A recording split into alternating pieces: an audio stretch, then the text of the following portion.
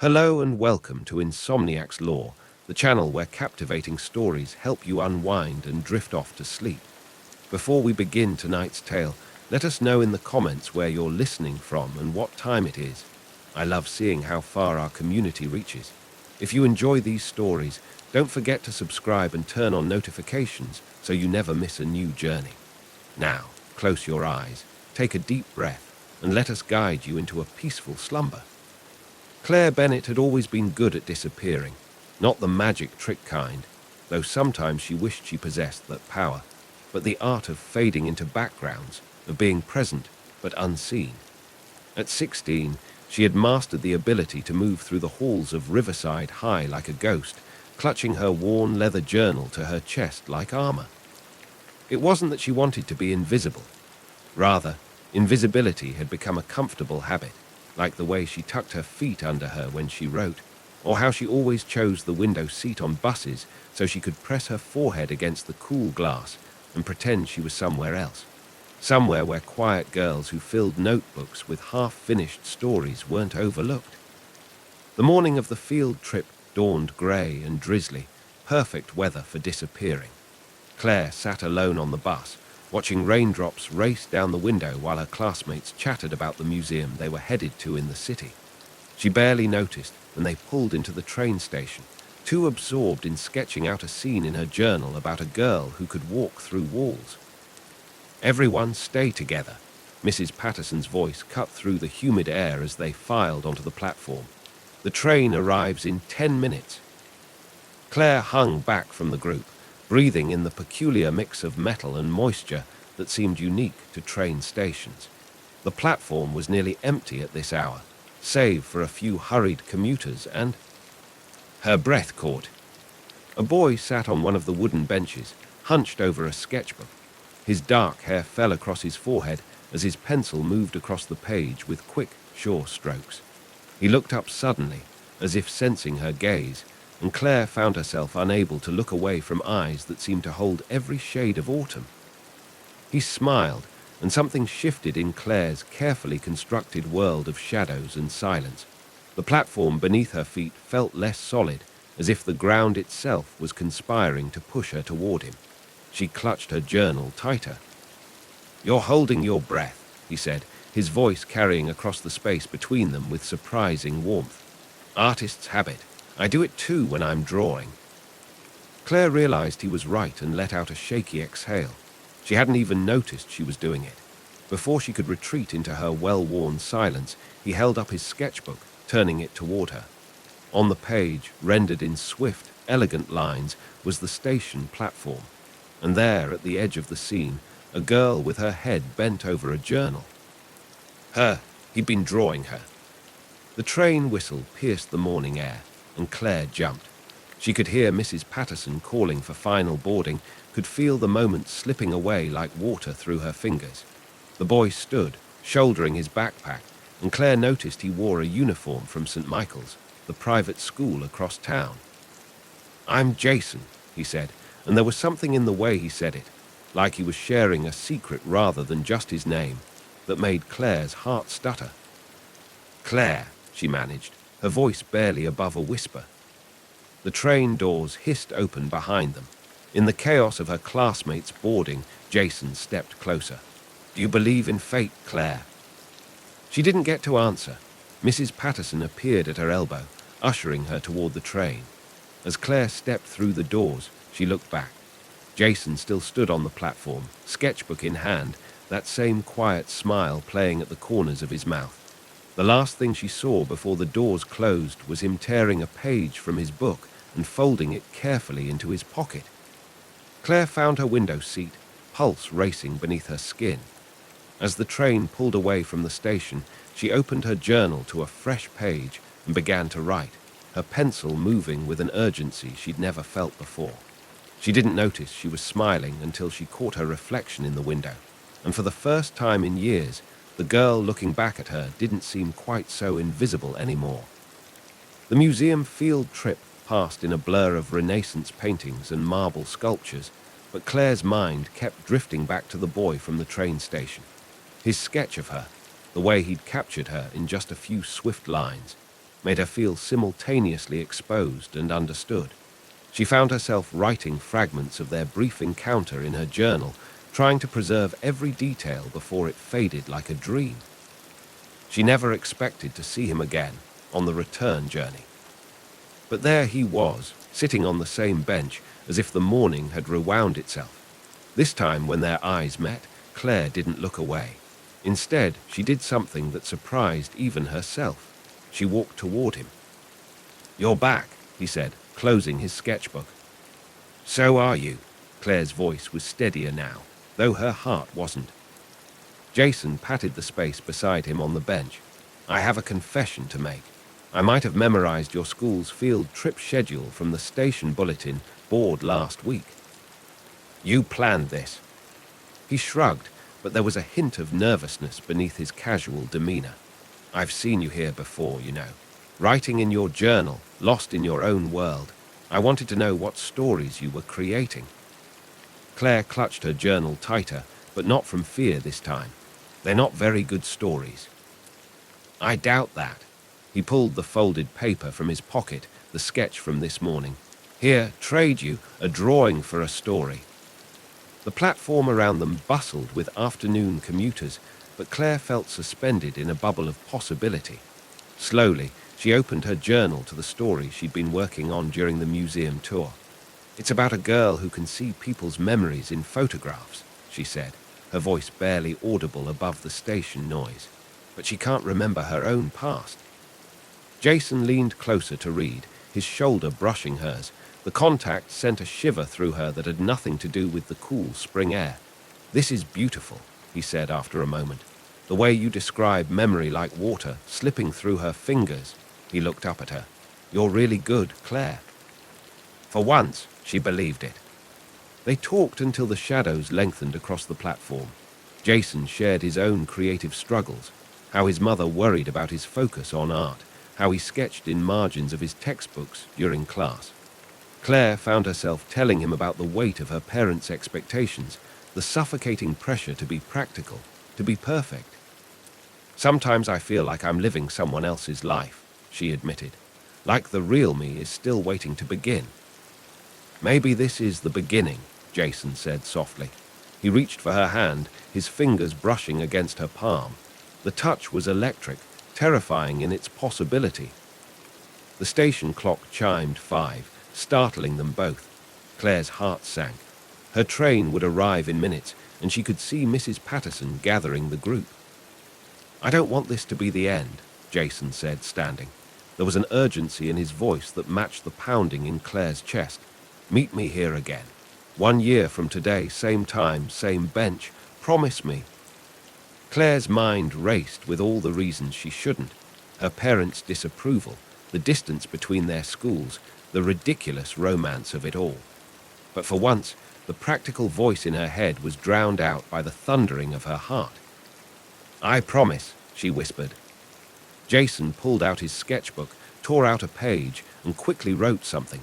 He folded the paper and pressed it into her hand. "Don't read it until you're on the train." The arrival whistle pierced the air. In the chaos of boarding, Claire barely had time to look back. Jason stood watching, his expression a mix of hope and something else. Was it fear? She wanted to run back to ask for his phone number, his email, anything more concrete than this ethereal promise. But the doors were closing, and the moments slipped away. Only when the train lurched into motion did Claire unfold his note. Inside was a small sketch of their bench, and below it, in hurried handwriting. "Some people spend their whole lives waiting for magic, but magic isn't found, it's made. You make ordinary moments magical just by being you. 1 year from today, we'll make some more. Jay." Claire pressed the note to her chest, feeling the weight of everything unspoken between them. Outside her window, the station receded into the gathering dusk, taking Jason with it. But his words echoed in her mind, a promise and a warning wrapped in one. Magic, like love, required a leap of faith. She opened her journal and began to write, pouring out all her hopes and fears about the year ahead. The last line gave her pause. "What if this is the beginning of my real story?" What she didn't write, couldn't bring herself to acknowledge, was the whisper of doubt that threaded through her excitement. In fairy tales, promises made at train stations always came true. But this wasn't a fairy tale, and Claire knew better than most how stories could take unexpected turns. 1 year could feel like forever or like no time at all. For Claire, it was both. She arrived at the station 30 minutes early, her heart drumming against her ribs. The wooden bench, their bench, stood empty. Spring sunlight filtered through the station's high windows, casting long shadows across the platform. Claire ran her fingers over Jason's note, now worn soft at the creases from countless readings. 4:45 p.m. The same bustling crowd of commuters. No Jason. 4:55 p.m. A train arrived, disgorging its passengers. None of them had autumn-colored eyes. 5 o'clock p.m. The station clock chimed, each bell strike echoing in Claire's chest like an accusation. 5:15 p.m. She couldn't feel her fingers anymore. They'd been clutching her journal so tightly. 5:30 p.m. The sun had shifted, throwing different shadows. Still no Jason. By 6 o'clock p.m., Claire's hope had curdled into something bitter and sharp. She'd been so stupid, believing in train station promises and boys who drew girls in journals. She thought of all the stories she'd written over the past year, filling pages with fantasies of this moment. None of them ended with her sitting alone, fighting back tears while strangers hurried past. The next morning, Claire did what she'd spent a lifetime perfecting. She disappeared. She threw herself into AP classes and college applications, into being the daughter her parents always wanted.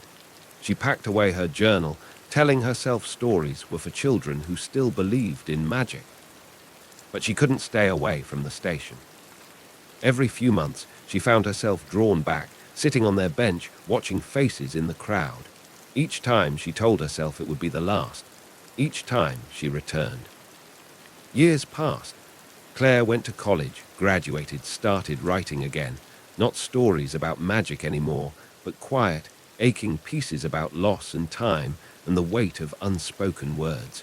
Her first published story was about a girl who made a promise she couldn't keep. She never mentioned it was autobiographical. On a rainy spring afternoon, 7 years after that first promise, Claire sat in a cafe near the station, working on her latest piece. The cafe was new, one of many changes to the area, but the view of the platform remained the same. She wasn't waiting anymore. At least, that's what she told herself. But her gaze still drifted to the bench whenever someone sat down. A familiar silhouette caught her eye. Dark hair, broad shoulders, a sketchbook in hand. Claire's coffee cup clattered against its saucer. It couldn't be. But it was. Jason looked older, his jawline sharper, hints of silver threading his temples. He sat on their bench, opened his sketchbook, and began to draw. The gesture was so achingly familiar that Claire forgot how to breathe. Before she could think, she was moving. The bell above the cafe door chimed as she stepped into the rain. Her feet carried her across the platform, drawn by the same gravity that had pulled her toward him 7 years ago. He looked up. Claire, he breathed, and her name in his voice was both a homecoming and a wound. You never came, she said. The words she'd held back for 7 years spilled out. I waited, and you never came. Jason's face crumpled. I did come. I was here at 5 o'clock p.m. exactly, just like we promised, but you weren't. What? No, I was here from 4:30 until after 6 o'clock. On May 15th. Claire felt the world tilt. May 15th? The promise was for May 14th. I have your note. She fumbled in her bag for her wallet, where she still kept the worn piece of paper. Jason was already pulling out his own weathered notebook. He flipped it open to a page marked with a faded train ticket. There, in Claire's careful handwriting from 7 years ago, was a story about a girl who could see memories in photographs. And at the bottom, a hastily scrawled date. Meet May 15th, 5 o'clock p.m. I wrote it down wrong, Claire whispered, the realization hitting her like a physical blow. We were here on consecutive days, missing each other by 24 hours. I came back too. Jason said softly. Every few months, just hoping. They stared at each other across 7 years of missed connections and unspoken words. The rain fell harder, but neither of them moved. Around them, commuters rushed past with umbrellas and hurried steps, but Claire and Jason remained frozen in their own pocket of time, like a sketch caught between one stroke and the next. I never stopped writing about you, Claire admitted, her voice barely audible above the rain. I never stopped drawing you, Jason replied, and opened his sketchbook. Pages and pages of her, sitting on the bench through different seasons, her profile in winter light, her silhouette in summer dusk. 7 years of glimpses, each one a testament to a promise that refused to die. Claire felt tears mixing with the rain on her cheeks. All those years of believing he hadn't cared, when he'd been carrying her with him just as she'd carried him, in art, in words, in the spaces between heartbeats. What do we do now? She asked, her voice shaking. Thunder rolled overhead, and Jason stood, closing the distance between them. He reached out, his fingers hovering just shy of touching her face, as if he wasn't sure she was real. We start over, he said, or we pick up where we left off, or, his voice caught, or you walk away and this becomes another story in your journal. Claire looked up at him, at the boy who'd seen her when she was invisible, now a man who'd spent 7 years drawing a ghost. In his eyes, she saw the same autumn colors that had haunted her dreams, and something else, a fear that mirrored her own. The fear of reaching for magic and finding only empty air. The next moment would change everything. Claire felt its weight pressing against her chest, demanding an answer to a question 7 years in the making. Was it braver to hold on to a beautiful dream, or to risk turning it into reality? Claire reached for Jason's sketchbook with trembling fingers. Show me, she whispered. Show me everything I missed. They found shelter from the rain in the cafe, claiming a corner table by the window that overlooked their bench. Steam rose from fresh coffee cups as Jason turned pages, sharing 7 years of sketches, not just of Claire, but of his life. His mother's proud smile at his art school graduation. The small design studio he'd started. The empty apartment that never quite felt like home. I drew this the night I missed you, he said, pointing to a dark, chaotic piece. The bench stood alone in the rain, the platform around it dissolving into shadow. I was so angry at myself for not double-checking the date, for not getting your number, for, he broke off, running a hand through his rain-damp hair. I kept thinking about all the ways I could have done it differently. Claire pulled out her own journal, its pages swollen with years of writing. I did the same thing, wrote hundreds of versions where we got it right. She opened to a dog-eared page. This one's about a girl who builds a time machine out of train tickets and station clocks just to fix one moment. Jason smiled, touching the words gently. Read it to me. So she did. As the afternoon light softened into evening, they traded stories for sketches, filling in the gaps of their lost years. Claire learned about Jason's struggle to convince his mother that art could be more than a hobby, how he'd worked through college at a print shop to help support them both. Jason discovered how Claire had found her voice as a writer, turning her private journal stories into published pieces that spoke to others who knew what it meant to miss something, or someone, with their whole heart. I used to think you hadn't shown up because I wasn't worth waiting for, Claire admitted, staring into her third cup of coffee. That I'd imagined the connection between us. Claire, Jason reached across the table, taking her hand. His fingers were stained with graphite, just as they had been 7 years ago. You were never imaginary to me. Look. He flipped to a recent sketch. Claire at the bench last month, her head bent over her laptop, sunlight in her hair. The detail was extraordinary, down to the small frown she got when searching for the right word. You saw me, all those times. Every time, I just couldn't make myself approach you. I was afraid you'd hate me for not being there that day. That you'd moved on, found someone else who didn't break their promises. There wasn't anyone else, Claire said softly. Not really. How could there be? They all felt like rough drafts of this story. Outside, the rain had stopped.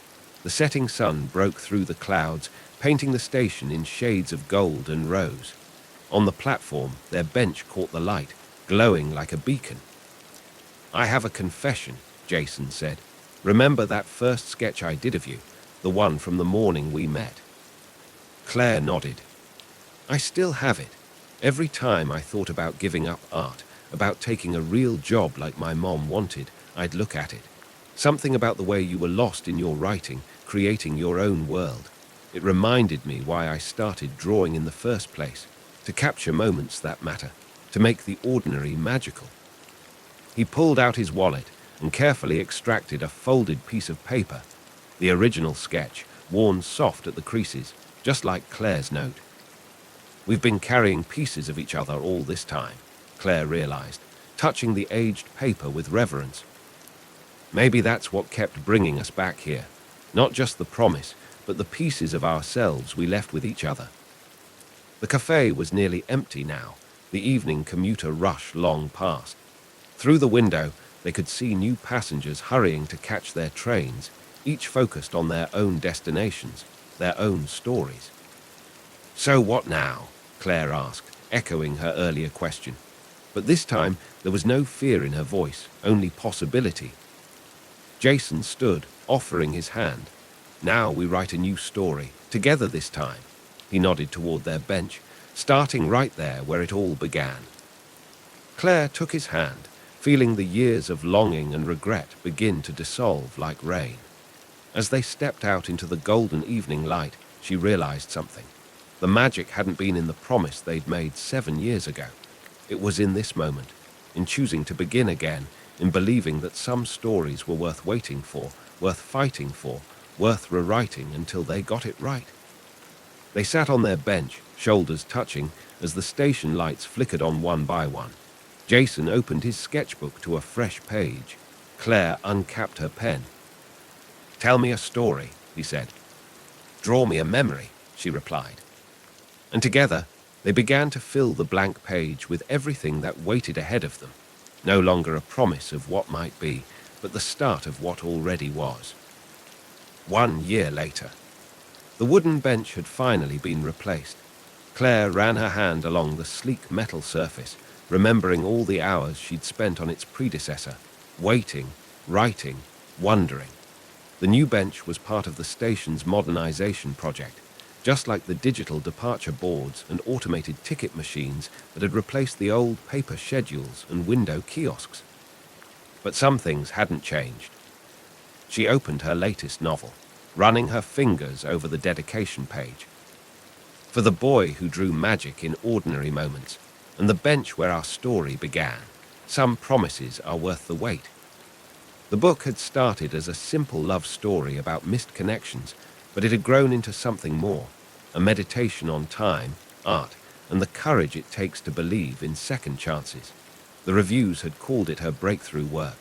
Claire knew it was simply the story she'd been trying to write all along. She checked her phone, 4:55 p.m., right on schedule. Jason arrived with his portfolio case slung over his shoulder, grinning when he spotted her. Even after a year of seeing him every day, that smile still made her heart skip. "Ready?" he asked, settling beside her. Claire nodded, pulling out 2 paper train tickets. Not the efficient digital passes most commuters used now, but proper cardboard tickets, like the ones they'd had 7 years ago. She'd specifically requested them from the ticket office, earning a puzzled look from the clerk. "It's today, isn't it?" Jason asked softly, taking his ticket. "The day we were supposed to meet, the actual date." "May 15th, Claire confirmed. "I thought we could finally keep that promise. Better late than never." They sat in comfortable silence as the 5 o'clock p.m. train pulled in. Around them, the station hummed with life. Students with backpacks, business people with briefcases, tourists with cameras. Claire wondered how many of them were starting their own stories right now, making promises they hoped to keep. "I have something for you," Jason said, opening his portfolio. He pulled out a large, framed piece, a triptych of sketches. The first panel showed Claire at 16, writing in her journal on the old wooden bench. The middle panel captured her at 23, alone and waiting in the rain. The final panel was them together on the new bench, Claire reading from her novel while Jason sketched. Past, present, and future, he explained, though I suppose they're all past now. Not all of them, Claire said. She reached into her bag and retrieved a small, wrapped package. I have something for you too. Jason unwrapped it carefully. Inside was a leather-bound journal, its cover embossed with an intricate design of train tracks and constellations. Open it, Claire urged. The first page held a handwritten note. For the next chapter of our story, this time we'll write it together. The rest of the pages were blank, waiting to be filled. I thought we could use it to plan the wedding, Claire said quietly. A proper story needs a proper ending after all. Jason's smile widened as he pulled a small velvet box from his jacket pocket. Funny you should mention that. Claire's breath caught. Jason. I was going to wait until dinner, but he glanced around the station, his eyes soft with memory. This feels right. Where else would I ask you to spend the rest of your life with me if not here? He slid off the bench and knelt before her, opening the box to reveal a ring. But it wasn't just any ring. The band was engraved with tiny train tracks that wrapped around to meet at a small, perfect diamond. Claire Bennett, he said, his voice steady despite the tremor in his hands. Will you help me make ordinary moments magical for the rest of our lives? Through tears, Claire saw a small crowd gathering, commuters pausing their rush home to witness this moment. She thought about the girl she'd been, the one who tried so hard to disappear, who never imagined she'd be the center of such a beautiful scene. Yes, she whispered, then louder, yes. The station erupted in applause as Jason slipped the ring onto her finger. When he kissed her, Claire heard the 5:15 train whistle in the background, the same whistle that had torn them apart 8 years ago, now heralding their new beginning. Later that evening, they sat at their bench one last time before heading home. Jason sketched the station at twilight while Claire wrote in their new journal, each of them doing what they'd always done, making art from love, and love from ordinary moments. On the first page, beneath her earlier note, Claire added, some people spend their lives searching for magic in grand gestures and perfect timing. But real magic lives in the missed connections that find their way home, in wrong dates that lead to right moments, in love that waits as long as it takes to get the story right. And sometimes, magic is simply two artists on a bench, transforming an ordinary train station into the beginning of forever. She showed the words to Jason, who added a small sketch in the margin. Two figures on a bench, surrounded by stars, their stories finally synchronized, their time finally right. Above them, the station clock struck 6, and neither of them needed to catch a train. They were already exactly where they were meant to be.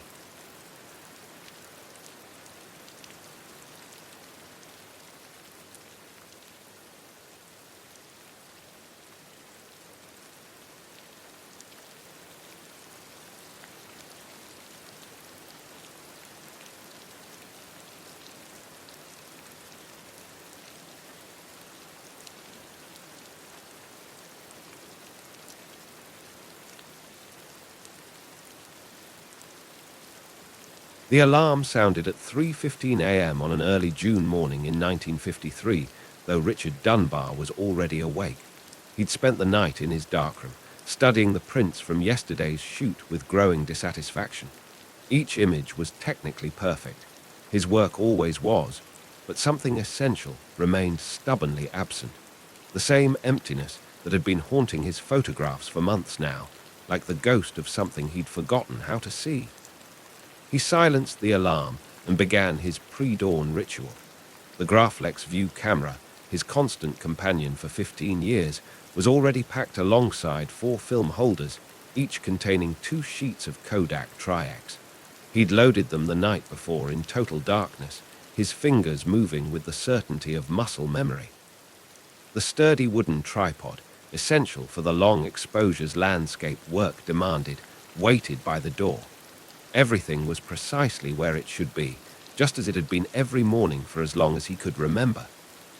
The drive from his Lake Tahoe cabin to Yosemite Valley took just under 4 hours. He made it in 3.5, his 49 Packard eating up the empty roads as the stars slowly faded above the Sierra Nevada. The east was just beginning to pale when he parked at the Tunnel View lookout, the iconic vista still shrouded in pre-dawn shadows. He wasn't surprised to find another car already there, a modest Ford sedan that had seen better days. Anthony Stewart's telegram had been specific about the time and place for the interview. What did surprise him was the figure silhouetted against the granite walls.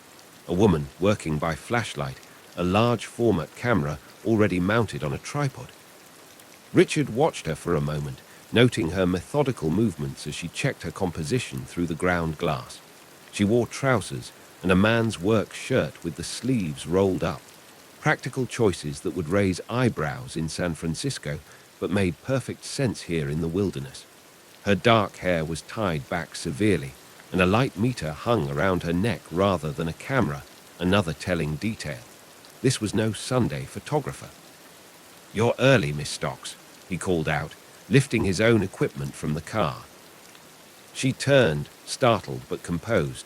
"Mr. Dunbar, I hope to capture the valley before our meeting. I didn't mean to intrude on your location." "Tunnel View hardly belongs to me," he approached, studying her setup with professional interest. A Deerdorf 8x10, not the obvious choice for a young photographer just starting out. The camera alone cost more than most people made in 3 months. "Though I'm curious why you chose this spot. It's been photographed to death." "By better photographers than me," she agreed readily. "That's why I'm here. I wanted to understand how the masters saw it before trying to find my own vision." She stepped back from her camera. "Would you like to see my composition?" He hesitated. The eastern sky was brightening rapidly, and he had his own shot to set up. But professional curiosity won out. He bent to study her ground glass. The composition was unexpected.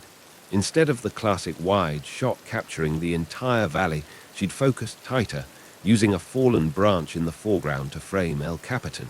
The pre-dawn light created deep shadows that gave the scene an almost abstract quality. It wasn't technically perfect. The exposure would be tricky with such contrast, but there was something compelling about it. "An interesting choice," he said finally.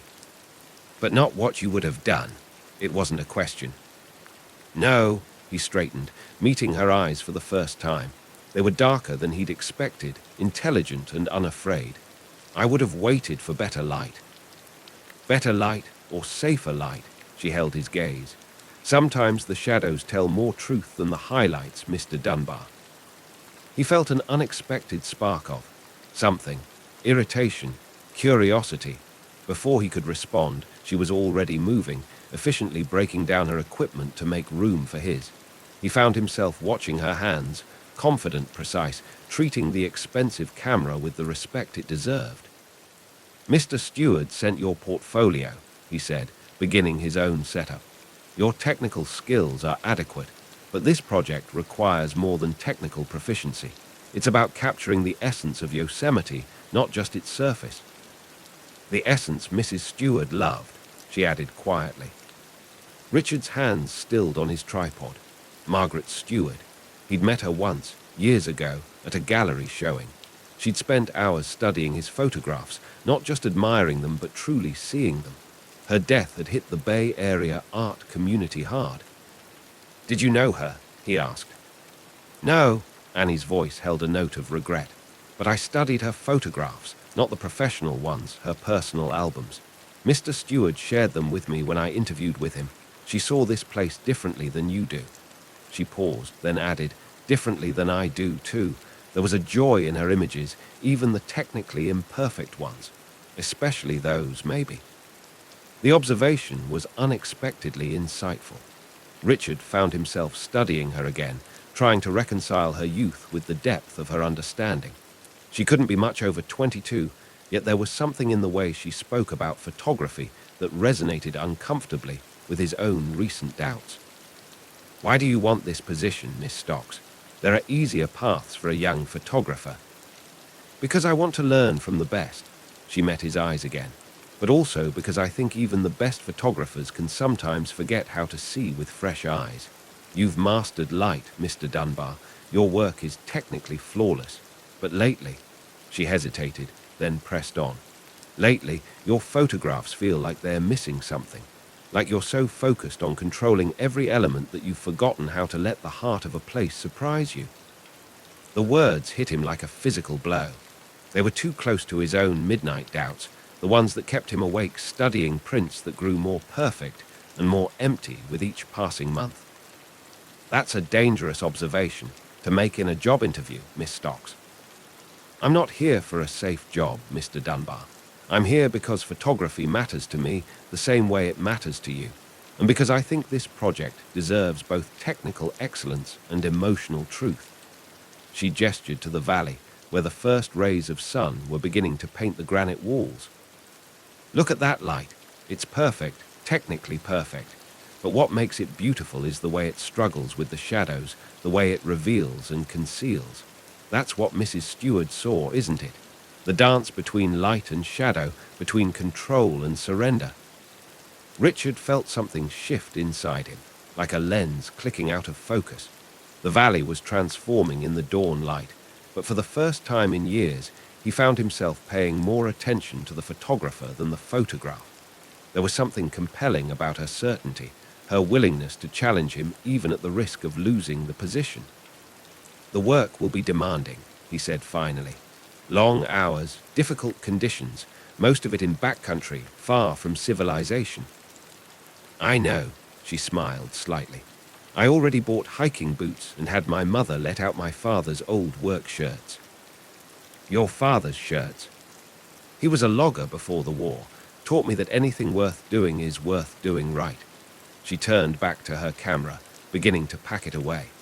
He also taught me that the most beautiful things in nature don't wait for perfect conditions. Sometimes you have to wade into the shadows to find them. Richard watched her work, noting the efficiency of her movements, the way she handled her equipment with both strength and grace. She was young, yes, but there was something compelling about her vision, her quiet confidence, her willingness to push beyond the safe and technically perfect.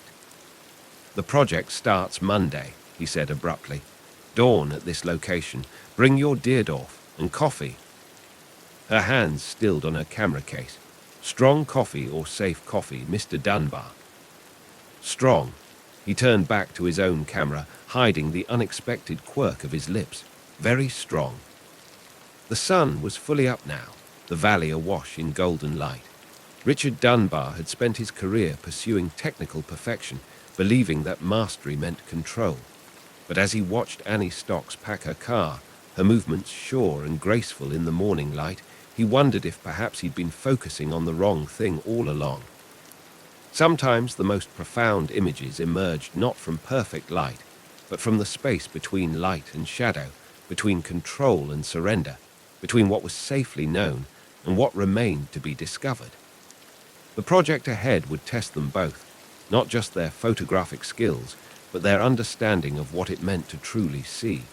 And for the first time in longer than he could remember, Richard felt something stir in his chest that felt like anticipation, like the moment before pressing the shutter when anything, absolutely anything, seemed possible.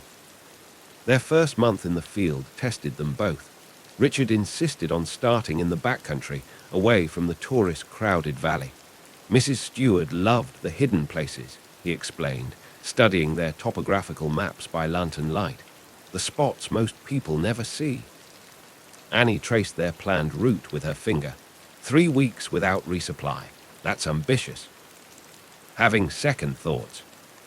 No, she met his eyes across the map, just calculating how much film we can reasonably carry. He found himself studying her in the flickering light. She'd already proven herself more capable than he'd expected. Her technical skills were solid, but more importantly, she approached each challenge with quiet determination. When their first campsite flooded in an unexpected storm, she'd helped him move their equipment to higher ground without complaint, working through the night to keep their film dry. We'll each take 6 film holders, he decided. 12 shots per day maximum. That's not much for what we're trying to capture. It'll force us to be deliberate. Every exposure has to matter." She nodded, understanding. In the warm glow of the lantern, her face held a softness he hadn't noticed before. Like Mrs. Stewart's personal albums, some of her best shots were the ones she waited days to take. Richard looked away, uncomfortable with how often he found himself watching her. She had a habit of making observations that cut too close to the truth. The backcountry changed them both. Days began before dawn and ended long after sunset. They developed a rhythm, working in companionable silence as they scouted locations, set up shots, packed and unpacked their heavy equipment. Richard found himself increasingly relying on her eye for composition, though he was reluctant to admit it.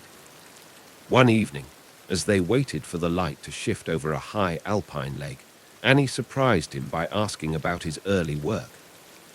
"I've seen your prints from the 30s, she said, adjusting her tripod. "They're different from what you do now. Less technically accomplished. More alive." She glanced at him. "What changed?" Richard stared at the lake, remembering. "I had a shot published in Life magazine, 1939. A sunset over the Grand Canyon. Beautiful light, perfect composition. The kind of photograph that makes a career." He paused. 2 weeks later, I got a letter from a reader. She said she could feel the wind in that image, taste the desert air, said it made her cry. "That's remarkable." "It terrified me." The admission surprised him, but in the gathering dusk, it felt safe to speak truth. The idea that something I created could affect someone that deeply. I started focusing on technical perfection instead. You can't be hurt by something if you keep it at arm's length. Annie was quiet for a long moment. "That's a lonely way to live." "Photography is lonely work." "It doesn't have to be." She turned to face him fully. "Look at what we've captured this past month. Your technical precision, my instinct for emotional resonance. Together, we're creating something neither of us could achieve alone." She was right, though he wasn't ready to acknowledge it. The prints they'd developed at their last resupply stop had a depth he hadn't achieved in years. There was something about the way she pushed him to see differently, to wait an extra moment before pressing the shutter, to consider not just the light, but the feeling of a place. "The light's changing," he said instead of answering.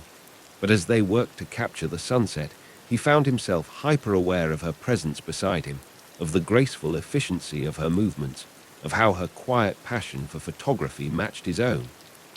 The storm caught them 3 days' hike from civilization.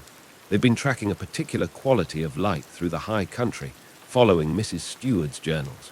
She wrote about a moment just after sunrise, Annie had explained, reading by flashlight in their camp, when the light hits the granite walls like liquid gold.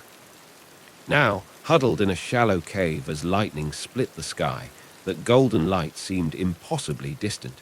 Their equipment was safe. They'd managed to protect the cameras and film, but they were soaked through, and the temperature was dropping rapidly. "We need to get warm," Richard said, assessing their situation. "There's dry wood at the back of the cave. I'll start a fire." Annie nodded, her teeth chattering. "I'll check the film holders, if any moisture got in." "The film can wait." He caught her arm as she turned toward their equipment. "You're freezing." She looked up at him, startled by the contact. Water dripped from her hair, running down her neck, and without thinking he brushed it away with his thumb. The touch felt electric, intimate in a way that had nothing to do with photography. "Richard!" Thunder crashed overhead, making them both jump. The moment broke. He turned away quickly, focusing on gathering wood, trying to ignore the lingering warmth of her skin against his fingers. The fire, when he got it started, cast dancing shadows on the cave walls. They sat close together for warmth, their wet clothes slowly steaming in the heat. Richard was acutely aware of their isolation, of how improper their situation would appear to the outside world. But here in the wilderness, social conventions seemed as distant as the storm-hidden stars. "Tell me about your first camera," he said, needing to break the charged silence. Annie smiled, the firelight catching the angles of her face. "A brownie Hawkeye. I saved for months to buy it. My father thought I was crazy, That kind of money could have bought a new dress, shoes, all the things a proper young lady needed. She poked the fire with a stick. But the first time I developed a print, watched the image appear in the chemicals, I knew I'd never be satisfied with being proper. And now you're here, sleeping rough in the wilderness with a virtual stranger. You're not a stranger. She looked at him then, her eyes reflecting the flames. Not anymore. He forced himself to look away. Get some rest. We'll need to move at first light, try to make up lost time. But sleep proved elusive. As the storm raged outside, Richard found himself remembering the feel of her skin under his fingers, the way she'd looked at him in the firelight. It was dangerous territory. They had a job to do, a commitment to Mrs. Steward's memory. He couldn't afford to let personal feelings complicate their working relationship. And yet, as he listened to Annie's breathing even out in sleep, he couldn't deny that something had shifted between them, like a photograph slowly developing, revealing depths and shadows he hadn't expected to find. The incident at Mirror Lake changed everything. They'd been working since dawn, trying to capture the perfect reflection of Half Dome in the still water. Richard had insisted on using the 8x10 Deerdorf for its superior detail, despite the challenge of maneuvering the heavy camera in the muddy shoreline. The composition needs something, Annie said, studying the ground glass. It's technically perfect, but... But what? There was an edge to his voice. They'd been at this spot for hours, and frustration was setting in. It feels empty, like we're so focused on the reflection that we've forgotten what we're really trying to capture. And what exactly are we trying to capture, Miss Stocks? He fell back on formality when annoyed, and immediately regretted it when he saw the hurt flash across her face. The way Mrs. Steward saw this place. Annie's voice was quiet but firm, not just as a perfect mirror, but as a living thing. Here, she stepped closer, reaching past him to adjust the camera angle slightly. If we include that fallen log, the way the morning mist is rising around it. Her proximity was suddenly overwhelming. He could smell the rosewater scent she somehow maintained even in the wilderness, could feel the warmth of her body next to his. Without thinking, he turned his head toward her, and for a moment they were inches apart, sharing the same breath. Annie went very still. Richard. The crack of a branch breaking made them both jump. A young deer had wandered into the frame, stopping to drink at the lake's edge. Without speaking, they both shifted into professional mode, adjusting the composition to include this unexpected gift. But something had changed. As they worked through the morning, Richard found himself hyper-aware of every accidental touch, every shared glance. The easy rhythm they'd developed over the past months felt suddenly charged with unspoken possibility. That evening, developing prints in their makeshift darkroom tent, the red safe light cast everything in shades of shadow and suggestion. Richard watched Annie work, her hands sure and graceful as she moved prints between chemical baths. She'd rolled up her sleeves, and a drop of fixer solution ran down her forearm like a tear. "You were right," he said abruptly. She looked up, startled. About what? The composition, the deer, everything. He stepped closer, drawn despite his better judgment. "You see things differently. You make me see things differently." "Is that such a bad thing?" Her voice was barely a whisper. "It's terrifying." He reached out, brushed another drop of solution from her skin. This time his fingers lingered. "Everything about you terrifies me." The air between them felt charged, like the moment before lightning strikes. Annie turned her hand in his, their fingers intertwining. "Richard." A timer buzzed, making them both jump. The print in the developer was starting to overdevelop, the shadows growing too dark. They broke apart, returning to their tasks with forced professionalism. But the darkness couldn't hide the trembling of Annie's hands, or the way Richard's breath came too quick and shallow. Later, studying the prints they'd made, Richard was struck by how different they were from his usual work. There was still technical excellence, yes, but there was something more, a vulnerability, a sense of intimacy with the landscape that he hadn't achieved in years. "They're beautiful," Annie said softly, looking over his shoulder. They're dangerous. He couldn't look at her. We have a job to do, a responsibility to Mrs. Steward's memory. We can't. Can't what? When he didn't answer, she pressed on. Feel something. Connect with what we're photographing, with each other. Annie. No. She gathered up her prints with trembling hands. You're right, we have a job to do. Good night, Mr. Dunbar. She left him alone in the darkroom tent, surrounded by images that revealed too much truth. Richard stared at the prints, seeing in them everything he'd been trying to avoid: vulnerability, emotion, the dangerous beauty of letting someone behind his carefully constructed walls. The project was barely half finished. They had 6 more months of working together, of shared dawns and wilderness camps and darkroom sessions. 6 months of trying to maintain professional distance while every instinct urged him closer. Richard Dunbar had built his career on control, on keeping emotion at arm's length. But as he studied the prints before him, he was forced to acknowledge that control was slipping away, and the images were better for it. The question was, could he survive letting his heart be as exposed as his photography? October came to Yosemite in a blaze of color.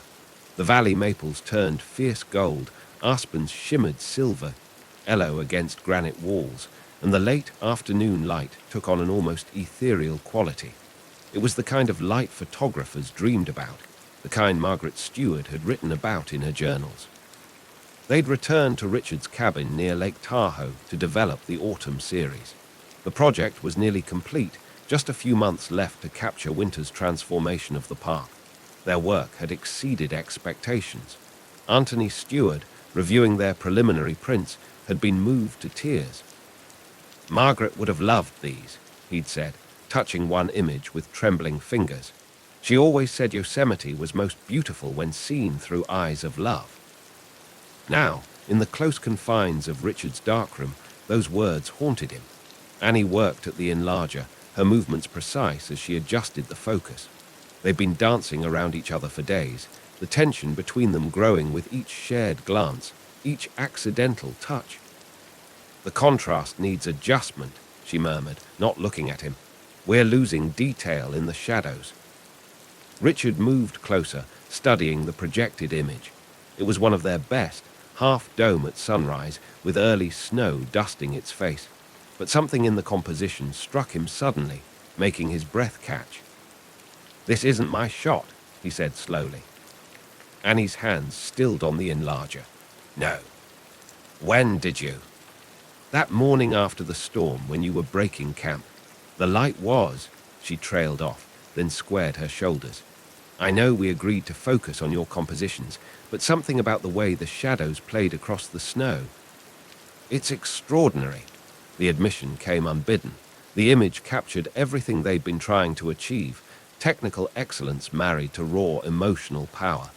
Why didn't you show me sooner? She finally looked at him, her eyes dark in the safe light's glow. Because I saw how you looked at me when I took it, like I'd crossed a line, like I'd stopped being your assistant and become, she swallowed hard, something else. The darkroom suddenly felt too small, too intimate. Richard could hear his heart pounding in the silence. You've never been just my assistant. Then what am I, Richard? Her voice was barely a whisper. What are we doing here? He reached for her before he could stop himself, his fingers brushing her cheek. She leaned into the touch, and something inside him broke. The kiss was inevitable, months of tension finally spilling over. She tasted like coffee and darkroom chemicals, her hands clutching his shirt as he backed her against the enlarger. The safe light cast everything in shades of blood and shadow, turning the moment surreal. Richard, she gasped against his mouth. Please.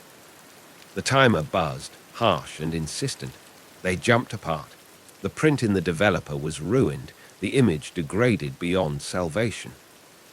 Reality crashed back like a bucket of cold fixer. Richard stepped away, horror rising in his throat. What had he done? They had a contract, obligations. This project wasn't about them. It was about Margaret's memory, about creating something pure and true. We can't, he said roughly. This isn't. We have to stay professional. Professional, Annie's voice cracked. Is that what you call what's been growing between us? Just professional collaboration?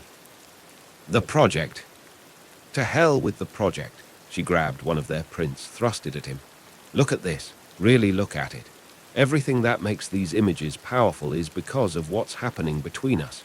The tension, the emotion, the way we see differently together than apart. That's exactly why it has to stop. He forced himself to meet her eyes. We're losing objectivity. The work. The work is better because of it. Why can't you see that? Why are you so afraid of letting someone in? Because I can't lose control, the words echoed in the small space. Not of the work, not of myself, not with you. Annie went very still. When she spoke, her voice was cold. Control, is that what you think love is about? The word, love, hit him like a physical blow. He turned away, unable to bear the hurt in her eyes.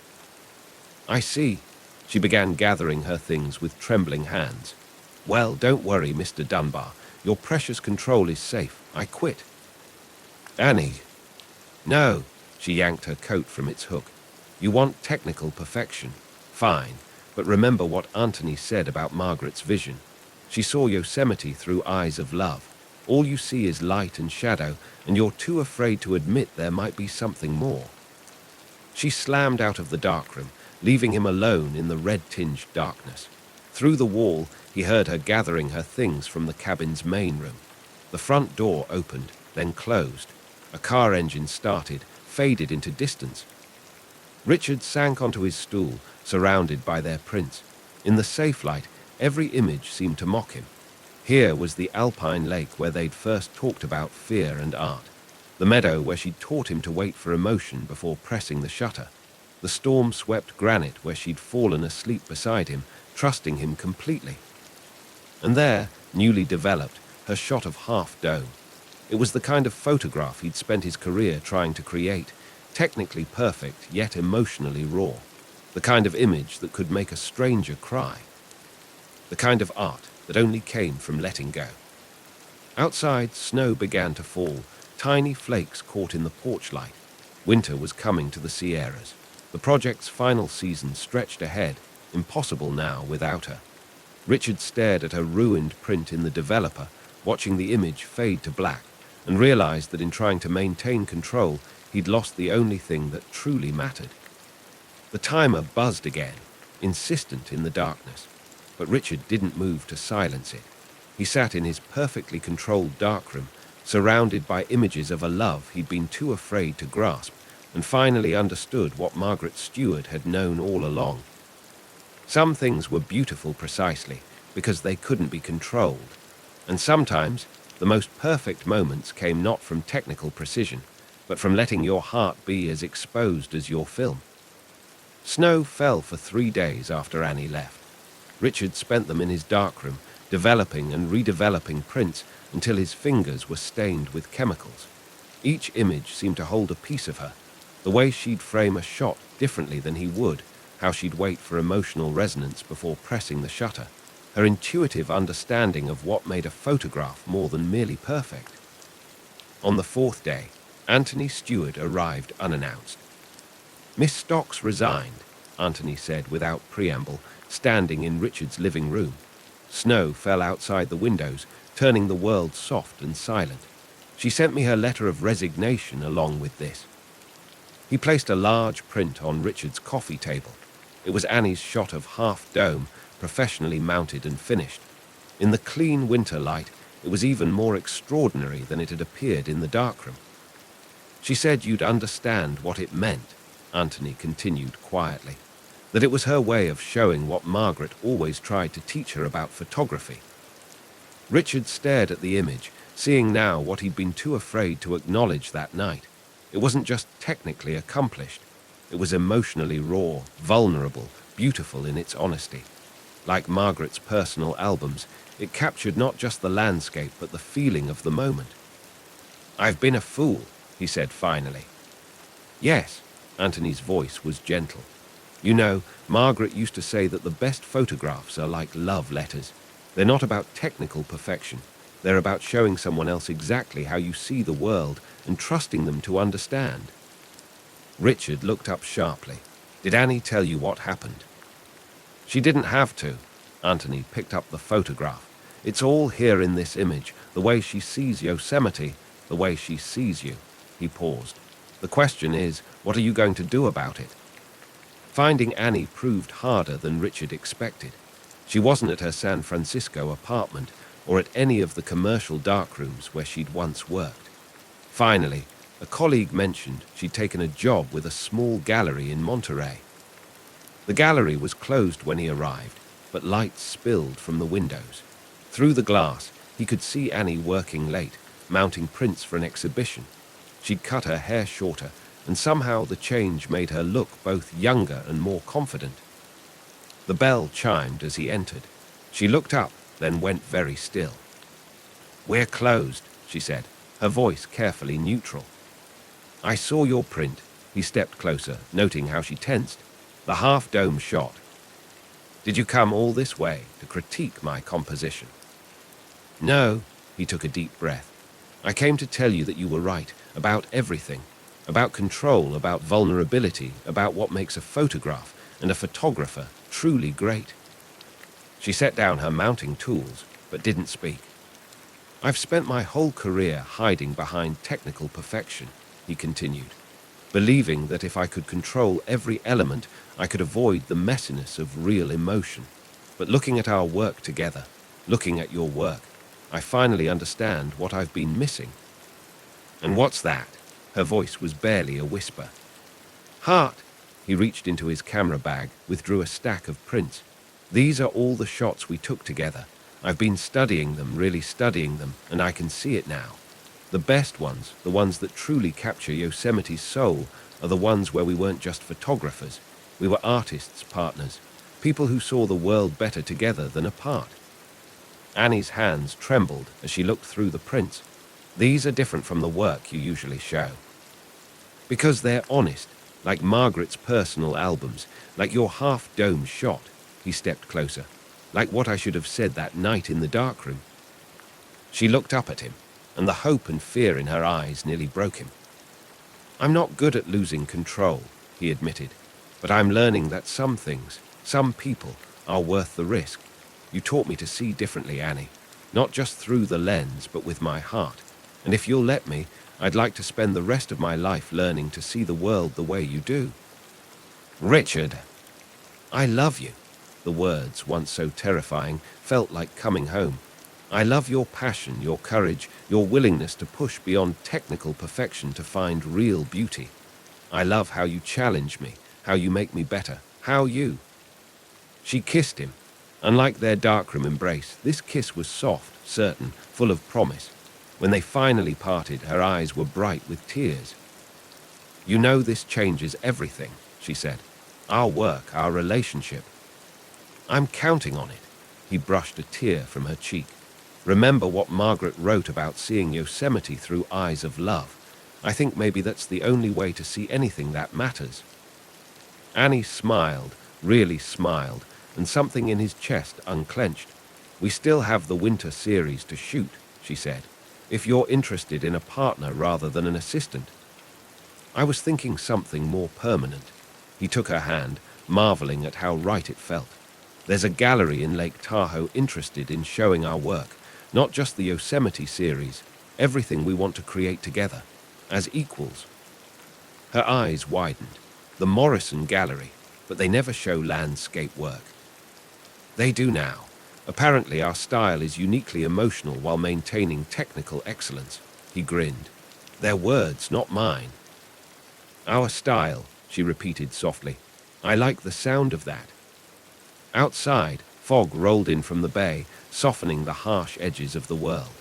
Through the gallery windows, Richard could see their reflection. Not two separate people anymore, but a single image, perfectly composed. "So," he said, "partners." Annie reached up, straightened his ever-present tie with familiar hands. "In photography and life." "Everything." She smiled, and it was like watching the sun break through storm clouds. "Then I suppose we should get back to Yosemite. Winter light waits for no one, Mr. Dunbar." "Just Richard," he corrected, pulling her close. After all, perfect formality is overrated. Her laughter, warm and real, was better than any photograph he'd ever taken. And as they began planning their return to Yosemite, this time as true partners, Richard finally understood what Margaret Stewart had been trying to teach them all along. The most beautiful images, like the most beautiful moments in life, came not from controlling every detail, but from having the courage to let love change how you see the world.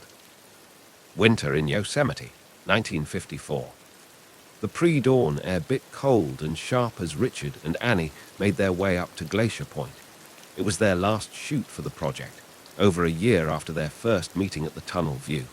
Fresh snow blanketed the valley, transforming the familiar landscape into something new and pristine. "Careful with the tripod," Annie called, her breath visible in the darkness. "Ice under that snow." Richard smiled, remembering how she'd corrected his composition that first morning. Now they moved in perfect sync, setting up their equipment with the ease of long practice.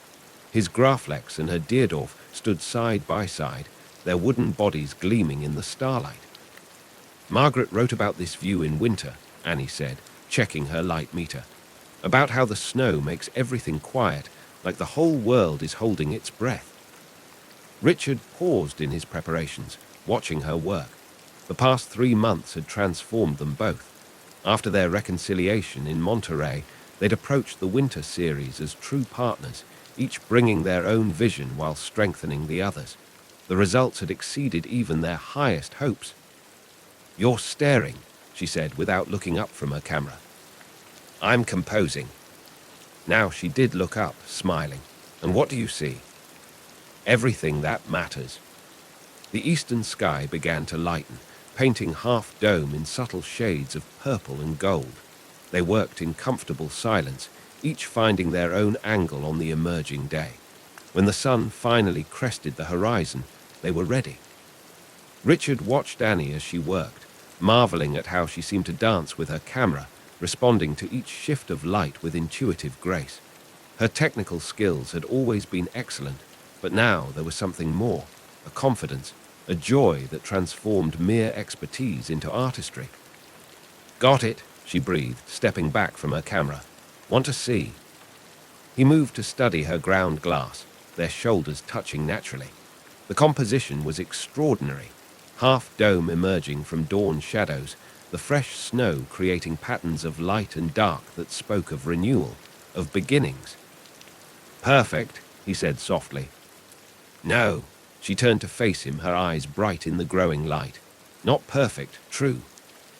He understood then what he needed to do. Reaching into his camera bag, he withdrew a small package wrapped in dark cloth. "I have something for you, an early wedding gift." "Richard." "Open it." Inside was a photograph he'd taken the day after their engagement, printed and mounted with meticulous care. It showed Annie at work, her face lit by winter sunshine as she adjusted her camera.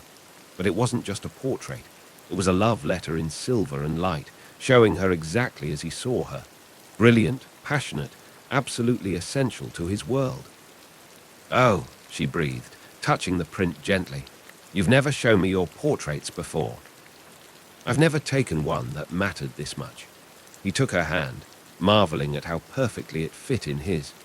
"I spent so many years trying to capture technical perfection that I forgot what Margaret knew all along, that the most beautiful photographs come from loving what you see." Annie's eyes filled with tears, but she was smiling. "And what do you see now?" "My future, my partner. The woman who taught me that real art, like real love, isn't about control, it's about trust." She reached up to brush snow from his collar, her touch lingering. "Speaking of trust, I have something to show you too." From her own bag, she produced a small envelope. Inside was a letter from the Morrison Gallery. Richard read it quickly, his eyes widening. "They want to represent us, permanently. As partners." Her voice was soft but certain. "They want the Yosemite series first, but after that, they're interested in everything we want to create together. No restrictions, no limits on subject matter. Just us seeing the world our way." Richard pulled her close, surprising them both with a kiss that tasted of snow and possibility.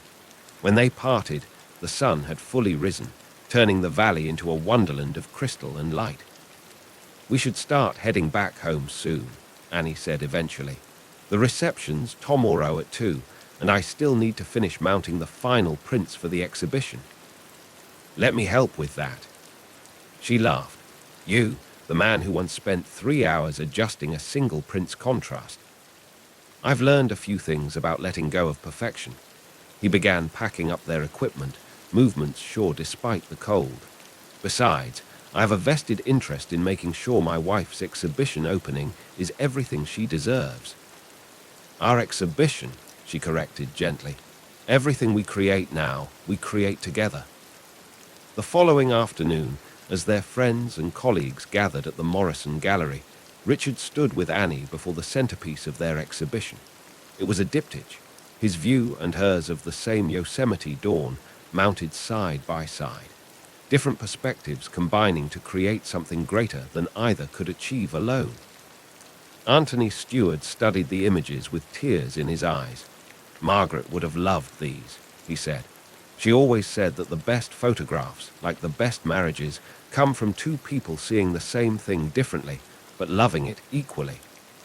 Richard squeezed Annie's hand, feeling the simple gold band that now matched his own. Next month, they would return to Yosemite for a new project, their first as husband and wife. But for now, surrounded by their work and their loved ones, they simply stood together, watching as others discovered what they had learned. That sometimes the most perfect moments are the ones you never planned, and the most beautiful photographs are the ones taken not with technical precision, but with an open heart. Through the gallery windows, snow began to fall again, soft and clean as new paper in a developer tray. Richard thought about all the photographs yet to be taken, all the moments yet to be shared. He and Annie had a lifetime ahead of them to capture not just images, but feelings, memories, the quiet miracle of two artists becoming one without losing their individual vision. "Ready for our next adventure?" Annie asked softly. Richard looked at his wife, his partner, his muse, and smiled. "With you, always." The snow fell harder now, transforming the Lake Tahoe street into something magical and new. Inside the warmth of the gallery, surrounded by the images they'd created together, Richard and Annie Dunbar stood hand in hand, ready to begin their greatest collaboration yet, a life viewed through the lens of love. The end.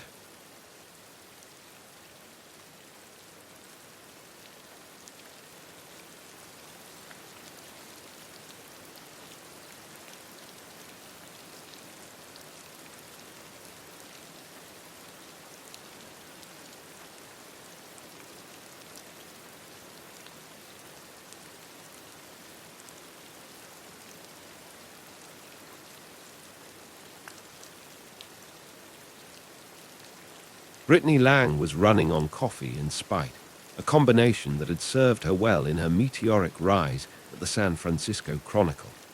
At 26, she was the youngest journalist on the investigative team, a fact her colleagues never let her forget. But today, watching her latest exposé on local corruption roll off the presses, their whispers about her age felt more like victory bells than criticism.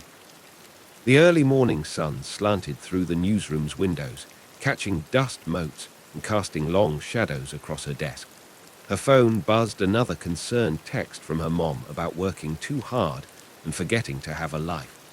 Brittany ignored it, just like she ignored the dating app notifications that had been piling up since her last half-hearted attempt at romance 3 months ago. The wonderkind strikes again. James from the city desk dropped today's paper on her keyboard. "Though I hear Marketplace is more your speed these days." Brittany's head snapped up. "What?" "Carter's looking for you." James waggled his eyebrows. "Something about a profile piece." Her heart sank.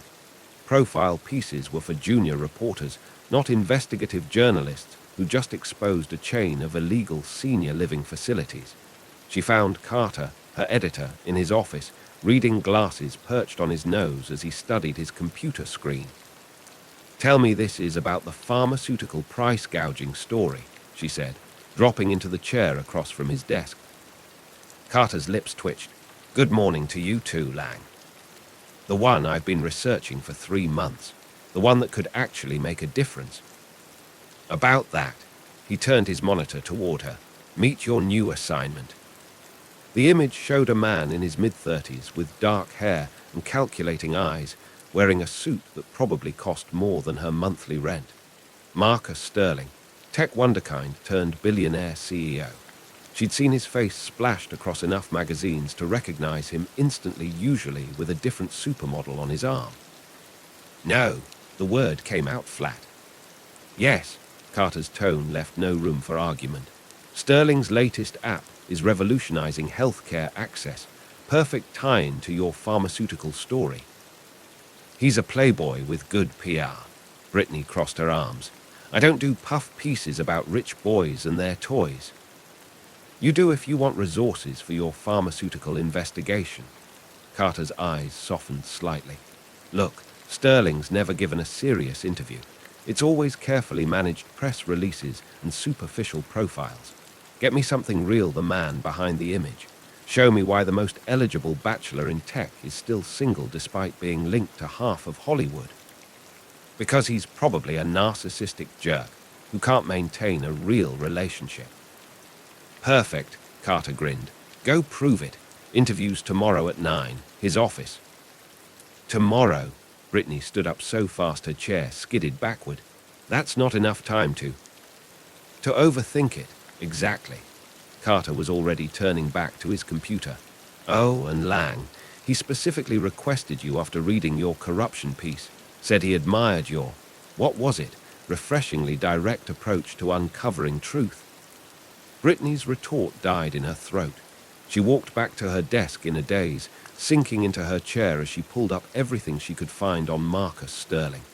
Articles painted him as brilliant but arrogant, innovative but ruthless. In every photo, his smile looked calculated, his eyes guarded despite their intensity. A video clip caught her attention. Sterling at a tech conference, fielding questions about his latest acquisition. He moved with the easy confidence of someone who'd never heard the word no, his charm practiced but lethal. Then came a question about his humble beginnings, and for just a moment, something real flashed across his face before the mask slipped back into place. Brittany's journalistic instincts stirred. Maybe Carter was right, there was a story here, buried beneath the polished surface.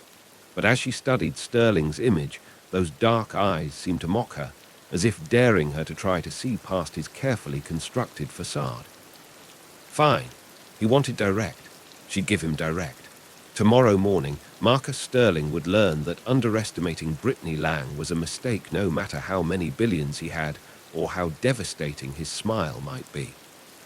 She ignored the little voice, wondering if she was trying to convince herself. The Sterling Tech building pierced the San Francisco fog like a sword, all gleaming glass and steel stretching toward the clouds. Brittany's reflection in the lobby windows showed a young woman trying too hard to look older in her one designer blazer, a splurge she justified as a professional investment. The weight of her recorder in her bag reminded her why she was here. Get the story, secure the pharmaceutical investigation, prove herself. The elevator ride to the 50th floor felt like ascending to Mount Olympus. When the doors opened directly into Marcus Sterling's office suite, she found him exactly as expected, lounging behind a massive desk, radiating the kind of confidence that only came with a 10-figure bank account. "Miss Lang," he didn't stand. "Younger than I imagined." "Mr. Sterling," she matched his tone. "Exactly as arrogant as I imagined." Something flickered in his dark eyes, surprise, maybe amusement. He gestured to the chair across from him. "Shall we begin?" The interview went exactly as she'd expected, right up until it didn't.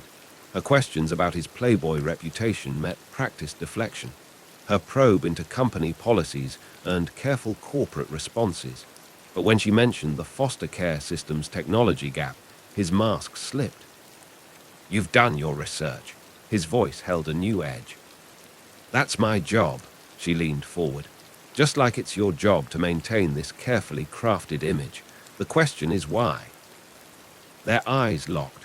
For a moment, the spacious office felt too small, the air too thick. Then his intercom buzzed, shattering the tension. "Board meeting in 5, Mr. Sterling." "We're done here," he stood abruptly. "Are we?" Brittany gathered her things slowly. "Or are we just getting started?" His laugh held no humor. "You have no idea what you're getting into, Miss Lang." "Story of my life, Mr. Sterling." She headed for the elevator, then paused. "Oh, and next time, try answering a question honestly. You might surprise yourself." The doors closed on his unreadable expression. The flowers arrived the next morning, an elaborate arrangement that probably cost more than her rent. The card read simply, "Round 2. She sent them back with her own note, "Try harder." The next day, a first edition of her favorite journalism book appeared on her desk.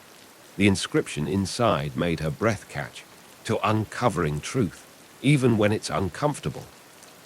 Their second interview was supposed to be about Sterling Tech's healthcare initiative. Instead, they spent 2 hours debating the ethics of artificial intelligence.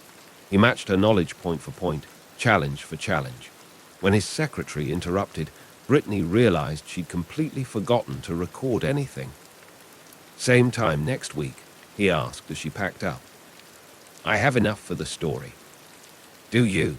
His smile held a challenge. "Or do you just have enough to write the story you expected to write?" She hesitated. "Why did you really request me for this interview?" "Because you're the only journalist who's made me want to tell the truth in years." He turned to the window. "Even if I'm not sure I remember how." The charity gala wasn't part of her assignment, but Brittany convinced her editor they needed society coverage. She told herself it was professional thoroughness, not the chance to see Marcus in a different setting. She didn't expect to find him in a hidden conference room, suit jacket discarded, teaching coding to foster kids. She definitely didn't expect him to look up and catch her watching, vulnerability flashing across his face before the mask returned. "Not what you expected." His voice was quiet. "Nothing about you is what I expected." The admission slipped out before she could stop it. He crossed the room slowly. "Dance with me." "What?" "At the gala, one dance, off the record." "Everything's on the record." But her protest sounded weak even to her. "Then quote me on this. Sometimes the best stories are the ones we never meant to tell."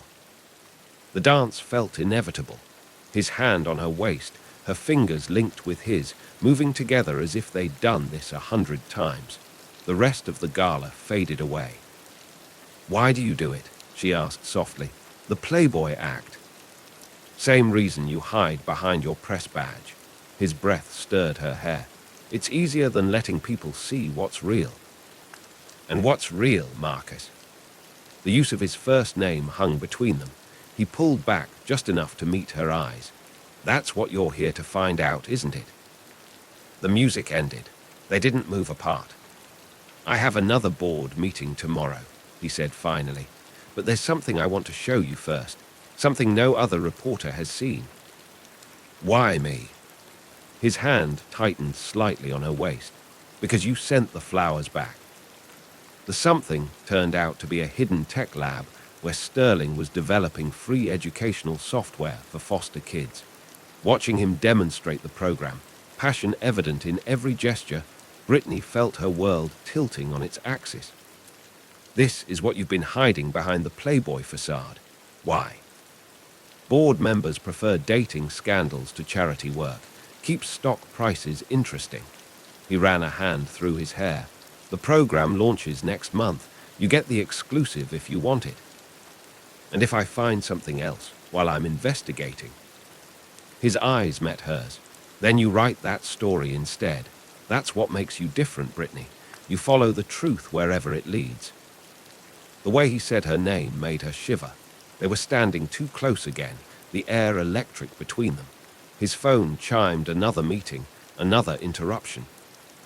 "I should go," she said quickly. "Brittany," he caught her hand. "The pharmaceutical story you're working on, be careful. You're not the only one following that truth." She pulled away, mind racing. "What do you know about that?" Enough to know it's bigger than you realize. His expression was grave, and enough to be worried about what you might find.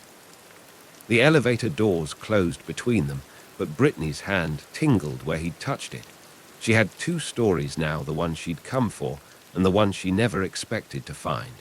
The question was, which one would break her heart first? Her phone buzzed with a text from Carter. Got a lead on your pharmaceutical story. Big tech connection. Meeting tomorrow. Brittany's stomach dropped as she stared at the message. Sometimes the truth had terrible timing. Lightning split the San Francisco sky as Brittany paced Marcus's darkened office. Her investigation spread across his desk in damning detail. 3 months of work laid bare. Internal emails, software specifications, testing logs, a digital trail leading straight to Sterling Tech's doorstep. Their machine learning algorithm, originally designed to optimize medical supply chains, had instead given pharmaceutical companies the perfect tool for coordinated price manipulation. The evidence was elegant in its horror. Every price spike, every supply shortage, every regional markup, all enabled by Sterling Tech's software analyzing market patterns and identifying exploitation opportunities. Worse, the program had learned to hide its tracks, burying the coordination beneath layers of seemingly innocent market fluctuations. Your algorithm killed people, she said to the empty office, her voice hollow. As if summoned by her words, the elevator dinged. Marcus stepped out, stopping short when he saw her. His usual precise appearance was disheveled, tie loose, hair ruffled as if he'd been running his hands through it. Dark circles under his eyes suggested she wasn't the only one losing sleep over this investigation. I was hoping I'd have more time, he said quietly, crossing to his desk. He glanced at the scattered documents, shoulders tightening. Though I see you found most of it already. Most of it? Brittany's laugh held no humor. I found enough to know your software enabled the biggest price-fixing scheme in pharmaceutical history. I found proof your team flagged the potential for abuse 3 years ago. I found a half-truth. He loosened his tie further, a nervous gesture she'd never seen before. You found the weapon, Brittany, but not why it was created or what we're doing to destroy it. Thunder rattled the windows as he moved to the wet bar, pouring 2 fingers of whiskey with a slightly unsteady hand. 3 years ago, we developed an AI system to optimize medical supply chains. The goal was reducing waste, ensuring medications reached the people who needed them most. He took a long swallow. It worked brilliantly. Too brilliantly. The AI found patterns we never anticipated, including how to manipulate prices without detection.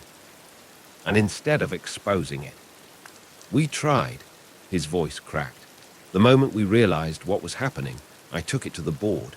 But by then, the software was integrated into every major healthcare system in the country. Pulling it would have collapsed the entire pharmaceutical supply chain overnight. He set down his glass, moved to a wall panel, and pressed his palm against it. A hidden door slid open, revealing a small room filled with screens and whiteboards. Brittany followed him in, her reporter's instincts warring with the tightness in her chest at his obvious pain. This is Atlas. He gestured to the screens showing lines of code and complex diagrams. The healthcare initiative isn't just an app, it's a complete replacement for the compromised system. 3 years of work, building something that can't be weaponized against the people it's meant to help. Brittany studied the screens, her tech knowledge from years of investigative work helping her grasp the scope. You're not just fixing the distribution system, you're rebuilding it from scratch. With hard-coded ethical constraints and complete transparency. He stepped closer, close enough that she could smell his cologne mixed with whiskey. The Playboy act, the dating scandals, they kept attention away from what we were really doing. The board thought the publicity was better than admitting what our software had enabled. And the foster care program, she turned to face him, too aware of their proximity. Was that just more misdirection? Pain flashed across his face. That was penance, giving opportunities to kids like me who, he broke off, ran a hand through his hair. Do you know why I requested you for that first interview? Because I'm young enough to manipulate, hungry enough to buy whatever story you fed me. The bitterness in her voice surprised them both. Because you're the only journalist I've met who cares more about truth than consequences. His hand lifted to her face, hesitated without touching. I knew you'd find this story eventually. I needed it to be someone who'd understand why we chose this path. Someone who'd see that sometimes the right thing isn't the obvious thing. Right, her voice cracked. People died, Marcus. Families lost everything trying to afford medication while your company played the long game. You think I don't know that? He gripped her shoulders, anguish raw in his voice. Every delay, every compromise to keep the system running while we built the replacement, it haunts me. I see their faces in my dreams. But a complete collapse of the medical supply chain would have killed more people than the price hikes. I had to choose between bad and worse, and I chose the only path I could see to make it right. By lying to everyone. To me, she pulled away, but his hands slid down her arms, catching her wrists. I never lied to you. His thumbs traced circles on her pulse points, the gentle touch at odds with the intensity in his eyes. I showed you exactly who I am. The foster kid who built an empire, the CEO trying to fix his mistakes, the man who's falling in love with a journalist who sees right through every mask he wears. The confession hung between them, heavy as the storm clouds outside. Brittany's heart hammered against her ribs as years of professional walls crumbled. You don't get to say that, her voice shook. Not now. Not when you know I have to. His lips crushed against hers, desperate and demanding. For one eternal moment, she let herself feel everything, the warmth of his hands sliding into her hair, the solid strength of him beneath her clutching fingers, the years of loneliness dissolving in shared breath. Then reality crashed back like the thunder outside. She wrenched away, gasping, I have to run the story. I know. His forehead pressed against hers. That's why I trust you to tell it right. Marcus. Wait. He stepped back, straightened his shoulders. Atlas launches in 2 weeks. Your story could destroy everything we've built to fix this. Or, he moved to a computer, fingers flying over keys. You could tell the whole story. The mistake, the cover-up, and the solution. Full access to all our records. Complete transparency. Why would you risk that? Because it's time for the truth. He met her eyes steadily. And because I'm tired of hiding who I am from the woman I love. Brittany's fingers trembled as she gathered the documents from his desk. I need time. I know. He didn't try to stop her. You've already changed me, Brittany Lang. Whatever you decide, I won't hide from the truth anymore. The elevator doors closed on his silhouette, leaving Brittany alone with her racing thoughts and the ghost of his kiss still burning on her lips. In her hands, she held enough evidence to make her career and destroy the man who'd somehow slipped past every wall she'd built. Her phone lit up with a text from her editor. Tell me you have something good. Another from her mother. Don't forget dinner tomorrow, honey. And one last message from Marcus. The truth is complicated, but what I feel for you isn't. Brittany leaned against the elevator wall, closing her eyes as she descended from the storm-racked heights toward the decision that waited below. The truth had never felt so much like betrayal or tasted so much like love. The conference room had become Brittany's second home, walls covered with timeline printouts and sticky notes mapping the complex web of decisions that had led to this moment. She'd created 2 distinct storylines, the public face of Sterling Tech's healthcare involvement and the hidden battle to fix a system without destroying it. Her laptop screen showed multiple drafts of her article. Sterling Tech, breaking a system to rebuild IT, the truth behind the Playboy billionaire, Atlas unveiled. How one company's mistake led to healthcare revolution. None of them quite captured the complexity of what she discovered. Here was Marcus at 3 a.m., sending emails about ethical algorithm constraints. Here were the simulation results showing how an immediate system shutdown would disrupt medication delivery to thousands of hospitals. Here were the death threats, carefully filed away between board meeting minutes and charity gala invitations. Grace appeared with fresh coffee and a knowing look. Board meeting just ended. Thought you might want to know he won. Brittany's head snapped up. They're supporting full disclosure. After he showed them your draft article, they didn't have much choice. Grace's smile was satisfied, though throwing his resignation letter on the table might have helped. He actually did it. Apparently, some things matter more than being CEO. Grace's pointed look made Brittany blush. Later that evening, she found Marcus in his office, tie discarded, sleeves rolled up as he worked on his tablet. He looked up when she entered, and the smile that spread across his face held none of his usual careful charm, just genuine joy at seeing her. The board agreed to everything, he said before she could ask. Independent audits, public oversight of Atlas, full disclosure of past issues. We're holding a press conference next week. I heard, she perched on the edge of his desk. I also heard you threaten to quit.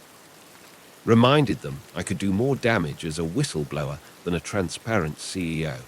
His hand found hers, fingers intertwining naturally. Besides, I meant what I said about being done with hiding. Speaking of hiding, she pulled out her phone, showing him her final headline.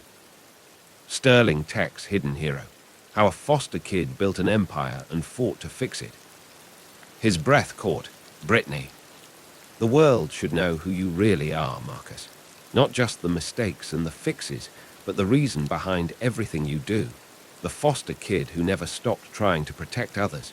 The man who chose the hard right over the easy wrong. They worked out the details over late-night Chinese food in his office. The press conference would come first, then her article giving the full context of both problem and solution. Sterling Tech would establish an independent ethics board for Atlas with regular public reports, and Brittany would step back from covering the company directly. Carter's already assigned me to train the new tech reporter, she said, stealing a piece of his orange chicken. No more conflicts of interest. Speaking of conflicts, Marcus set down his chopsticks. The board wants to know if you'll consult on our new transparency initiatives. Paid position, completely separate from your journalism work. Trying to keep your watchdog on a leash. Trying to keep your brilliant mind involved while respecting professional boundaries. He caught her hand, kissed her palm. Besides, someone needs to keep us honest. The city lights sparkled below as they stood on the roof garden later, his jacket draped over her shoulders against the fog's chill. I got another death threat today, he said quietly. She stiffened, but he just pulled her closer. The difference is, I'm not facing them alone anymore. His chin rested on her head. You've taught me that truth is stronger than fear. And you've taught me that truth isn't always black and white. She turned in his arms. Sometimes it's finding the right path through impossible choices. Speaking of impossible choices, he smiled against her hair. My foster care foundation is hosting a gala next month. Would my girlfriend like to be my date? Officially, publicly, no hiding.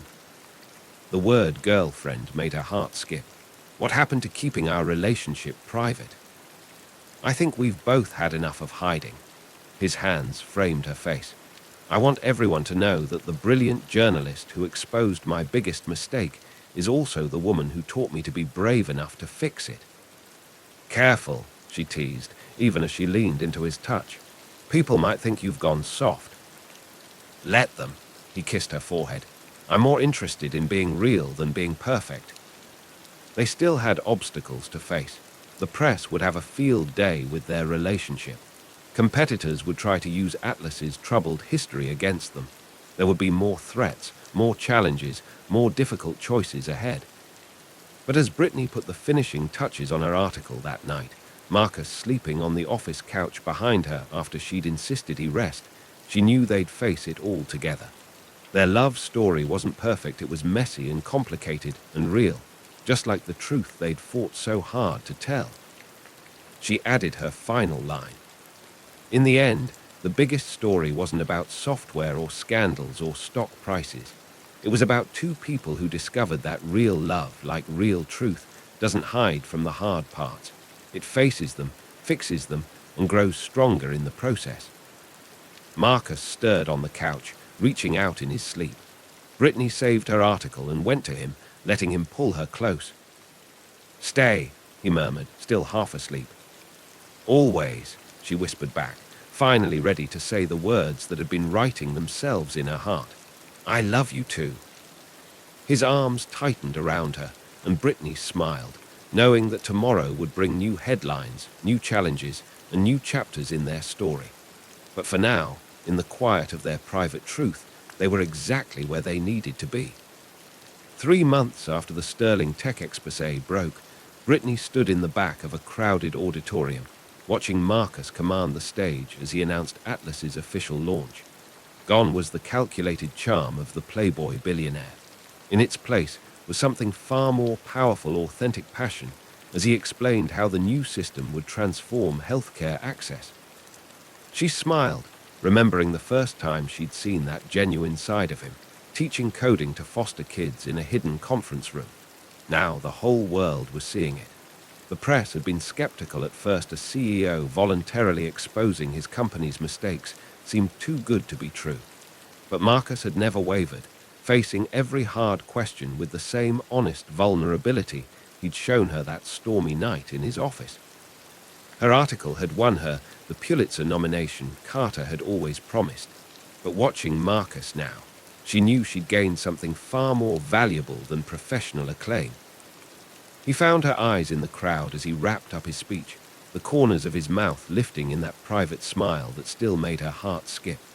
The audience erupted in applause as he announced that Sterling Tech would be open sourcing Atlas's code, ensuring that no single company could ever control or corrupt the system again. Later, they slipped away to their spot in the rooftop garden. The fog was rolling in, wrapping the city in familiar silver mystery. "Open sourcing Atlas wasn't in the original plan," she said, leaning against the railing beside him.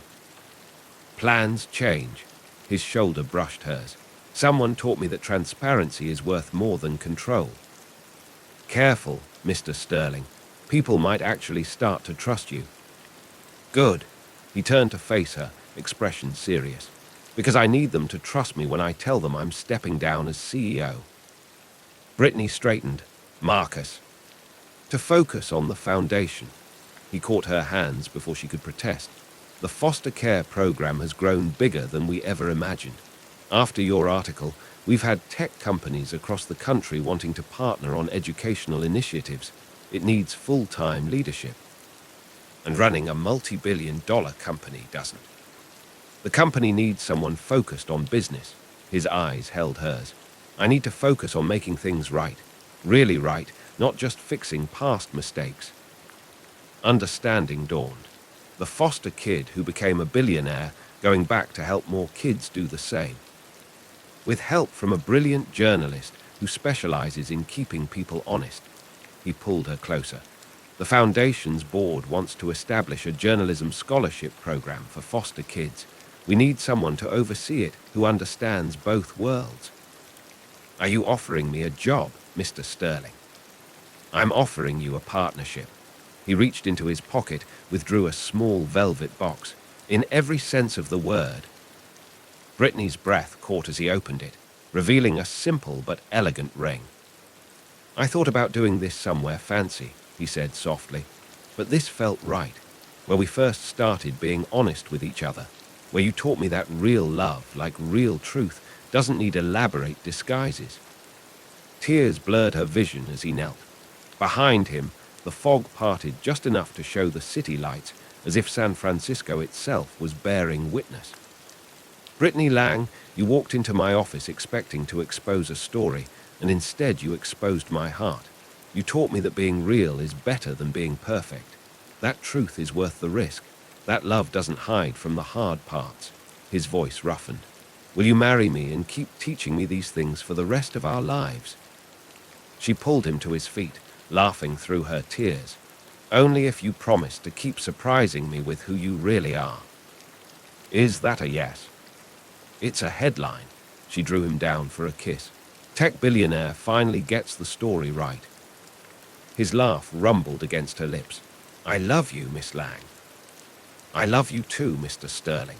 She held out her hand, letting him slide the ring onto her finger, even if you did bury the lead.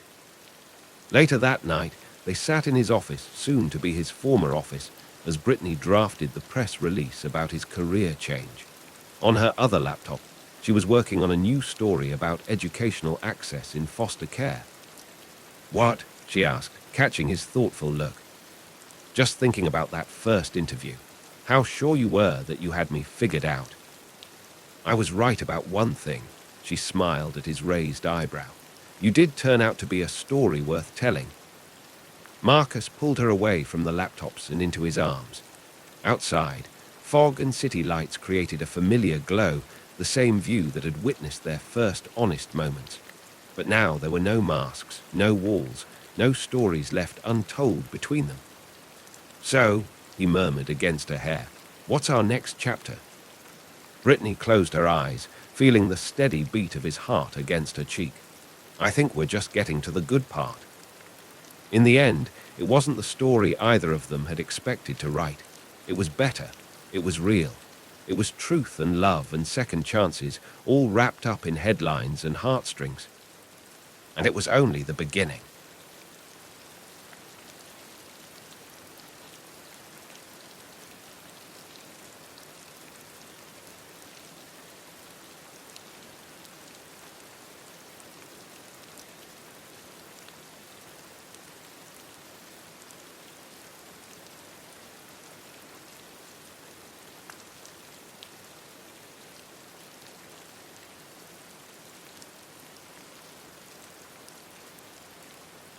Brad Carson stood at his dorm room window, watching the last rays of summer sunlight paint the University of Nebraska campus in shades of gold. 3 weeks into his freshman year, and he still felt like an imposter in this sea of red-bricked buildings and manicured lawns. The familiar ache of homesickness twisted in his chest as his mind drifted to the wheat fields back home, where his father would be finishing the day's harvest under that same setting sun. You coming to the party or what, farm boy? His roommate Tyler adjusted his collar in the mirror. Coach said team bonding's mandatory. Brad suppressed a sigh. Another party. Another night of feeling out of place among the endless faces of students who seemed to navigate college life with an ease he couldn't quite grasp. But Tyler was right. As one of only 2 freshman wide receivers to make the starting lineup, Brad couldn't afford to skip team events. Yeah, give me a minute. He turned from the window and pulled on his lucky red flannel shirt, the one his mother had pressed and packed for him with tears in her eyes. The familiar cotton against his skin felt like armor. The walk across campus was alive with Friday night energy. Students sprawled on blankets beneath ancient oaks, their laughter carrying on the September breeze. Brad's cleats had carved paths across these same lawns during morning practices, but tonight the grounds felt foreign again, as if the setting sun had transformed the university back into the intimidating maze it had been on day one. Look alive, Carson. Tyler clapped him on the shoulder as they approached the 2-story house that belonged to their senior quarterback. Music pulsed through open windows, and clusters of people spilled onto the front lawn. Time to see if those farmer muscles can handle a little partying. Brad forced a smile, following Tyler through the front door into a press of bodies and beat-heavy music. The air was thick with the smell of cheap beer and perfume. He recognized a few faces from the team, nodding as he made his way toward the kitchen. If he could just grab a drink and find a quiet corner, maybe he could. That's when he saw her. She stood by the living room window, partially turned away from the chaos of the party. The soft glow of fairy lights strung across the ceiling caught in her dark hair, creating a halo effect that made Brad's breath catch. But it wasn't just her beauty that held him transfixed, it was the way she stood slightly apart from the crowd, as if she too felt like an observer rather than a participant in the revelry around them. Then she turned, and their eyes met across the room. Brad had caught countless footballs under stadium lights, but none had ever hit him with the force of those clear blue eyes.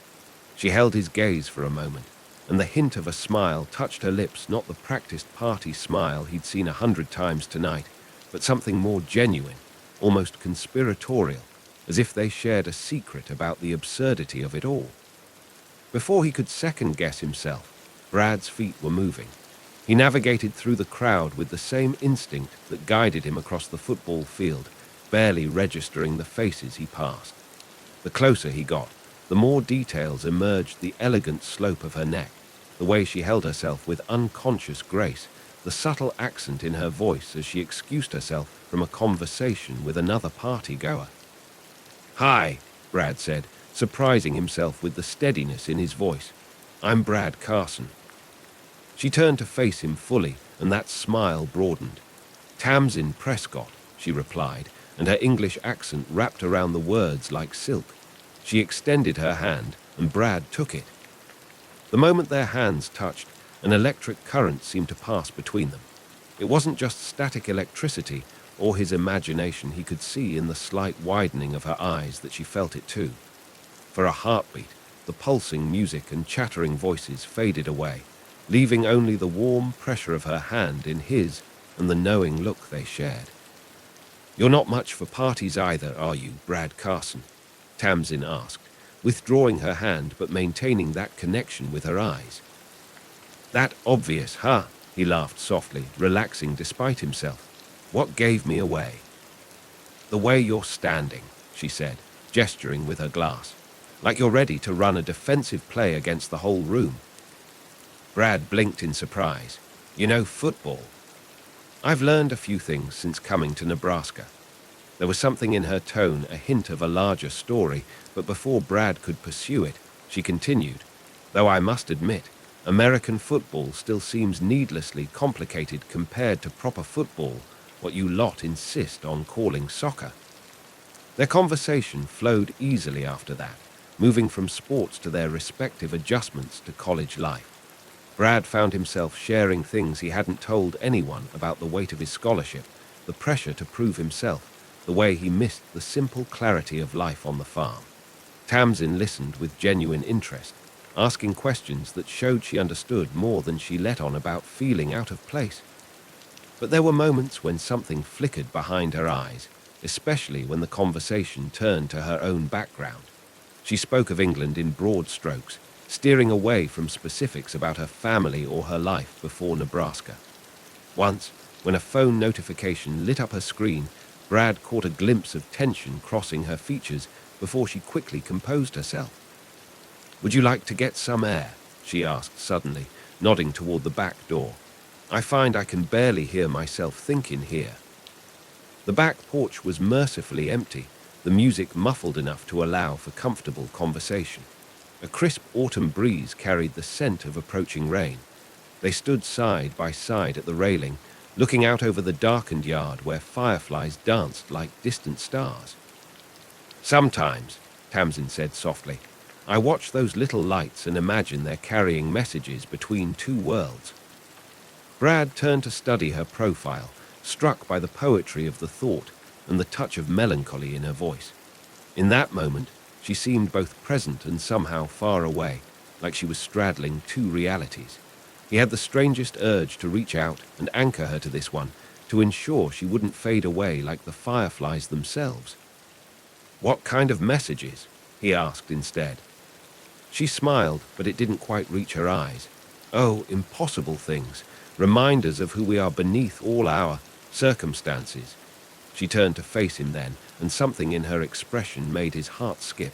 "Tell me, Brad Carson, do you believe in fate?" "I believe," he started, choosing his words carefully, "that sometimes life puts certain people in our path for a reason, even if we don't understand that reason right away." Tamsin's eyes softened, and for a moment Brad thought he saw a flash of vulnerability beneath her composed exterior. "Rather wise for a freshman," she teased, but there was warmth in her voice. "Must be all that fresh farm air," he replied with a grin. She laughed then, a real laugh that seemed to surprise her with its freedom. The sound of it stirred something in Brad's chest, a recognition, a certainty that he wanted to hear that laugh again and again, to be the cause of it. Thunder rumbled in the distance, and Tamsin glanced up at the gathering clouds. "I should go," she said, though she made no move to leave. "I have an early morning tomorrow." Will I see you again? Brad asked, trying not to sound as eager as he felt. Tamsin paused, seeming to weigh something in her mind. Finally, she pulled out her phone. Give me your number. Perhaps we can continue our discussion of proper football over coffee sometime. As Brad watched her disappear back into the party, he couldn't shake the feeling that his life had just shifted on its axis. Like those fireflies carrying messages between worlds, Tamsin Prescott seemed to exist somewhere between reality and dream. He didn't know then about the crown that waited in her future, or how their lives would soon be irrevocably intertwined. He only knew that for the first time since arriving at college, he felt truly present, and that the emptiness he'd been carrying had been replaced by something that felt remarkably like hope. The first drops of rain began to fall, but Brad remained on the porch a moment longer, committing every detail of their encounter to memory. In the years to come, he would look back on this night as the moment his ordinary world began to transform into something extraordinary, though even his wildest dreams couldn't have prepared him for just how extraordinary it would become. Their coffee date turned into dinner. Dinner became weekend walks across campus. Walks evolved into long conversations that stretched into the early hours of morning, neither wanting to be the first to say goodbye. As September melted into October, Brad and Tamsin fell into a rhythm as natural as the changing seasons. "You're distracted today," Tamsin observed one crisp afternoon as they strolled through the campus botanical gardens. Fallen leaves crunched beneath their feet, and the air carried the spicy scent of chrysanthemums. Brad adjusted the strap of his gym bag, wincing slightly. "That obvious. You've barely mentioned how superior English tea is to American coffee," she teased, then grew serious when she saw him flex his shoulder. "You're hurt." "It's nothing, just a rough practice." But Tamsin's concerned look made him elaborate. "Big game against Oklahoma next week.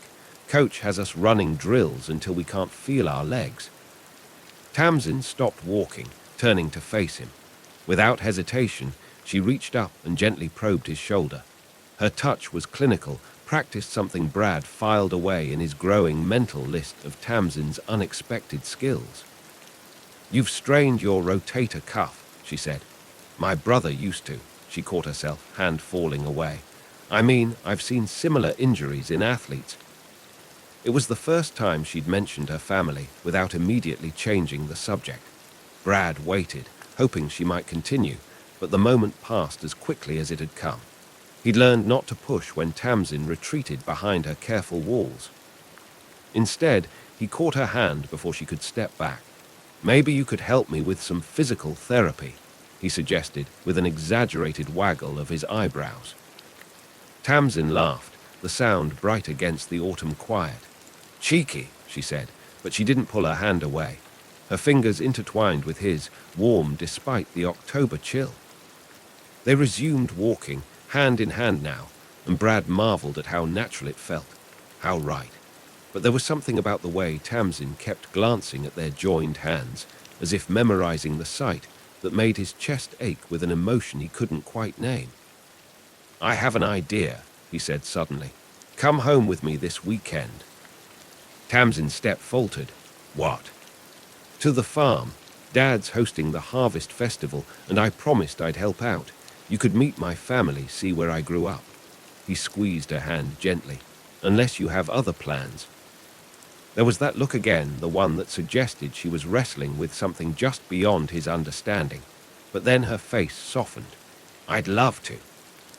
Saturday morning found them driving through Nebraska's heartland, miles of harvested cornfields stretching to the horizon. Tamsin sat in the passenger seat of Brad's weathered pickup truck, her designer boots looking absurdly out of place against the worn floorboards. "Sorry about the lack of luxury," Brad said, suddenly self-conscious about the truck's rattling heater and the tear in the seat's upholstery. Tamsin's response surprised him. "It's perfect," she said softly, running her hand along the dashboard. "It's real." There was such longing in her voice that Brad glanced over, but she was already looking out the window, watching the landscape roll by. The Carson family farm appeared on the horizon like a painting red barn proud against the autumn sky, farmhouse wreathed in morning mist. Brad's mother burst out of the front door before he'd fully parked, wrapping him in a fierce hug before turning to Tamsin with equal warmth. "You must be the girl who's been keeping our Brad from calling home," Sarah Carson said, but her smile was kind. "It's lovely to meet you, Mrs. Carson," Tamsin replied, and Brad watched in amazement as his mother melted at the sound of that refined English accent. The day passed in a blur of introductions and activity. Tamsin threw herself into the harvest festival preparations with unexpected enthusiasm, rolling up her sleeves to help in the kitchen and listening intently as Brad's father explained the intricacies of crop rotation. "She's not what I expected," Brad's mother said quietly, catching him alone while Tamsin helped his younger sister string lights in the barn. "What do you mean?" Sarah studied her son. A girl like that, educated, wealthy, obviously from a very different world she could be putting on airs, but she's genuine. She patted Brad's cheek. "She looks at you like you hang the moon, sweetheart." Brad felt his face warm. "Mom." "Just be careful with your heart," she added, her expression turning serious. "Sometimes the things that shine the brightest can burn the hottest." As evening fell, the farm came alive with music and laughter. Neighbors and friends filled the barn, children darted between hay bales, and the air was rich with the smell of Sarah Carson's famous apple pie. Brad found Tamsin standing apart from the crowd, watching the festivities with an expression of wonder. The string lights cast a soft glow on her face, and something in his chest tightened at the sight. "Penny for your thoughts?" he asked, offering her a glass of cider. "I was just thinking," she said, accepting the drink, "how remarkable this all is. Everyone here knows each other, supports each other. They're connected by something real, not by—" She trailed off, taking a sip of cider. "Not by what?" Tamsin shook her head. "It doesn't matter. Thank you for bringing me here, Brad, for sharing this with me." Before he could respond, the band struck up a familiar tune, an old country love song his parents had danced to at their wedding. "May I have this dance, my lady?" he asked with an exaggerated bow. Tamsin's laugh caught in her throat at his choice of words, but she took his offered hand. As he led her onto the makeshift dance floor, Brad was struck by the contradictions in her movement, the formal grace of what was clearly years of dance training, softening into something more natural as she relaxed in his arms. "I should warn you," she murmured against his shoulder. "I'm not very good at following someone else's lead." "Good thing I'm not trying to lead," Brad replied. "Just dancing with you." They swayed together as the music played, and Brad felt Tamsin gradually let go of her perfect posture, melting into him until he could feel her heartbeat against his chest. In that moment, all his doubts about their different backgrounds, all his questions about her mysterious past, faded away. There was only this: the warmth of her in his arms, the smell of hay and apples in the air, and the feeling that something extraordinary was building between them.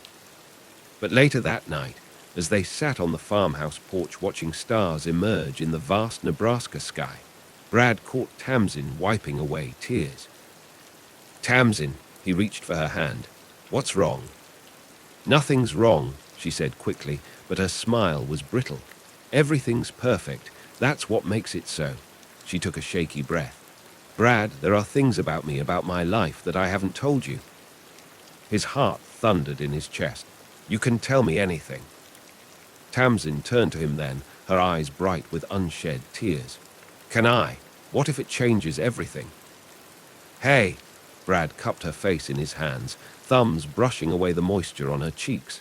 "Nothing could change how I feel about you." She leaned into his touch for a moment, then pulled back. "You can't promise that." "Try me." Tamsin opened her mouth as if to speak, then closed it again. After a long moment, she whispered, "Not yet. Please, can we have this? Just for a little while longer." Brad wanted to press her, to unravel the mystery that surrounded her like a cloak, but something in her pleading expression made him nod. "As long as you need." She kissed him then, and Brad tasted salt on her lips. It was different from their previous kisses, desperate, almost hungry, as if she was trying to memorize the feel of him. When they broke apart, Tamsin buried her face in his neck, and Brad held her close as crickets sang in the darkness. He didn't know then that their time in this simple reality was running out. Didn't know that across an ocean, events were already in motion that would shatter their carefully built world. But some part of him must have sensed it, because he held Tamsin a little tighter that night, as if he could keep her anchored to this moment forever. Above them, stars wheeled in their ancient paths, indifferent to the secrets and fears that swirled between two hearts learning to beat as one. And somewhere in London, a phone was ringing with news that would change everything. The November morning dawned grey and heavy with unspoken promises of snow. Brad sat in the campus coffee shop where he and Tamsin had shared their first date, turning his phone over and over in his hands. Her text had been uncharacteristically brief. "We need to talk, please." Something had shifted in the weeks since their visit to the farm. Tamsin had grown distant, distracted. She'd missed their usual coffee dates, citing vague commitments. When they did meet, he often caught her checking her phone with increasing anxiety, her face paling at whatever messages she received. The bell above the door chimed, and Brad looked up to see Tamsin. His greeting died in his throat. She was pale, her usual grace replaced by a brittle tension that made his heart clench. "Tamsin," he stood, reaching for her, but she took a step back. "Not here," she said, her voice barely above a whisper. "Can we go somewhere private?" They ended up in Brad's dorm room, thank God for Tyler's morning practice schedule. Tamsin paced the small space like a caged animal, while Brad sat on the edge of his bed, his stomach in knots. "You're scaring me," he said finally, "whatever it is." "I'm Lady Tamsin Elizabeth Prescott," she interrupted, the words tumbling out like she couldn't hold them back anymore. "10th in line to the British throne, or at least, I was." Brad stared at her, the words not quite computing. "What?" Tamsin's laugh held no humor. "I came to Nebraska to escape, to have one normal year before." She ran a hand through her hair, a gesture so uncharacteristically nervous that it made Brad's chest ache. "But now everything's changed. There was an accident, the royal yacht, my cousins, their children." Her voice broke. Brad stood slowly, understanding beginning to dawn. "Tamsin." "7 people, Brad. 7 people between me and the throne, gone in one horrible moment." She wrapped her arms around herself, and Brad saw she was shaking. "And then this morning, my uncle, King Edgar, they found him in his study. A heart attack, they said, and his brother," a sob escaped her. "His helicopter went down on the way to the palace. They're all gone. They're all gone, and now you're..." "Queen." The word fell between them like a stone. "I'm to be crowned Queen of England." Brad's legs gave out, and he sank back onto the bed. His mind raced, trying to piece together all the little clues he'd missed: her perfect posture, her diplomatic way of speaking, the way she'd sometimes slip and reference places and experiences far beyond a normal college student's reach. God, he'd been so blind. "Say something," Tamsin whispered. "Please." He looked up at her, this woman he'd fallen in love with, who now seemed both achingly familiar and suddenly, terrifyingly unknown. "Why didn't you tell me?" "Because with you, I could just be Tamsin." Her voice cracked. "For the first time in my life, someone really saw me without the weight of the crown hovering over every interaction. You loved me for who I am, not what I was born to be." She knelt in front of him, taking his hands. "These past months with you have been the most real thing I've ever known." Brad stared at their joined hands, remembering all the times they'd walked across campus together, all the quiet moments they'd shared. "What happens now?" "There's a car waiting to take me to the airport. The Privy Council is meeting in 2 hours to formally acknowledge my accession." Her grip on his hands tightened. "I have to go. Now. I have a long flight back to England." "Now." The word came out sharper than he intended. Just like that. "I don't have a choice." The desperation in her voice made him flinch. "My family is dead, Brad. My country needs me.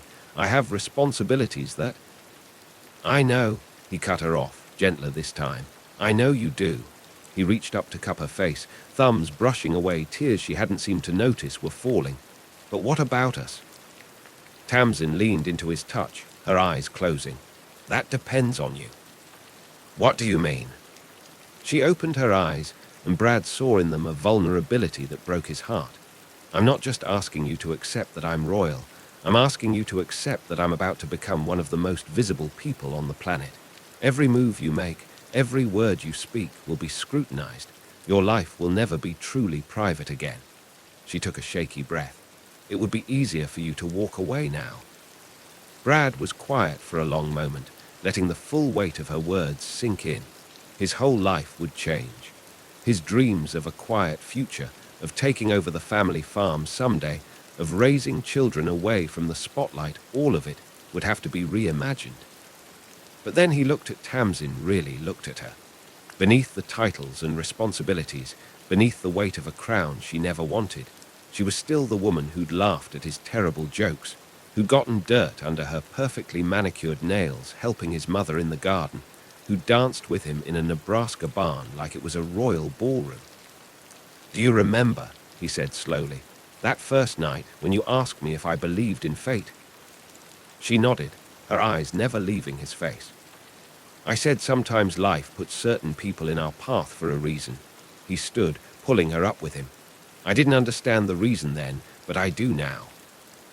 "Brad, I love you," he said simply. "Queen or commoner, it doesn't matter. I love you, Tamsin Elizabeth Prescott, and if you'll have me, I'm not going anywhere." A sob escaped her, and then she was in his arms, clinging to him like he was the only solid thing in her world. He held her just as tightly, knowing that this moment marked the end of one chapter and the beginning of another one that would test them in ways they couldn't yet imagine. "We should go," she whispered eventually, though she made no move to pull away. "My security team is probably having fits." Brad couldn't help but laugh, even as his heart raced at the reality of what was coming. Security team, right, that's going to take some getting used to. Tamsin pulled back just enough to look at him, her eyes searching his face. "Are you sure about this? Really sure? Because once we walk out that door—" He silenced her with a kiss not desperate like their last few had been, but sure and steady and full of promise. When they broke apart, he pressed his forehead to hers.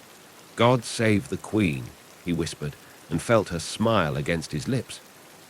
The world outside was waiting, full of challenges they could barely imagine. But in that moment, in the quiet of Brad's dorm room, they were just a boy and a girl, holding onto each other as their lives transformed around them. And somehow, that was enough. "Let's go," Brad said, taking her hand. "Your Majesty." Tamsin squeezed his hand, and together they walked toward the door, toward their new reality, toward whatever fate had in store for them next. The morning sun finally broke through the clouds, casting long shadows across the floor, like a crown being placed upon their joined hands. The first time Brad saw Tamsin in her full regalia, his heart stopped. She stood at the top of the palace stairs, sunlight streaming through stained glass windows to cast colored shadows across her face. The crown, not yet the official one, but a smaller tiara for state functions, caught the light like captured stars. "You're staring," she said softly as he approached, her public mask slipping just enough to show his Tamsin underneath. "Can you blame me?" He reached for her hand, then hesitated, suddenly unsure of protocol. "Am I allowed to?" Tamsin closed the distance between them, threading her fingers through his. "You're allowed to do a lot more than that," she whispered, and despite the weight of the tiara, despite the formal gown and the watching eyes of palace staff, she was still the same woman who danced with him in a Nebraska barn. The past 2 weeks had been a crash course in royal life. Brad's head spun with protocols and titles, proper forms of address, and the intricate dance of court politics. He traded his college dorm for a suite of rooms in Buckingham Palace, his worn jeans for carefully tailored suits. "Your posture is improving," noted Lady Isabella, Tamsin's chief lady-in-waiting, as she swept past them in the corridor. "But do remember, a gentleman never puts his hands in his pockets." Brad quickly removed his hand from his pocket, earning a sympathetic smile from Tamsin. They'd developed a private game of it, one squeeze of the hand for each protocol reminder, two squeezes when they both wanted to laugh at the absurdity of it all. "How do you keep it all straight?" he asked later that evening as they walked through the palace gardens. It was their daily ritual now, stealing these moments between Tamsin's endless meetings and appearances. "Years of practice," she replied, then added more softly, "though I never expected to need these lessons." Her voice caught on the last word, and Brad pulled her closer. The weight of Tamsin's losses hung heavy in these quiet moments. She maintained perfect composure in public, but here, with only Brad as witness, she allowed herself to grieve. He'd learned to recognize the signs, the slight tremor in her hands, the way she'd sometimes stop mid-sentence, caught by a memory. "Tell me about them," he suggested gently. They'd reached their favorite spot, a secluded bench partially hidden by weeping willows.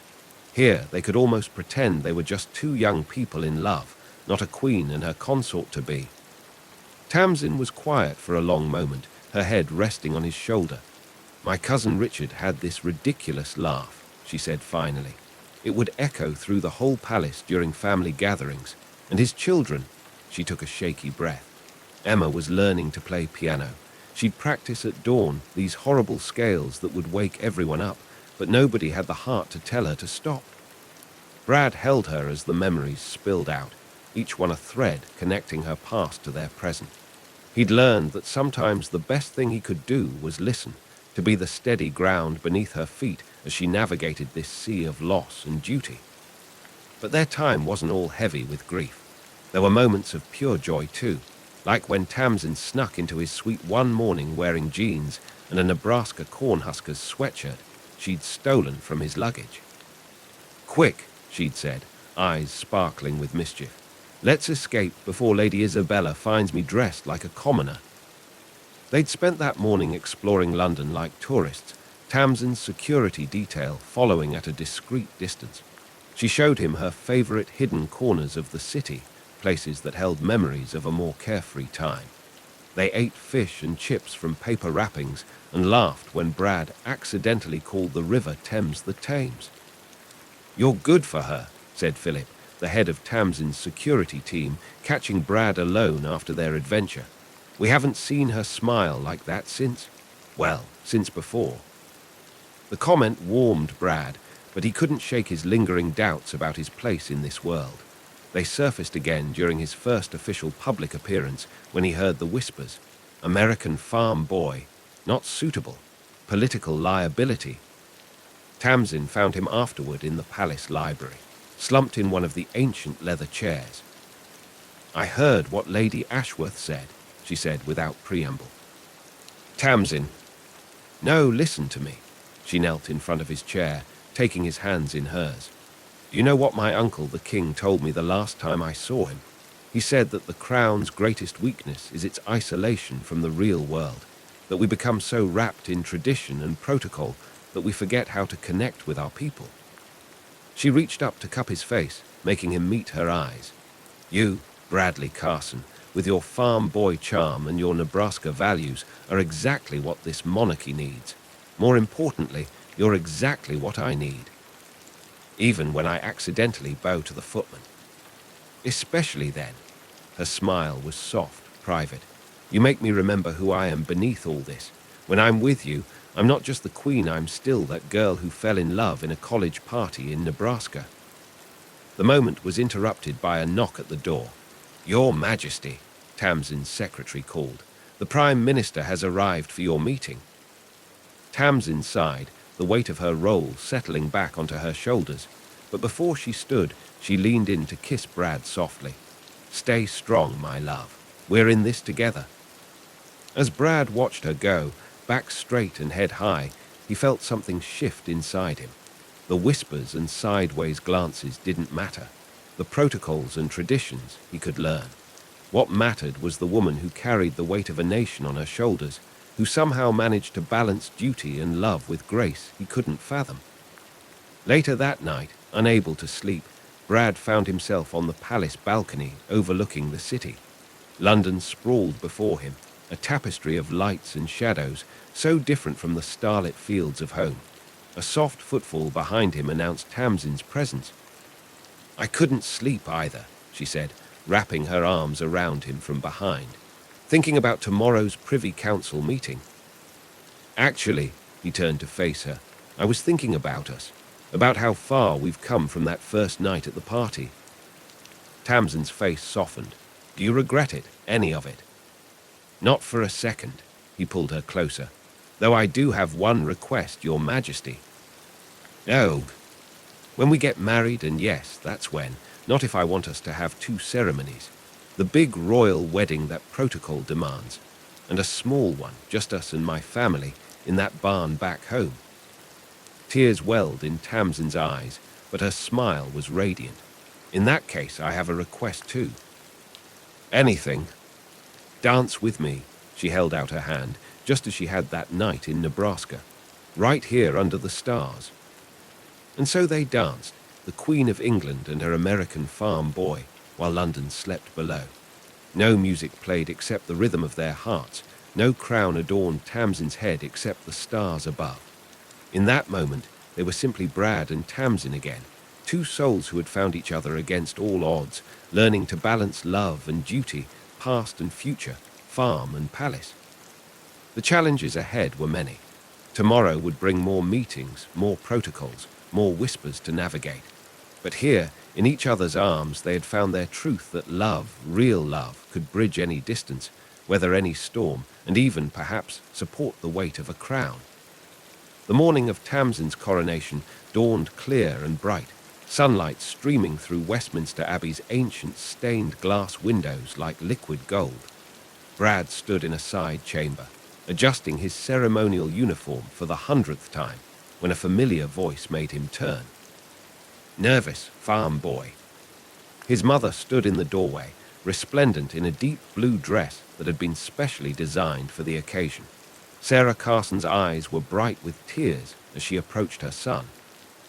"Look at you," she whispered, reaching up to straighten his already perfect collar. "If your grandfather could see you now." "He'd probably say I clean up okay for a corn husker," Brad smiled, though his own eyes were suspiciously damp.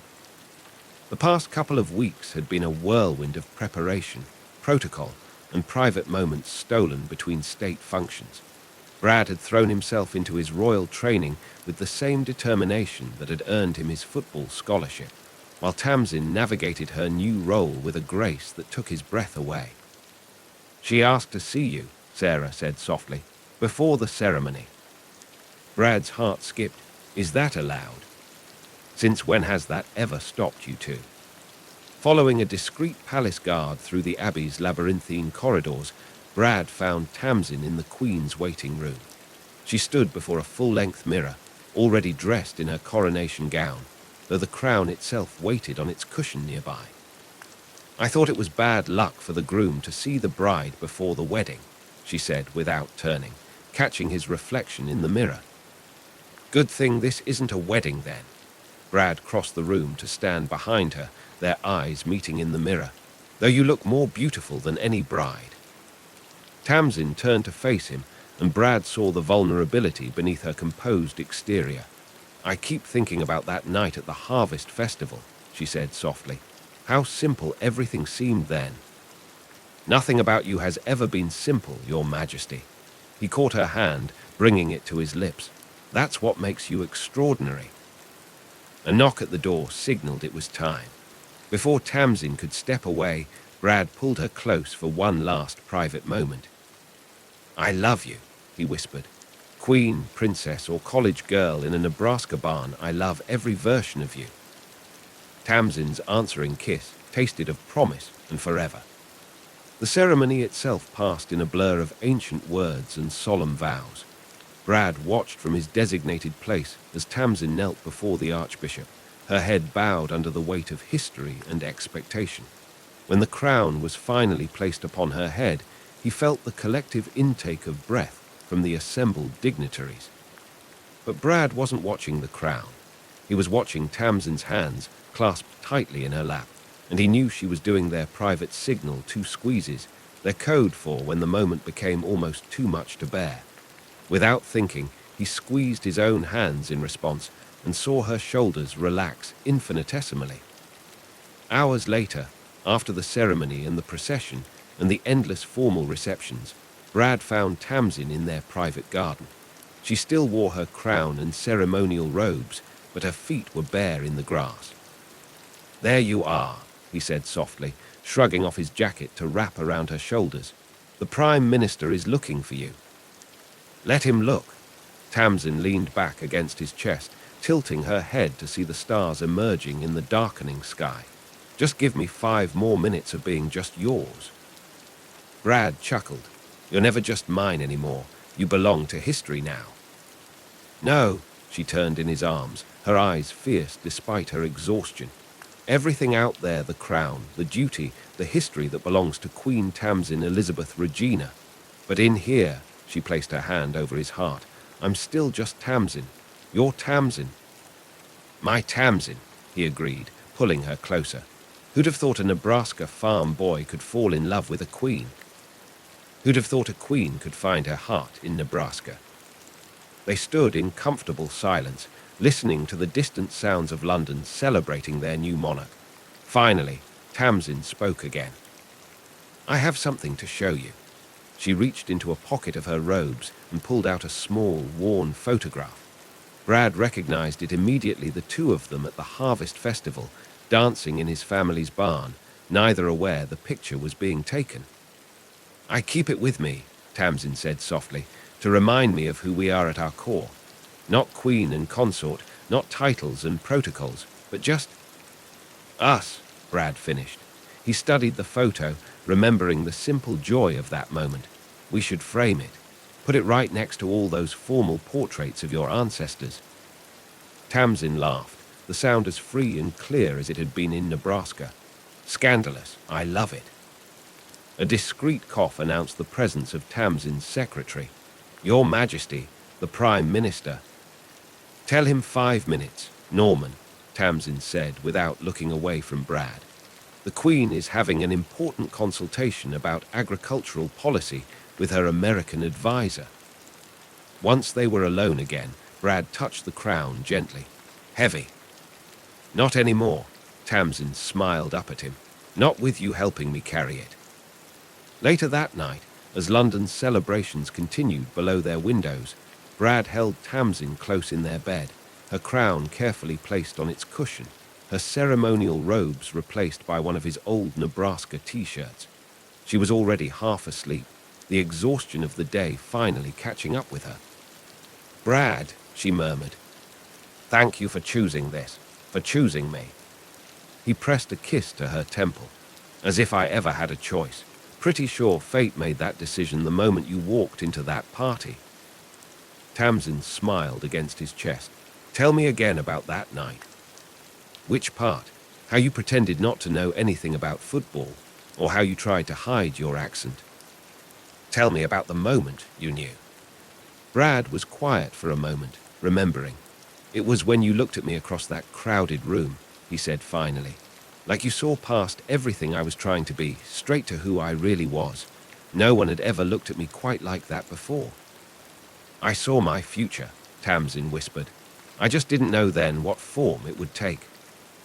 "And now?" She propped herself up to look at him, her eyes soft with love and certainty.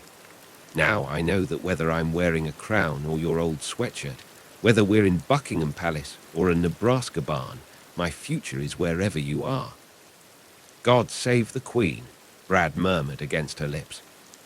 "God save us both," Tamsin answered, and kissed him like they were still just two college students falling in love, like the crown and the kingdom and all the weight of history were nothing compared to this, their sovereign hearts beating as one beneath the London stars. In a world where duty and desire so rarely align, they'd found that rarest of things, a love strong enough to bear the weight of a crown, yet simple enough to flourish in a farmer's field. For in the end, it wasn't about the throne or the titles, but about two hearts that recognized in each other something both extraordinary and real. And that, perhaps, was the greatest sovereignty of all.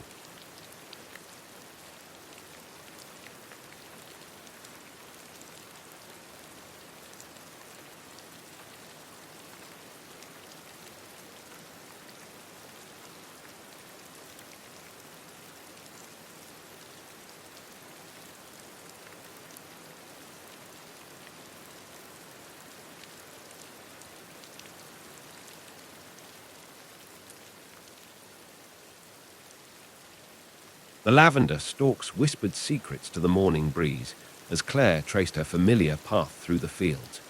Dawn painted the sky in watercolor strokes of rose and gold, but her fingers still clutched the worn medical identification bracelet at her wrist, its metal cool against her pulse. 1, 2, 3, 4, 5. She counted her steps, matching her breathing to the rhythm as Dr. Lambert had taught her. The morning ritual helped quiet the echoes of artillery that sometimes still ricocheted through her dreams. "I am safe. I am here," she whispered, the words carried away by the wind that rustled through the purple-tipped rose stretching toward the horizon. A bumblebee hummed past, drawn to the sweet perfume of the flowers. Claire envied its simple purpose, its ability to move through the world without the weight of memory. The crunch of footsteps on gravel made her spine stiffen. She turned to find Antoine Dubois watching her from the edge of the field, his dark hair tousled from sleep or work. It was often difficult to tell with him. A leather-bound notebook peeked from his pocket, its edges soft with use. The sight of it made something flutter in her chest, though she quickly tamped the feeling down. "Mademoiselle Vernet," he nodded, formal even after 3 weeks of her presence on his farm. "You're up early." "The morning air helps clear my thoughts, Monsieur Dubois." She matched his formality, though the title felt strange on her tongue. In the field hospital, there had been little time for such proprieties between the screams and the blood and the desperate race against death. But this wasn't the war, she reminded herself. This was Provence, where even the air tasted of peace and lavender. Antoine shifted his weight, one hand absently touching the notebook in his pocket. "The bank inspector arrives tomorrow." His voice was quiet, but carried an undercurrent of tension she recognized all too well, the sound of someone trying very hard to maintain control. "I trust our arrangement is still acceptable." Claire's fingers found her bracelet again. The cool metal grounded her as she considered their strange bargain, her presence as his supposed wife, allowing him access to aid reserved for veterans' families in exchange for sanctuary among his lavender fields. "Of course," she said, "I gave you my word." He nodded once, sharp and quick, then turned toward the barn, but he paused after a few steps, looking back over his shoulder. "Your morning walks, they help with the—" He gestured vaguely toward his head, then seemed to regret the motion. The question surprised her. It was the first time he'd acknowledged her ritual directly, though she'd often felt his eyes following her progress through the fields. "Yes," she said softly, "they do." Something flickered across his face, understanding, perhaps, or recognition. But before she could be certain, he was striding away, his shoulders set in that two straight lines she'd come to recognize, the posture of a man carrying a burden too heavy to share. Claire watched him disappear into the barn, where the morning light painted the weathered wood in strokes of gold. A rooster crowed from the direction of the farmhouse, and she could hear Madame Dubois, Vivienne, beginning her own morning routine, the clatter of pots and pans a domestic symphony that still felt foreign after years of artillery fire and ambulance sirens. She looked down at her hands, steady now in the growing light. They had once been instruments of healing, certain in their purpose. Now they would learn new work among the lavender, and perhaps, though she barely dared think it, they might also learn to build something beyond survival. The sun crested the distant hills, setting the fields ablaze with purple fire. Claire took one more deep breath of the lavender-scented air, then turned toward the farmhouse. There was work to be done, appearances to maintain, and somewhere between the truth and their necessary fiction, a path forward to find. The kitchen smelled of fresh bread and memories when Claire stepped through the farmhouse door. Vivienne Dubois stood at the weathered wooden table, her fingers working the dough with practiced grace despite the slight tremor Claire's nurse's eye couldn't help but notice. Morning light streamed through the window, catching the silver threads in the older woman's dark hair. "Ah, there you are," Vivienne said without looking up. "The bread will be ready soon. Antoine takes his with lavender honey." She paused, hands stilling in the dough. "But of course you'd know that, being his wife." The words hung in the air like dust motes in the sunlight. Claire's throat tightened as she moved to wash her hands at the pump sink. The cool water couldn't wash away the weight of the lie they were living. I'm still learning, she managed, hating how the words stuck in her throat. In the field hospital, she'd never hesitated, never stumbled over what needed to be said. But there, truth had been as sharp and clear as a surgeon's blade. Vivienne's hands resumed their rhythm in the dough, but her voice softened. We all are, my dear, every day. She glanced toward the window, where Antoine's figure was visible crossing the yard, that familiar notebook in his hands. He sketches, you know, like his father used to, solutions to problems that haven't even appeared yet. Claire followed her gaze. Antoine had stopped by the lavender field's edge, pencil moving across paper with quick, decisive strokes. The morning light caught his profile, and for a moment she could see the boy he must have been before the weight of the farm's future settled onto his shoulders. A sharp rap at the kitchen door scattered her thoughts like startled birds. Madame Dubois, Paulette Martin's voice carried through the wood, bright as the copper pots hanging on the wall. I've brought those soap samples we discussed. Vivienne quickly wiped her hands on her apron. Coming. But as she turned, her foot caught on the uneven flagstone. She stumbled, one hand flying to her chest. Claire was there before conscious thought, her nurse's instincts taking over. She steadied the older woman with gentle hands, noting the rapid pulse, the slight breathlessness that spoke of more than just a stumble. Sit, Claire murmured, already guiding Vivienne to a chair. I'll get the door. Paulette burst in like a warm summer breeze, her arms full of wrapped parcels that filled the kitchen with the sweet scent of lavender soap.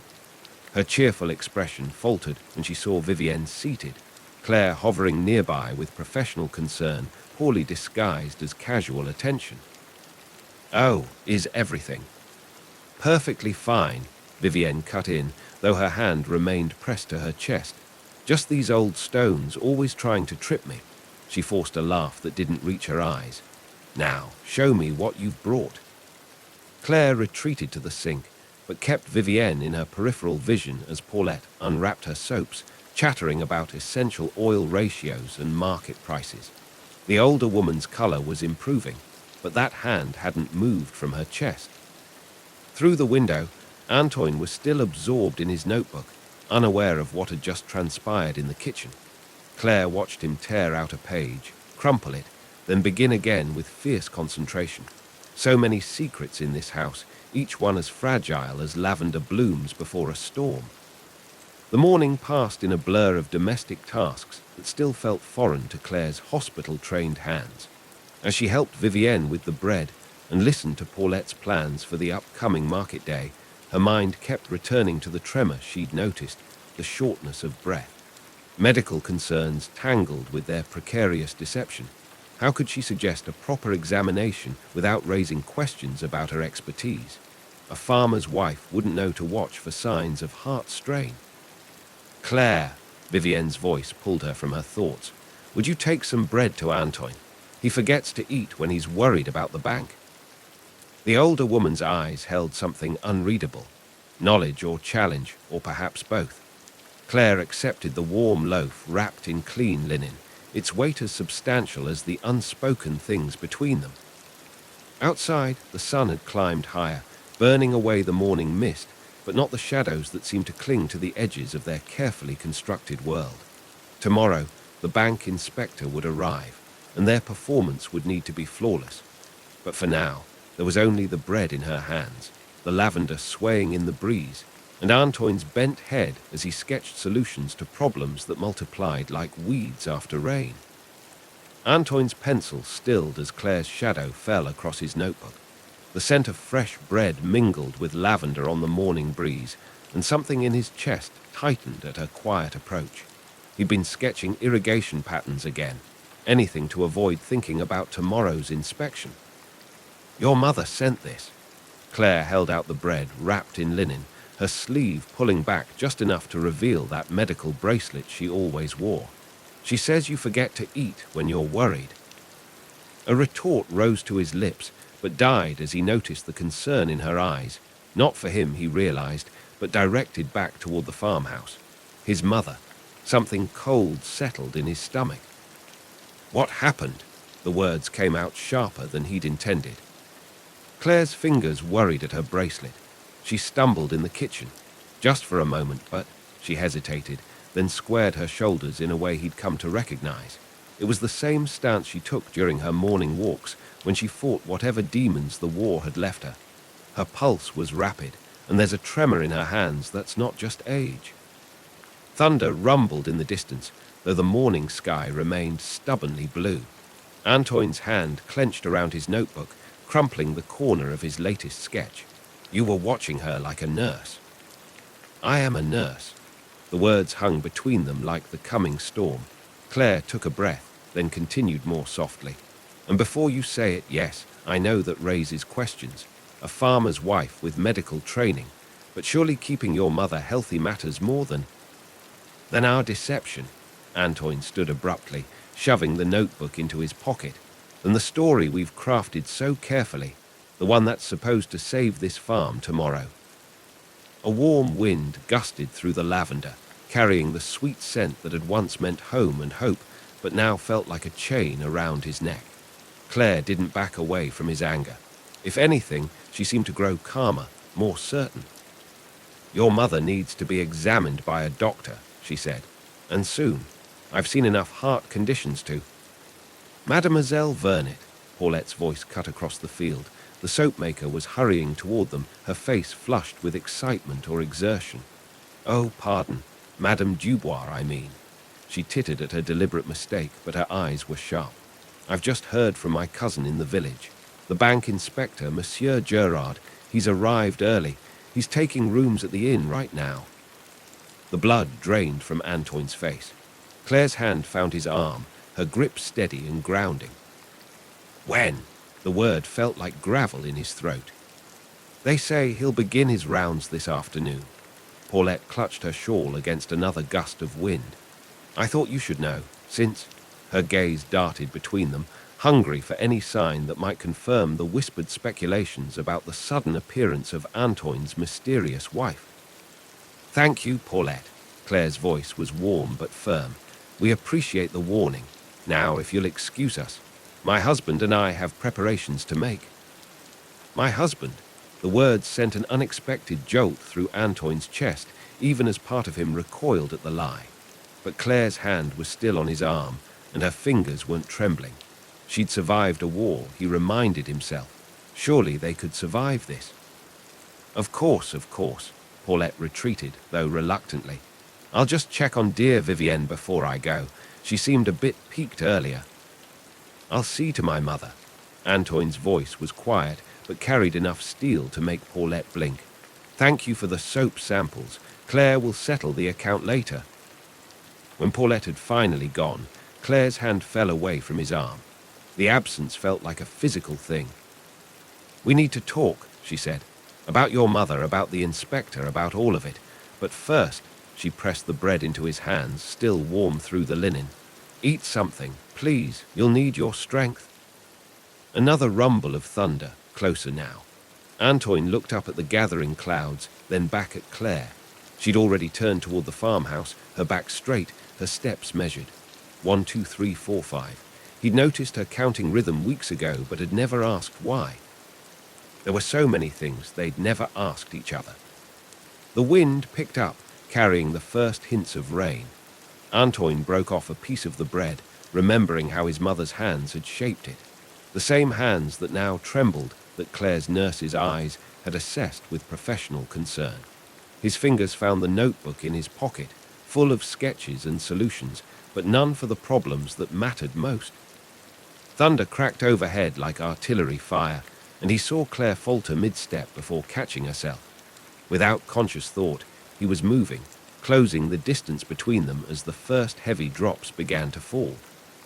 The storm broke over the farmhouse like waves of artillery fire. Claire pressed her back against the kitchen wall, fighting to breathe as thunder crashed overhead. Her fingers found her bracelet, but the metal was warm now, useless as an anchor. The kitchen swam before her eyes, transforming into the field hospital's chaos. The moans of the wounded, the metallic scent of blood, the endless roll of guns in the distance. Claire, Antoine's voice cut through the fog of memory. He stood in the doorway, rain dripping from his hair, his notebook a dark stain against his shirt where he'd tucked it away. "Claire, look at me." She forced her eyes to focus on him, on the kitchen's familiar shapes swimming back into view. 1, 2, 3, 4, 5. The counting helped, but not enough. Another thunderclap shook the windows, and she flinched.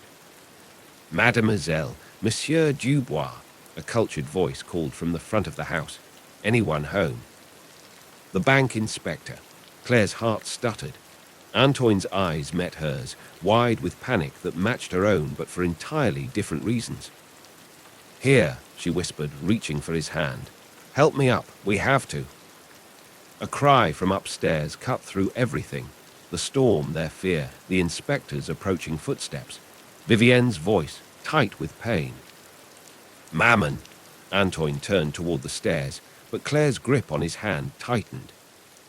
"The inspector," she reminded him, though every nerve screamed at her to run upstairs to help to heal. "You have to." "My mother needs." "Your mother needs a nurse." Claire forced steel into her voice, the same tone she'd used ordering orderlies through artillery barrages. "And your farm needs its owner to greet Monsieur Gerard. Now." Thunder boomed again, but this time Claire used the fear, transmuted it into purpose. She squeezed Antoine's hand once hard. "Trust me, please." For a heartbeat, he stared at her, then he nodded, sharp and decisive. "Go, help her."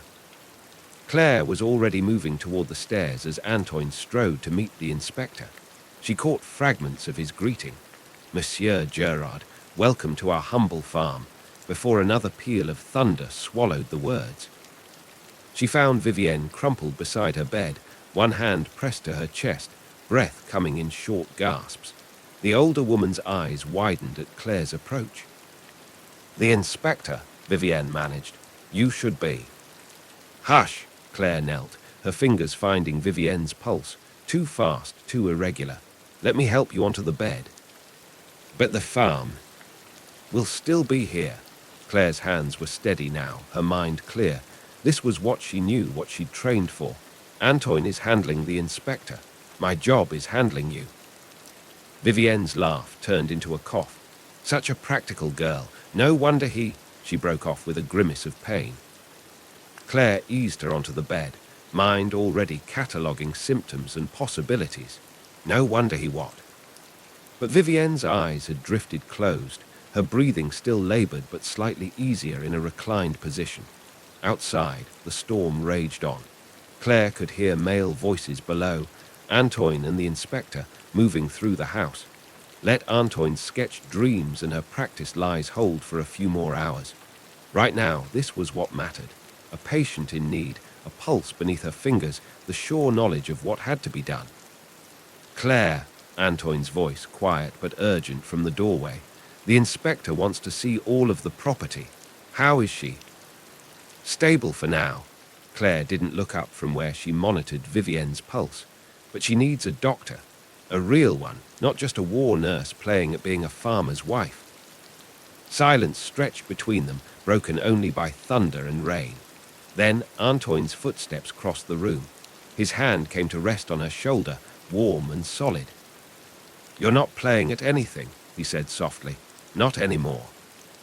Before Claire could process what he meant, the inspector's voice floated up from below. "Monsieur Dubois, shall we continue?" Antoine's hand tightened briefly on her shoulder. "Take care of her," he murmured. Then he was gone, his footsteps retreating down the stairs. Claire sat in the storm-shadowed room, one hand on Vivienne's wrist, the other pressed against her own chest where Antoine's words had struck like shrapnel. Not anymore. Outside, rain lashed the windows, but here, in this moment of crisis, she felt strangely, terrifyingly at peace. This was truth at last. Not the elaborate lie they'd constructed, but the simple reality of caring, of healing, of being needed. Thunder rolled again, distant now. Vivienne stirred, her eyes fluttering open. "Tell me true," she whispered. "Are you in love with my son?" Claire's fingers stilled on Vivienne's pulse. Through the window, she could see Antoine leading the inspector toward the lavender fields, his notebook clutched in one hand like a shield. The storm was moving on, leaving them all changed in its wake. "Yes," she said quietly. "God help me, I think I am." Twilight painted the rain-washed sky in shades of violet and gold as Claire stood at the farmhouse window, watching Antoine walk the bank inspector to his waiting car. Her medical bracelet caught the fading light as she pressed her hand against the glass, cool and solid beneath her fingers. Behind her, Vivienne slept peacefully in a chair, her breathing finally steady after Dr. Lambert's visit. The village doctor had arrived as the storm cleared, his ancient automobile sputtering through puddles. He confirmed Claire's diagnosis, a mild heart episode, treatable with rest and careful monitoring, and had given her an appraising look that said he recognized a fellow healer. But he'd asked no questions about how a farmer's wife knew to check for arrhythmia, and she'd offered no explanations. Now Antoine was shaking the inspector's hand, his notebook tucked safely away. Even at this distance, Claire could read the tension in his shoulders, the careful formality of his posture. 1, 2, 3, 4, 5. Her own anxiety rose with each step he took back toward the house. The front door creaked open. Claire didn't turn, keeping her eyes on the lavender fields where the setting sun transformed rain-heavy blooms into a sea of burnished purple. Antoine's footsteps crossed the room, paused. "The loan is approved." His voice was quiet, complex with emotions she couldn't quite read. He was particularly impressed by our dedication to maintaining traditional methods while exploring innovative improvements. Claire's breath caught. "Your sketches and your organizational systems for the distillery," a step closer. He said it showed exactly the kind of forward-thinking approach they want to support. Finally, she turned.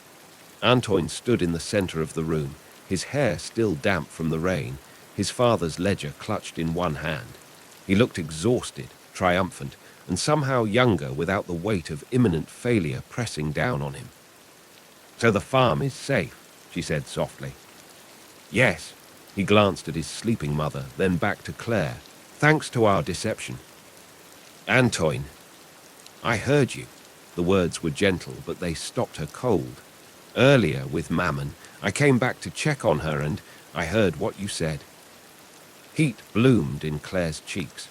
Her fingers found her bracelet again, but Antoine stepped forward, catching her hand before she could retreat into the familiar ritual. "When I first saw you walking through the lavender," he said, "counting your steps each morning, I thought you were trying to find your way back to yourself. But you were really teaching me how to find my way back to life after Father's death, after the war, after everything." "I was just trying to survive," Claire whispered. "We all were." His thumb brushed over her knuckles, and she realized he was trembling slightly. "But maybe we could do more than survive now." From her chair, Vivienne made a small sound, not distress, but something like satisfied amusement. Claire glanced over to find the older woman's eyes open, twinkling with poorly concealed joy. "Mammon," Antoine began. "Hush," Vivienne waved a hand weakly. "Let an old woman enjoy her medicine, working exactly as she hoped." "Your heart condition," Claire started, professional concern warring with dawning suspicion, "is real enough, dear, but perhaps not quite as dramatic as this morning's display suggested." Vivienne's smile was tired but mischievous. "Sometimes we all need a little push toward the truth, Nan." Antoine's startled laugh filled the room, rich and real in a way Claire had never heard before. She felt an answering bubble of mirth rise in her own chest, unexpected and healing. "You crafty old," he crossed to kiss his mother's cheek. "Rest now, before your nurse decides to scold us both." "My nurse?" Vivienne raised an eyebrow at Claire. "Or my daughter?" The question hung in the violet gold, like the last drops of rain on lavender stems. Claire looked at Antoine, found him watching her with eyes full of possibility. "Both," she said quietly, if that's what you want." Antoine's smile bloomed slow and sure as dawn over the fields. He held out his hand, and this time when Claire took it, there was no pretense, no performance for bank inspectors or villagers. Just the truth of her fingers lacing with his, of healing hearts learning to beat in time together. Through the window, the first stars emerged in the storm-washed sky. In the morning, Claire would walk through the lavender again, counting her steps. But now she knew she wasn't walking alone.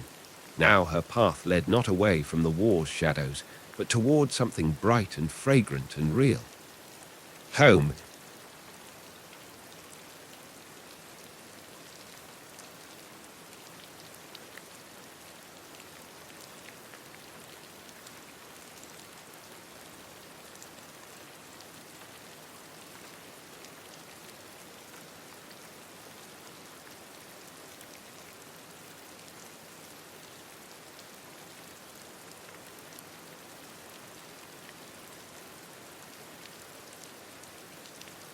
The problem with fairy tales, Mandy Parker decided as she stared at her phone's blank screen, was that no one warned you about the part where Prince Charming ghosted you after 3 seemingly perfect dates.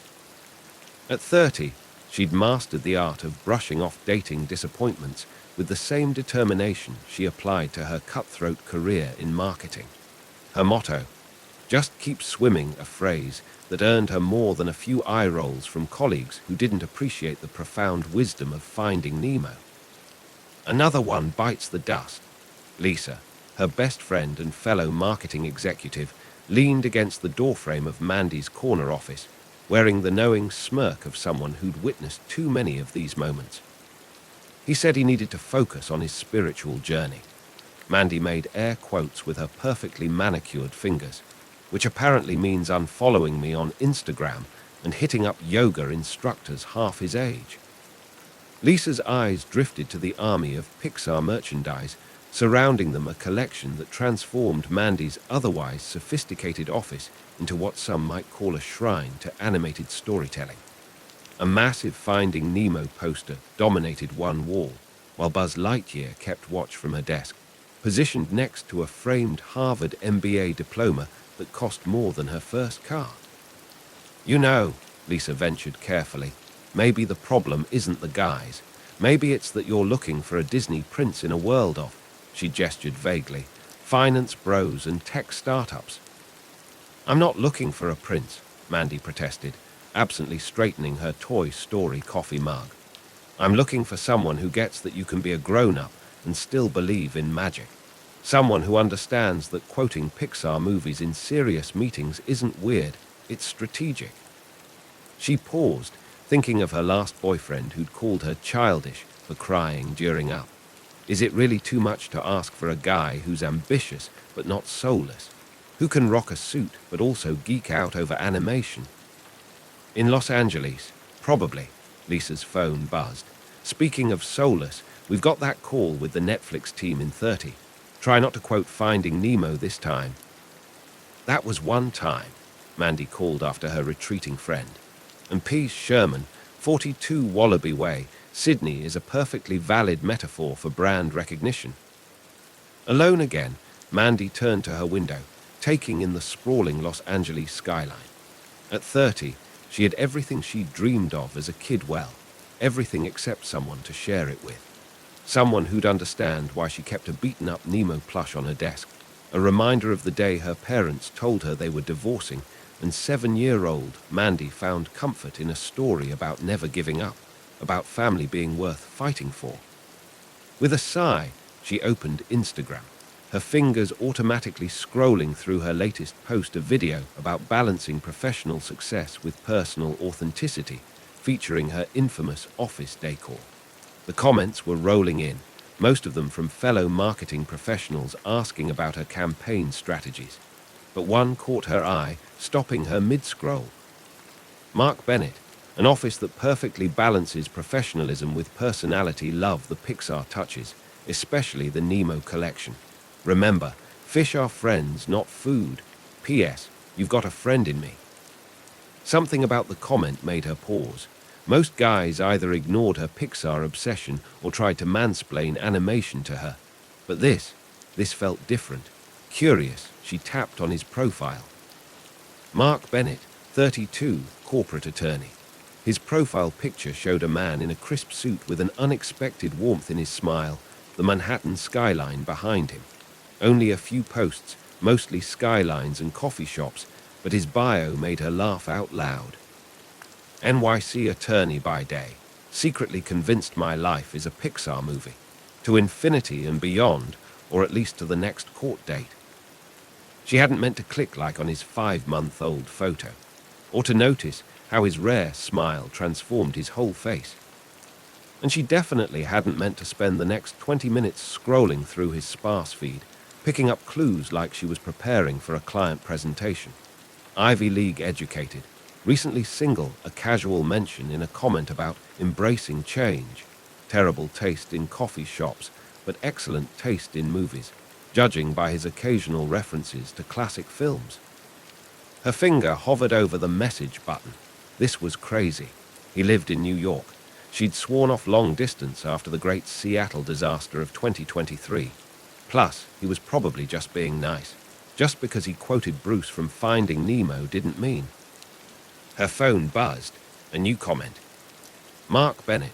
By the way, is that a limited edition 2003 Nemo plush on your desk? The one they only released in California. I've been looking for one of those forever. They are basically the holy grail of Pixar merchandise. Before she could stop herself, Mandy clicked reply. Good eye, counselor. First edition, actually. My dad stood in line for 3 hours to get it. I'd offer to sell it to you, but as a wise fish once said, this is my family. I found it all on my own. It's little and broken, but still good. Send. Her heart shouldn't be beating this fast over an Instagram comment. She was a Harvard MBA, for God's sake. A marketing executive who managed million-dollar campaigns. She did not get butterflies over. Mark Bennett, Lilo and Stitch. Now you're just showing off. Although technically that's Disney, not Pixar.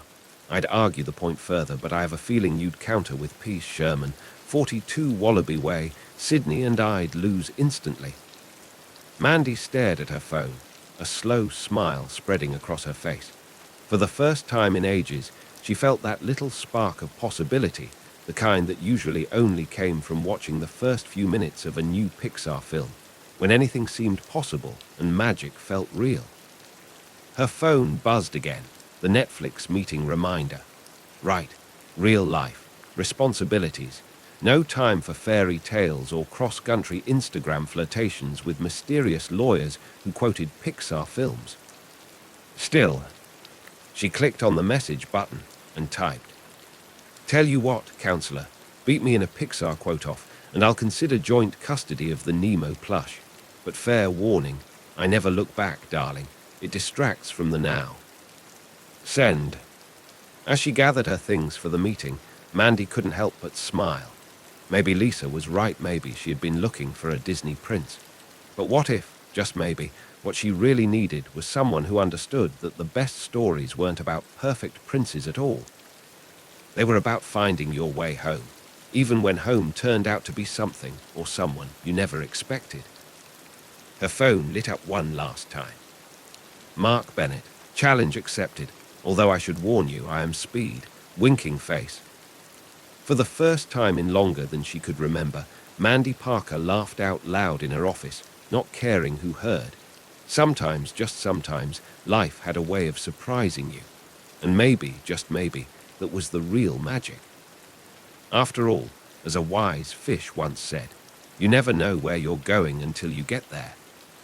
1 month, 342 Instagram messages, and countless Pixar references later, Mandy found herself doing something she'd sworn she'd never do again, falling for someone she'd never met in person.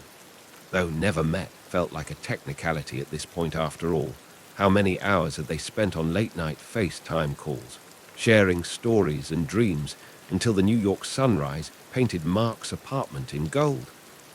You're staring at your phone again, Lisa observed during their morning coffee run.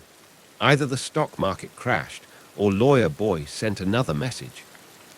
Mandy didn't bother hiding her smile as she showed Lisa her screen a photo Mark had just sent of his morning coffee in a Finding Nemo mug identical to hers, captioned, "Fish are friends, not food, but coffee is life. P.S. This might make me basic, but I bought it after seeing yours." "Oh, honey," Lisa sighed, "you're in trouble." She was right, of course. It had started innocently enough witty banter about Pixar films, comparing notes on their favorite scenes, debating whether Cars 2 deserved its bad reputation. It didn't, Mark insisted, though Mandy remained skeptical.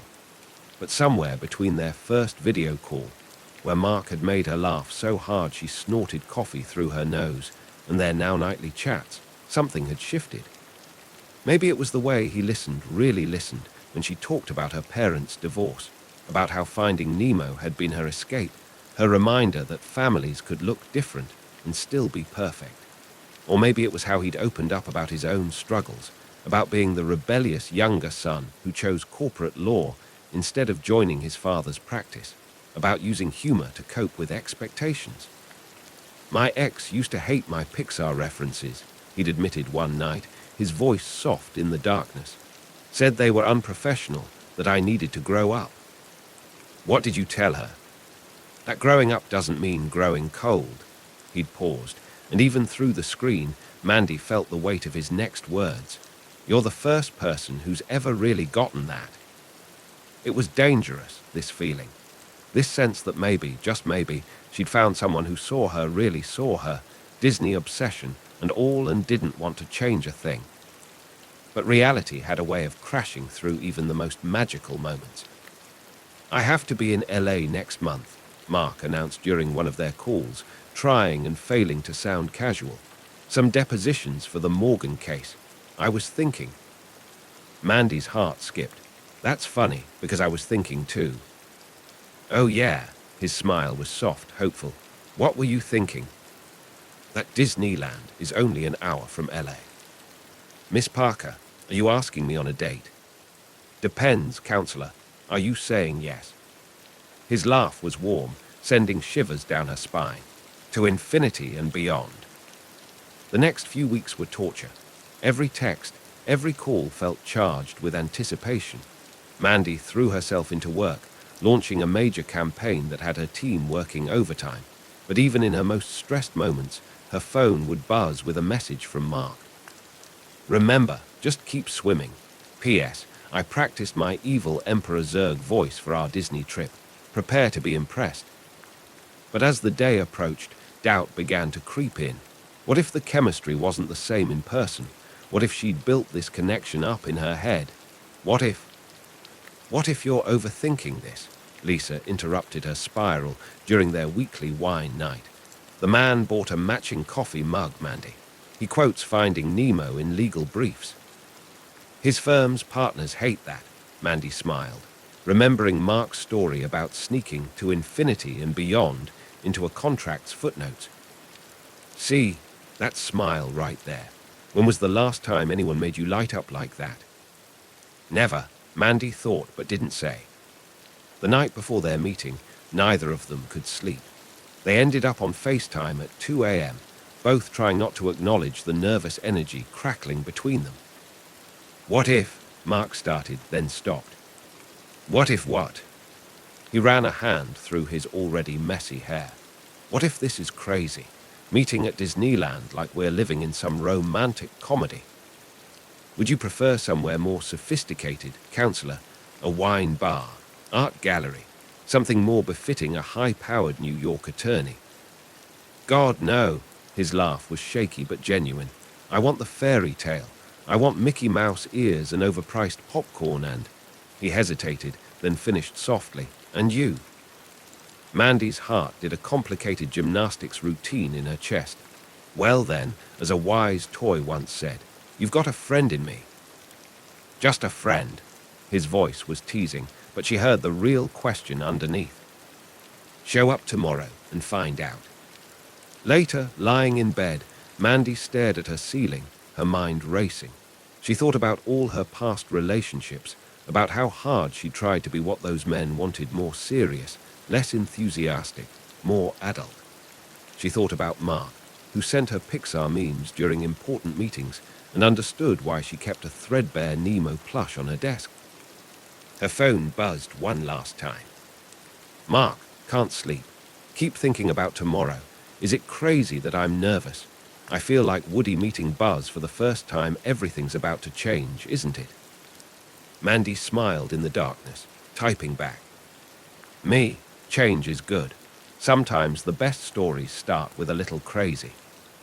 Mark, then here's to crazy. See you tomorrow, flounder. Me, that's Disney, not Pixar. Amateur hour, counselor. Mark, just keeping you on your toes. Sweet dreams, Mandy.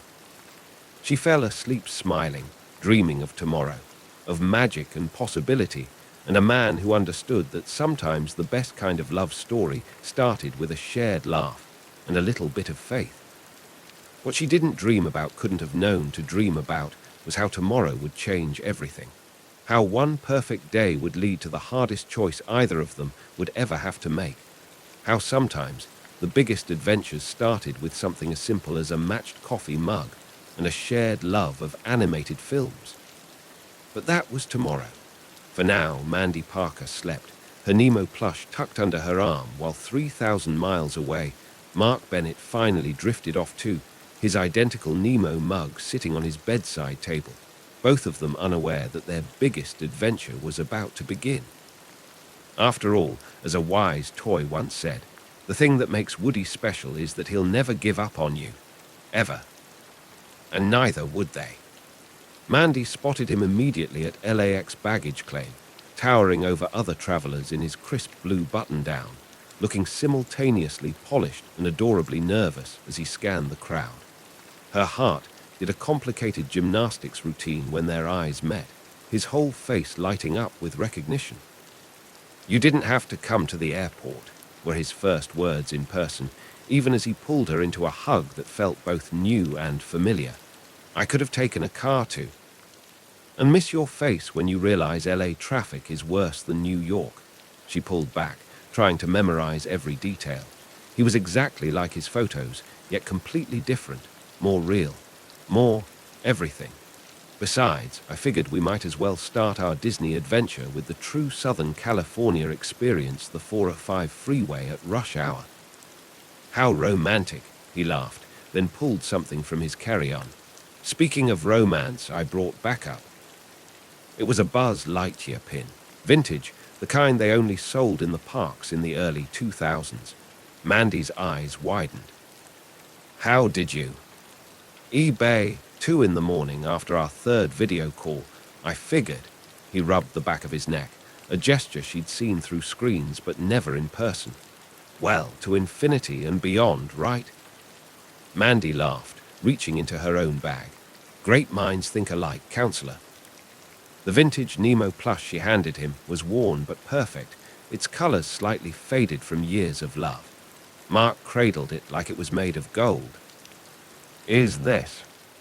"Not my original," she clarified quickly, "but same edition. Found it at a collector's shop in LA last week.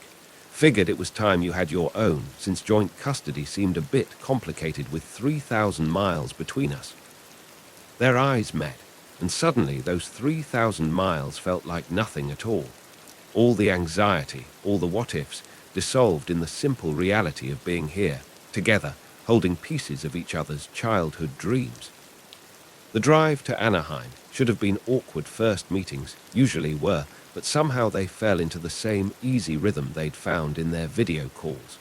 Mark kept her laughing with increasingly terrible Pixar impressions.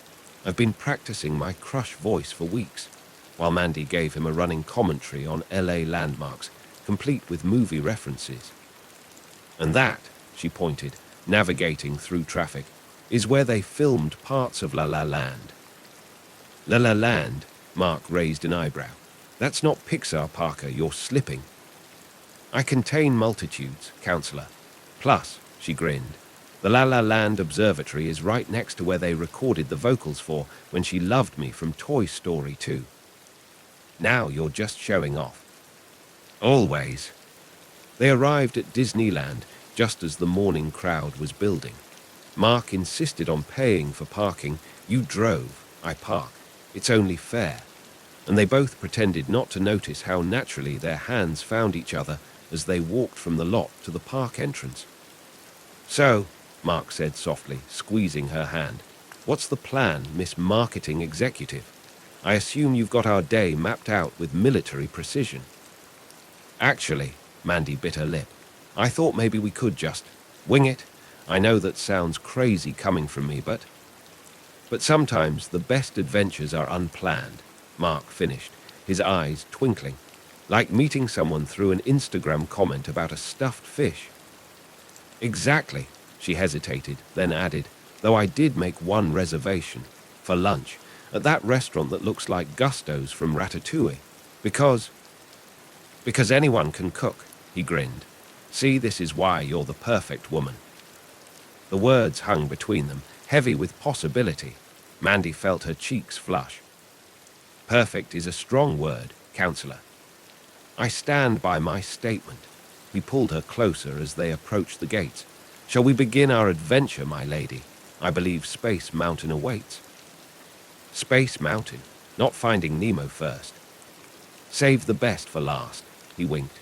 Plus, I figured we should establish my bravery early on. I'm terrified of roller coasters. Mandy stared at him. Then why? Because you mentioned it was your favorite in our second call. The one where you talked about how your dad used to hold your hand through the whole ride when you were little. He shrugged, trying to look casual and failing magnificently. I figured maybe you could hold mine. In that moment, looking at this successful New York lawyer who'd bought a vintage pin at 2 a.m. and was willing to face his fears just to make her smile, Mandy realized she was in serious trouble. The kind of trouble that started with an Instagram comment and ended with, well, that remained to be seen. Counter-proposal, she said, squeezing his hand. We start with It's a Small World. Easy classic gives us time to talk, then we work our way up to Space Mountain. Baby steps. Like Nemo learning to swim again. Exactly, she pulled out their tickets. Just keep swimming, right? His answering smile was better than any Disney magic. Lead the way, Parker. As they walked through the gates, Mandy noticed how perfectly their hands fit together, how natural it felt to fall into step beside him. They passed families and couples, all headed toward their own adventures, but this one felt special. Sacred, almost. Hey, Mark. I'm really glad you commented on my post. He pulled her closer, dropping a kiss on her temple that felt both surprising and inevitable. Me too, though I have to confess something. What's that? I spent 20 minutes drafting that comment, deleted it 4 times, almost went with a Cars quote instead. Mandy laughed, the sound carrying across the morning air. Thank God you didn't. I have standards, counselor. Noted, he grinned, though I maintain Cars 2 is underrated. And I maintain that this conversation is grounds for immediately ending this date. Ah, but you won't. His voice was teasing, but his eyes were soft. Because then you'd miss finding out what other Disney sins I'm harboring. True. She tugged him toward It's a Small World, heart light with possibility. Plus, you still owe me that Space Mountain scream. I bet it's impressive. Only one way to find out. And as they disappeared into the crowd, 2 people who'd found each other through a shared love of animated films and the courage to believe in magic, the day stretched before them like a blank page in an adventure book, waiting to be filled.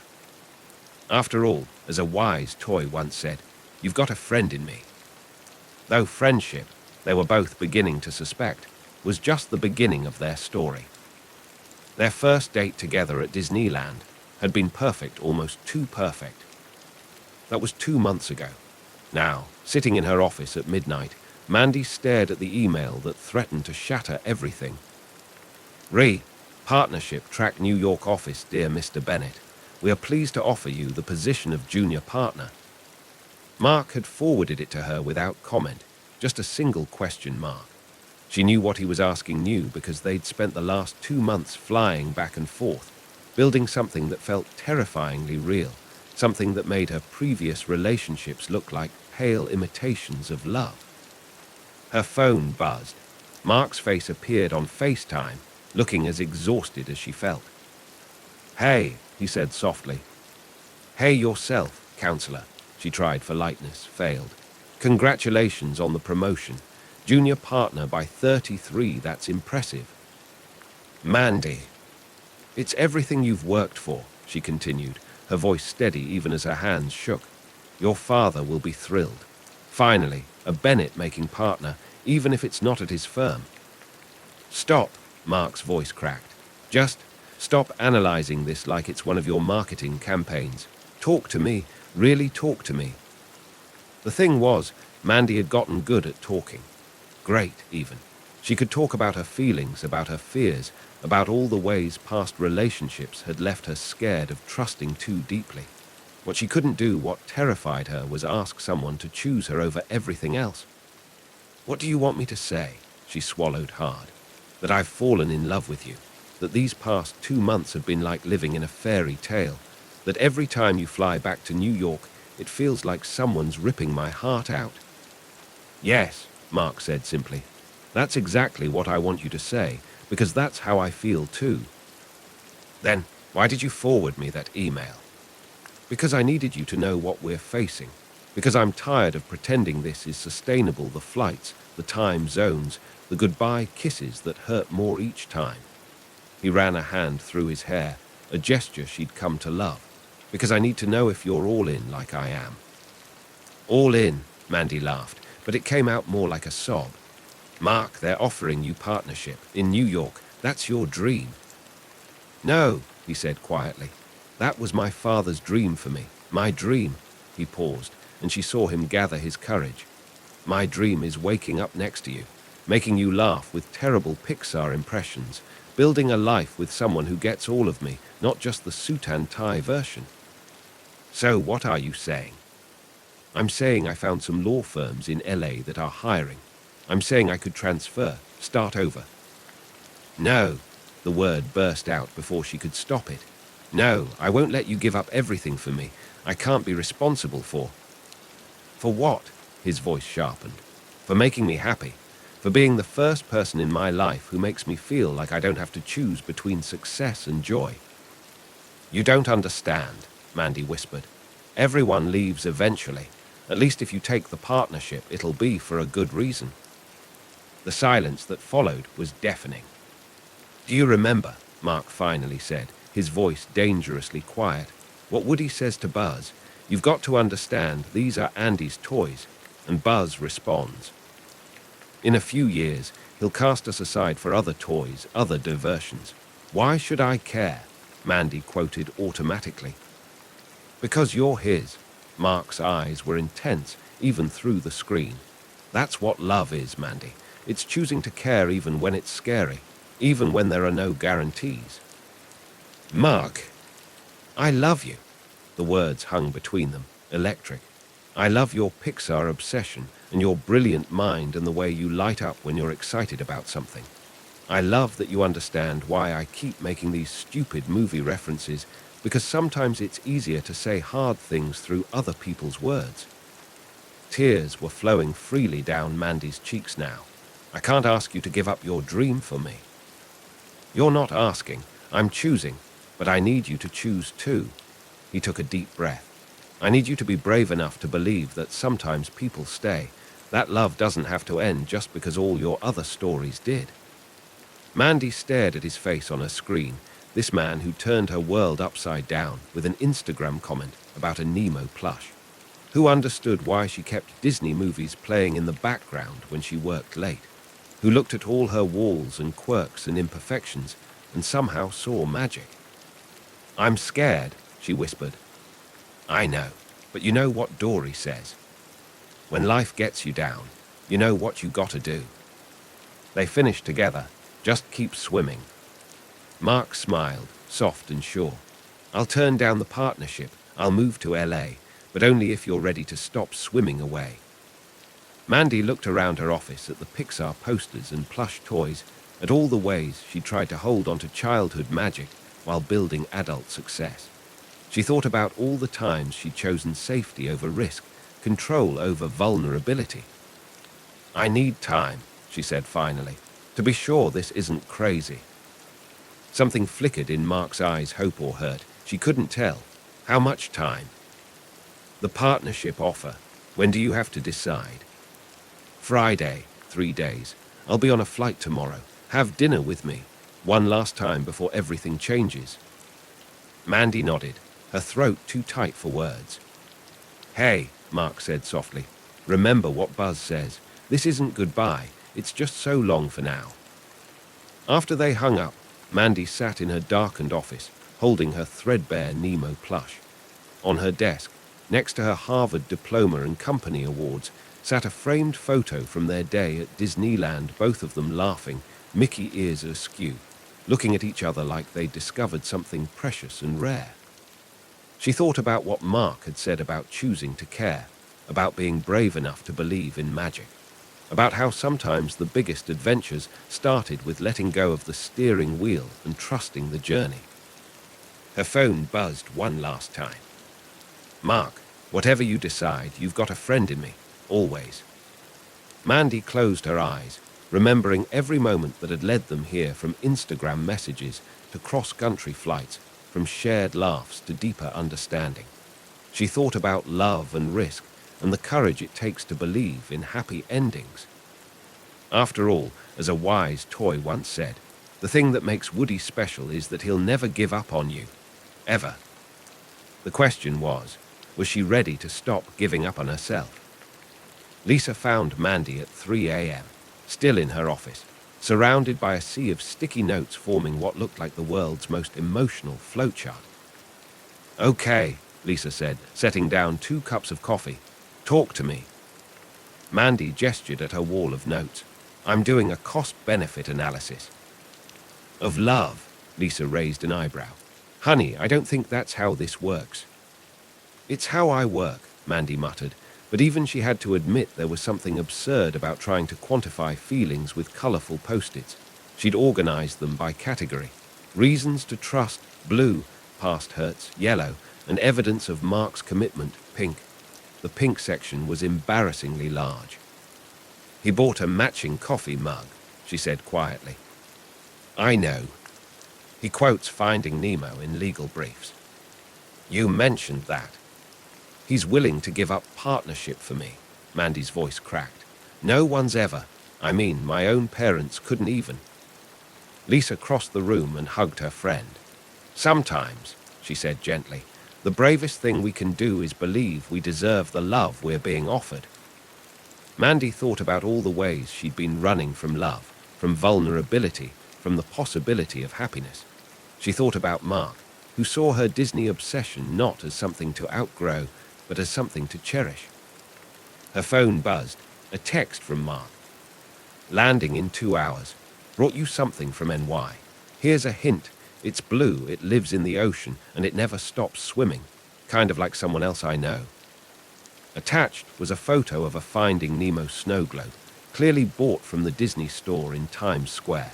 It was exactly the kind of silly, thoughtful gesture that made her heart ache. I need to go, Mandy said suddenly, standing up. Go where? It's 3 a.m. To the airport. She was already gathering her things. I need to, she stopped, looking at her wall of sticky notes at all her attempts to analyze something that couldn't be contained in pros and cons. I need to stop swimming away. The drive to LAX was surreal in the pre-dawn darkness. Mandy tried rehearsing what she'd say, but everything sounded wrong. How do you tell someone that they've changed your whole world, that they've made you brave enough to believe in magic again? She found him at baggage claim, looking rumpled and beautiful in his wrinkled suit. When he saw her, his whole face lit up, then immediately shifted to concern. Mandy, what's wrong? Why aren't you? She kissed him, right there in baggage claim, surrounded by red-eye travelers and fluorescent lights. When they finally broke apart, she rested her forehead against his. Ask me again, she whispered. What? Ask me if I'm ready to stop swimming away. Understanding dawned in his eyes. Mandy Parker, he said softly, are you ready to stop swimming away? She took a deep breath. You know that part in Up where Ellie gives Carl the adventure book? Yeah. She leaves all those blank pages at the end. For new adventures. Mandy's heart was racing, but her voice was steady. I want blank pages with you, Mark. I want adventure and silly movie quotes and matching coffee mugs. I want... To infinity and beyond. His smile was blinding. Way beyond, she laughed through tears. But first, We need to talk about logistics. Because if you think I'm letting you give up partnership for me, you clearly haven't been paying attention to my control freak tendencies. What do you mean? I mean, I spent all night researching law firms in LA. There's a boutique entertainment law firm that's expanding their corporate division. They specifically handle animation studios and streaming platforms. She pulled out her phone, showing him the listing. The partner there, she's a huge Pixar fan, uses movie quotes in her closing arguments. Mark stared at her. You did research at 3 a.m. I also may have sent her your resume and mentioned that you once snuck to infinity and beyond into a merger agreement. Mandy bit her lip. She wants to meet you. Said anyone who can make corporate law whimsical is worth talking to. You're incredible, he breathed, pulling her close. Terrifying and incredible. That's not all. She took a deep breath. I also looked at real estate listings. Found a place halfway between my office and the firm. It has, she smiled, it has a room perfect for a home theater, for movie nights. Mandy. I'm tired of being scared, she interrupted. I'm tired of waiting for things to go wrong. You make me want to be brave, Mark. You make me want to believe in happy endings. He kissed her again, soft and sure. You know what my favorite Pixar quote is? He murmured against her lips. Thanks for the adventure, now go have a new one. His eyes were bright with promise. What do you say, Parker? Ready for a new adventure? Mandy looked at this man who turned her world upside down, who'd made her believe that sometimes the biggest leaps led to the softest landings, who understood that love wasn't about perfect moments, but about choosing each other every day, through every challenge and change. You know what Dory would say, she teased. They finished together, just keep swimming. And there, in the fluorescent glow of LAX's baggage claim, with a Finding Nemo snow globe in his carry-on and matching coffee mugs in their futures, Mandy Parker and Mark Bennett began their next adventure. Not with a dramatic declaration or a grand gesture, but with simple truth. Sometimes the best stories start with a little faith, a lot of love, and just enough crazy to make magic real. After all, as a wise toy once said, you've got a friend in me. And sometimes, if you're very lucky, you get a whole lot more than that. 1 year later, Mandy stood in Tokyo Disneyland, watching cherry blossoms dance on the evening breeze. Behind her, the Finding Nemo ride glowed in the twilight, casting ripples of blue light across the pavement. Mark had insisted on this trip, their first real vacation together since he'd moved to LA and joined the entertainment law firm. We need an adventure, he'd said, with that smile that still made her heart skip. Close your eyes, Mark called from behind her. Why do I feel like you're up to something, counselor? Because you're eerily perceptive, and I'm terrible at surprises. Eyes closed, Parker. She complied, listening to his footsteps approach. Something soft pressed into her hands, a book. Okay, open them. Mandy looked down and gasped. In her hands was a handmade replica of Ellie's adventure book from Up, but this one was labeled Our Adventure Book in careful gold letters. Mark, open it. With trembling fingers, she turned the pages. There were photos their first meeting at Disneyland, coffee dates with their matching Nemo mugs, the day they moved into their apartment, movie nights in their home theater. Each page had ticket stubs, restaurant receipts, little mementos of their life together. And beneath each photo, a Pixar quote that captured the moment. Their first kiss, you've got a friend in me. The day Mark won his first case at the new firm, to infinity and beyond. Moving day, both of them exhausted but happy. Just keep swimming. But it was the last filled page that made her breath catch. A photo from that morning, cherry blossoms in her hair, unaware she was being photographed. And below it, in Mark's handwriting, thanks for the adventure now. Will you go have a new one with me? When she looked up, Mark was on one knee, holding a ring box with a small Nemo plush, attached the same one she'd given him the day they first met. Mandy Parker, he said softly, you once told me that the best stories start with a little faith and just enough crazy to make magic real. You were right. But you forgot one thing: the best stories never really end. They just keep finding new ways to be magical. Tears blurred her vision as he continued. This past year has been the greatest adventure of my life. Moving to LA, building a home with you, learning that sometimes the scariest leaps lead to the softest landings. You make me brave enough to be myself, to believe that success isn't about following someone else's path, but about creating your own. He opened the ring box, revealing a delicate silver band with a small blue stone that caught the lights from the Nemo ride. So what do you say, Parker? Ready for our next adventure, to infinity and beyond? Mandy looked at this man who changed her whole world with an Instagram comment about a Nemo plush, who'd chosen love over ambition, only to find that sometimes you could have both, who understood that real magic wasn't about perfect moments, but about choosing each other every day, through every challenge and change. Just one question, she managed through happy tears. Did you seriously hide a ring in a Nemo plush? Again? Mark grinned. I figured we should come full circle. Plus, he gestured at the ride behind them, seemed appropriate.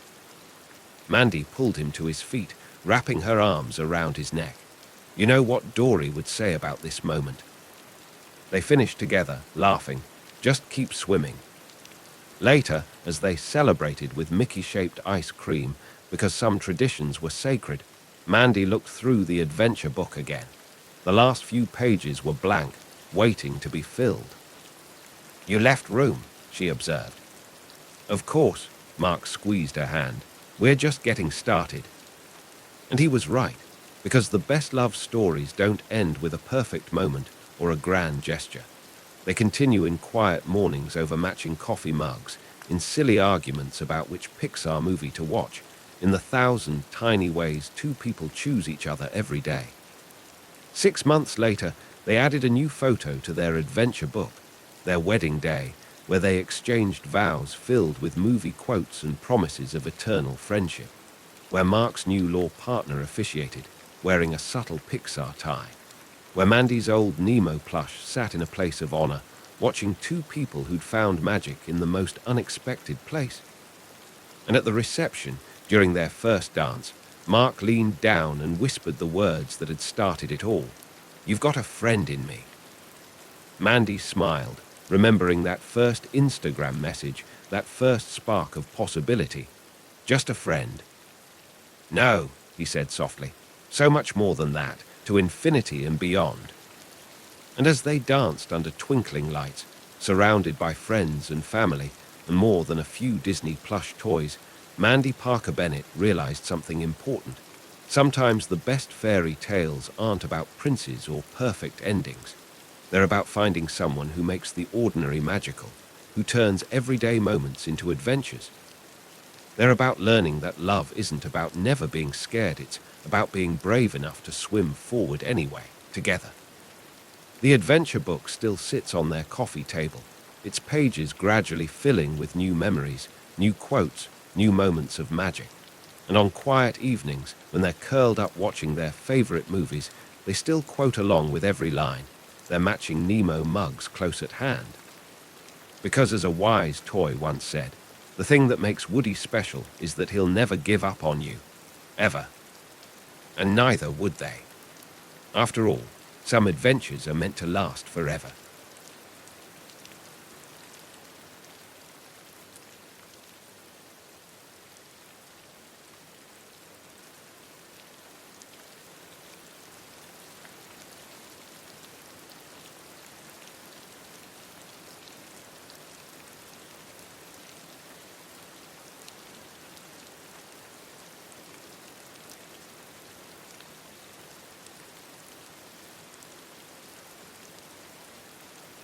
The old trunk's hinges protested as Maggie lifted the lid, releasing the musty scent of memories.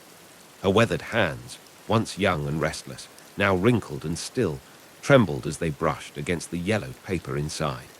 Outside, the Kansas wind howled across abandoned fields, the same wind that had carried so much away over the years, crops, dreams, and him. She didn't need to look at the sketch to remember every line, every shadow. Sam had captured more than just her hands that night. He'd captured everything she'd been trying to hide, the longing, the fear, the wild heart beating beneath her careful silence. The farmhouse creaked around her, empty now except for ghosts. Walter had been gone 3 years, passing quietly in his sleep just as he'd lived, without fuss or ceremony. The boys were grown, scattered to distant cities with families of their own. They called sometimes, their voices crackling through telephone lines, asking why she didn't sell the old place, come live with them in their air-conditioned homes where dust was just something to be wiped away. But they didn't understand. The dust was in her bones now. Late summer 1936, the morning Sam DeWitt drove into Silver Creek, the sky was the color of a bruise. Maggie stood outside Henderson's general store, brushing futilely at the fine layer of dust that had settled on her faded blue dress during the short walk from the farm. The air felt heavy, pregnant with the promise of another storm. "Ain't natural," old Mrs. Henderson muttered from her perch by the store window. "The Lord's punishment, if you ask me." Maggie didn't ask. She'd stopped asking why God had turned their golden fields to dust years ago. The answers never changed, and neither did the color of the sky. The truck appeared through the haze first, an old Ford, its once green paint now a uniform dusty brown. It rolled to a stop in front of the store, the engine coughing twice before falling silent. The man who stepped down moved like someone who expected the ground to stay solid beneath his feet. His clothes were city clothes, though worn at the edges, and his hands. Maggie noticed his hands first. They were clean, unmarked by the constant battle with unyielding earth. Artists' hands, she would think later. Hands that created rather than merely survived. "Excuse me, ma'am." His voice carried a hint of somewhere else. Chicago, she would learn. "I'm looking for the town hall." Maggie opened her mouth to respond, but Mrs. Henderson was faster, her voice sharp with curiosity.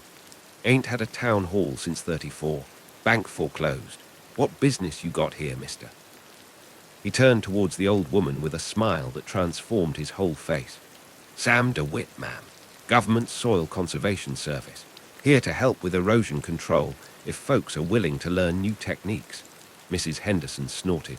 "Ain't nothing wrong with our soil that rain wouldn't fix." But Maggie saw something in his eyes when he looked at the barren fields beyond the town, not pity, but possibility.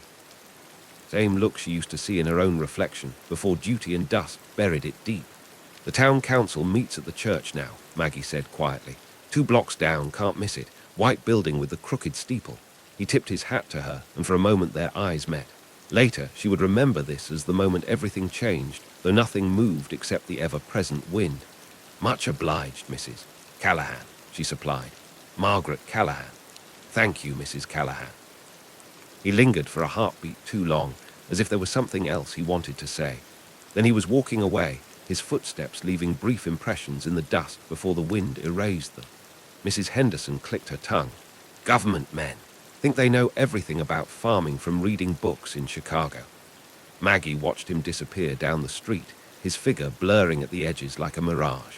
She should go inside, get the supplies Walter had asked for. The boys would be hungry when they got home from school, and there was washing to be done, always more washing. The dust got into everything these days. But she stood there a moment longer, feeling something shift inside her chest, small as a grain of sand, sharp as a broken promise. The wind picked up, and somewhere in the distance, a screen door slammed shut. The day Sam DeWitt arrived in Silver Creek was the last normal day of Maggie Callahan's life. Though it would be years before she admitted this to herself, some part of her knew it even then, standing in the dust with her faded blue dress and her carefully ordered world about to spiral into beautiful, terrible chaos. The wind was rising. A storm was coming. And this time, it would change everything. The church basement smelled of coffee and desperation. Farmers filled the wooden folding chairs, their hands wrapped around chipped mugs, shoulders bent under the weight of failed crops and mounting debts. Walter sat beside Maggie, his presence solid and unremarkable as always, while Sam DeWitt stood at the front of the room, rolling up his sleeves. "The land isn't dead," Sam said, his voice carrying to the rafters. "She's just sleeping. And with the right care won't bring rain," someone called out. Sam smiled, not the practiced smile of a government man, but something genuine that made the corners of his eyes crinkle. "No, but it might help us keep what moisture we have." Pulled out a notebook. its pages dog-eared and weather-worn. "Let me show you." His hands moved across the paper, quick, sure strokes creating images of contour plowing, strip cropping, terraces. Maggie found herself leaning forward, watching his fingers dance across the page. She remembered, suddenly and sharply, the feel of a paintbrush in her own hand, the way colors used to bloom across canvas before reality had dried her dreams to dust. Walter shifted beside her, his knee brushing hers. She straightened, guilty for no reason she could name. After the meeting, the men clustered around Sam, voices rising and falling like the wind.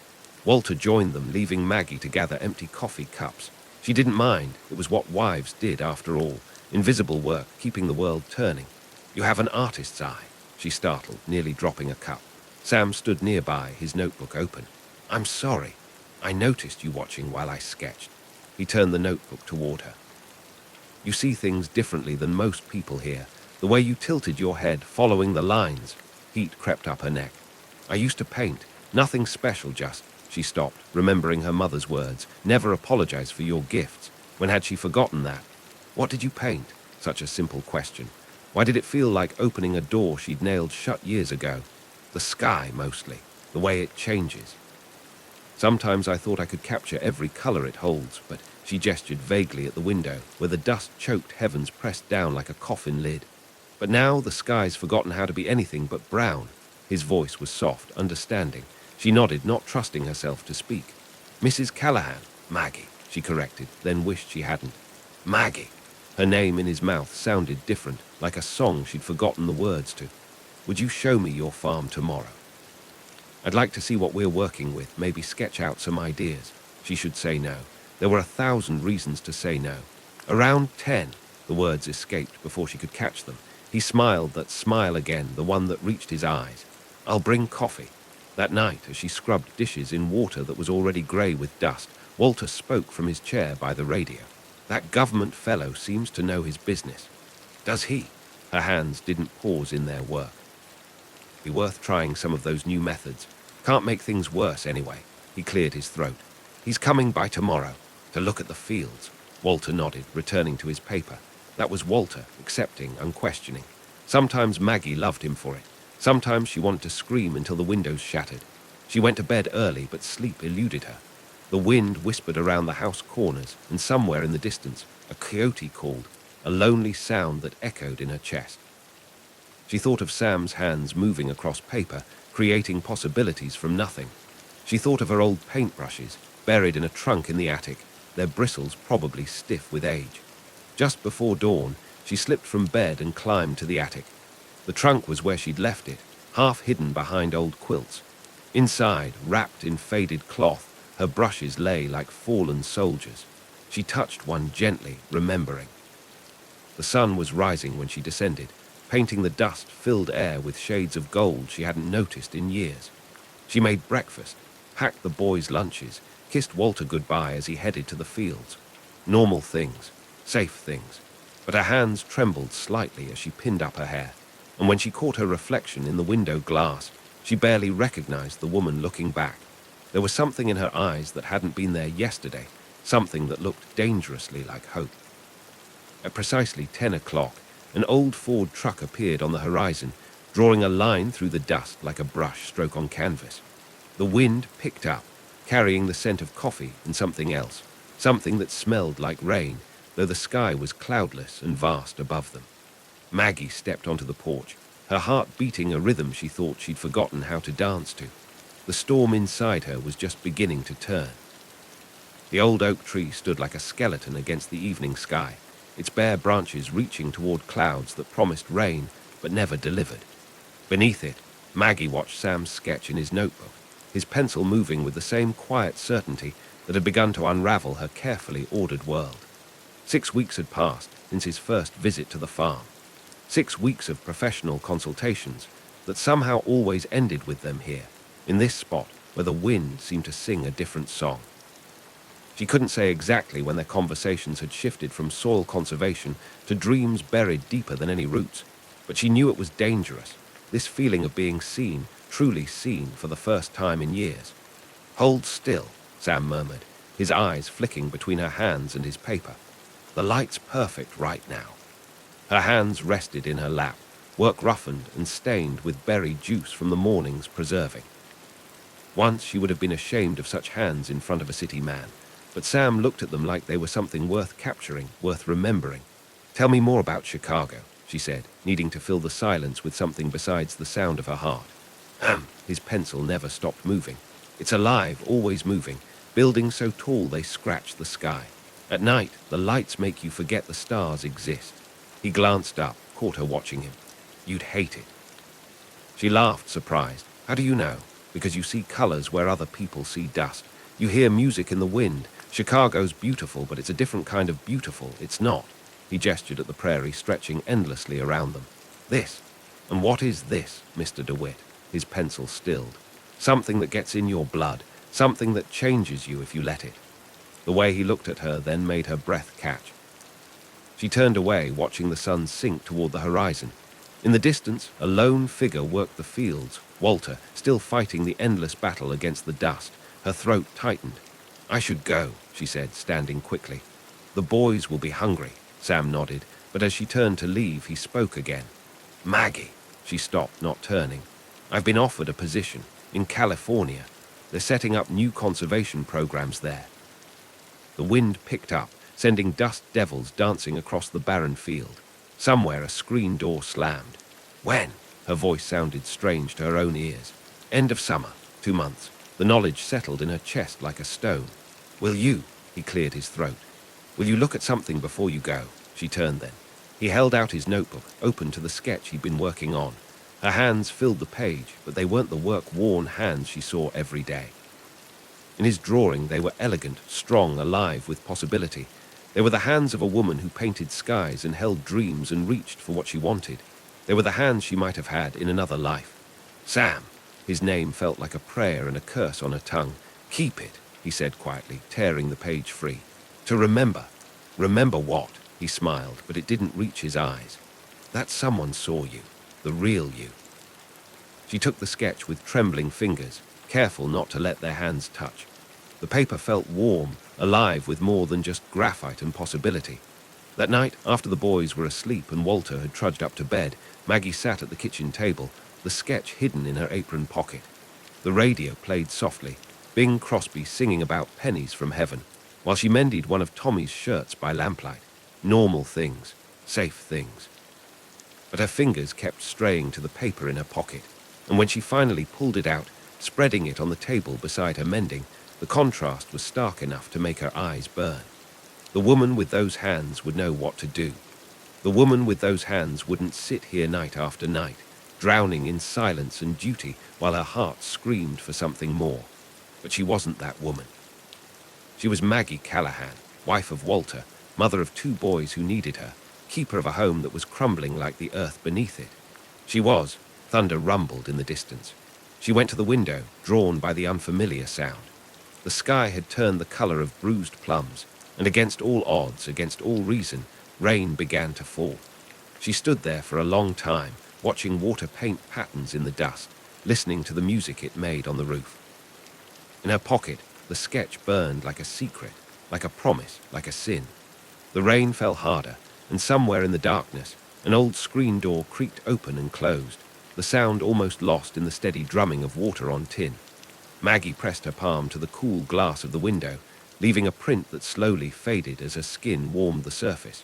When she finally pulled away, she could still see it there, ghost-like, the impression of a hand reaching for something just beyond its grasp.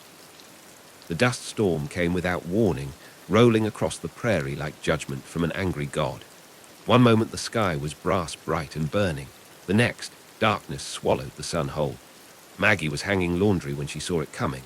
The sheets snapped in the rising wind, white flags of surrender against the approaching wall of dust. She grabbed what she could, but the wind tore a pillowcase from her grip, sending it cartwheeling across the yard like a lost ghost.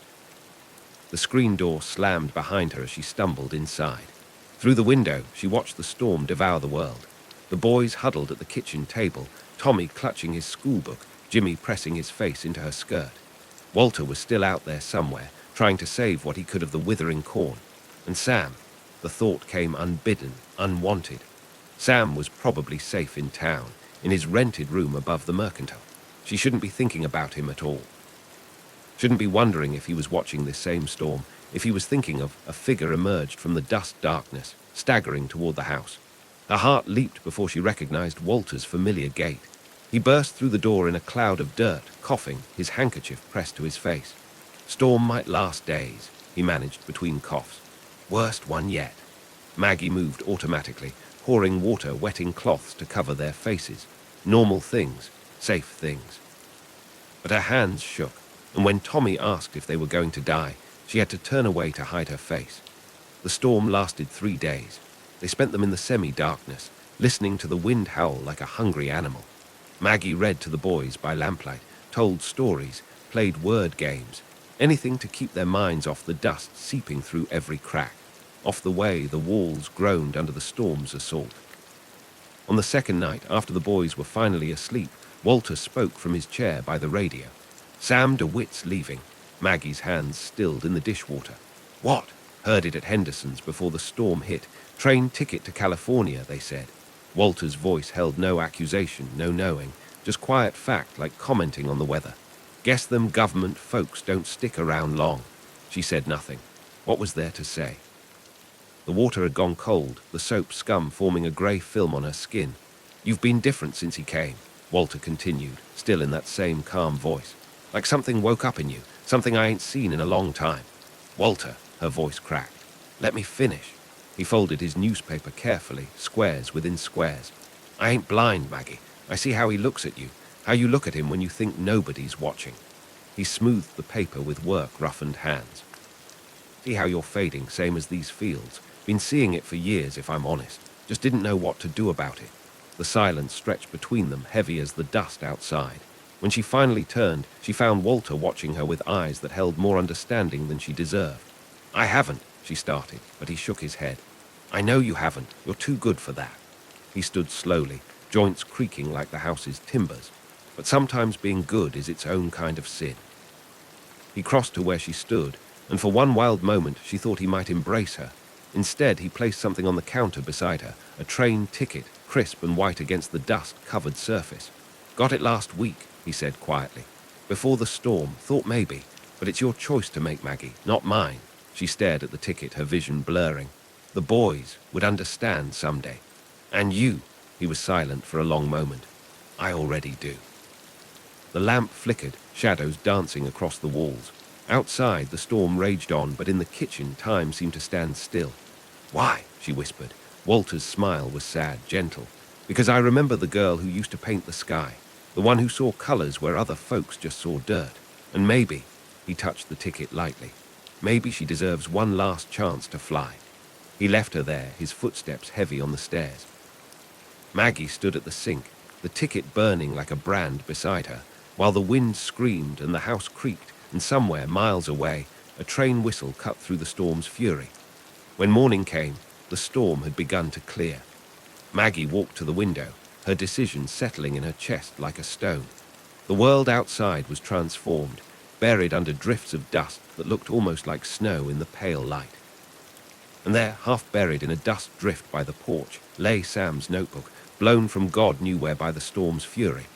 The leather cover was scuffed, the pages warped, but when she opened it, his sketches still lived inside. The land, the sky, her hands reaching for something just beyond the page's edge. The wind had changed. She could feel it in her bones. The morning Sam left Silver Creek dawned clear and sharp as broken glass. The storm had scoured the world clean, leaving behind a landscape transformed. Dunes of red-brown dust drifted against fences, half-buried farm equipment, transformed familiar landmarks into alien shapes. Maggie stood at the edge of the road. The train ticket Walter had given her burning a hole in her apron pocket. She'd walked here in the pearl grey light before dawn, before the boys would wake, before Walter would head to the fields. The dust pulled at her shoes with each step, as if the land itself was trying to hold her in place. Sam's truck appeared through the morning haze like a mirage, moving slow, as though he too felt the earth's resistance. When he saw her standing there, he slowed to a stop, the engines idle rough in the stillness. For a long moment, neither of them spoke. The wind whispered around them, lifting tendrils of her hair, carrying the scent of dust and distance and decisions that couldn't be unmade. "I found your notebook," she said finally, holding it out. The storm brought it. He stepped down from the truck, his movements careful, deliberate. When he took the notebook, their fingers brushed, the first time they'd touched in all these months. A jolt like lightning ran through her, and she knew by the way his breath caught that he felt it too. "Keep it," he said softly, pressing the notebook back into her hands.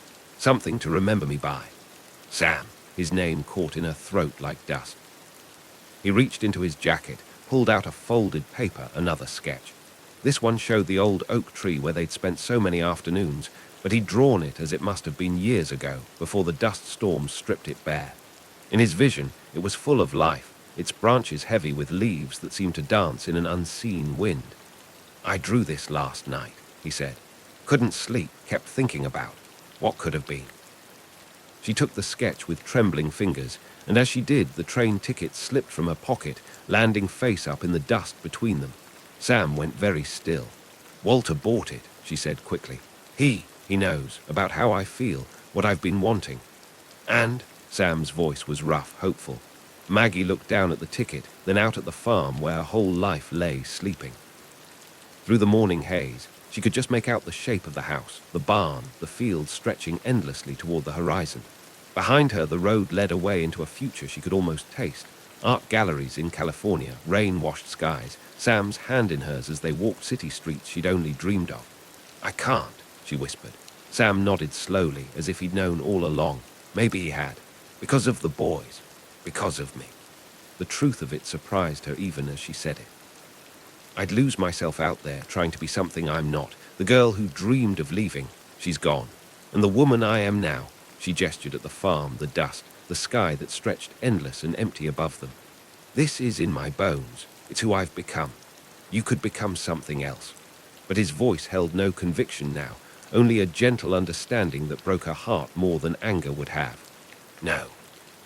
She touched his cheek, allowing herself this one liberty, this one moment of what might have been. "I could only pretend, and you deserve more than a woman playing at being free." He turned his face into her palm, pressed a kiss there that branded her skin like a promise. Then he stepped back, leaving cold morning air between them. "Goodbye, Maggie Callahan." She watched him drive away, the truck growing smaller and smaller until it disappeared into the dust-hazed horizon. Only then did she look down at the sketch in her hands, the oak tree, alive with impossible leaves, reaching toward a sky that held every color she'd ever dreamed of painting.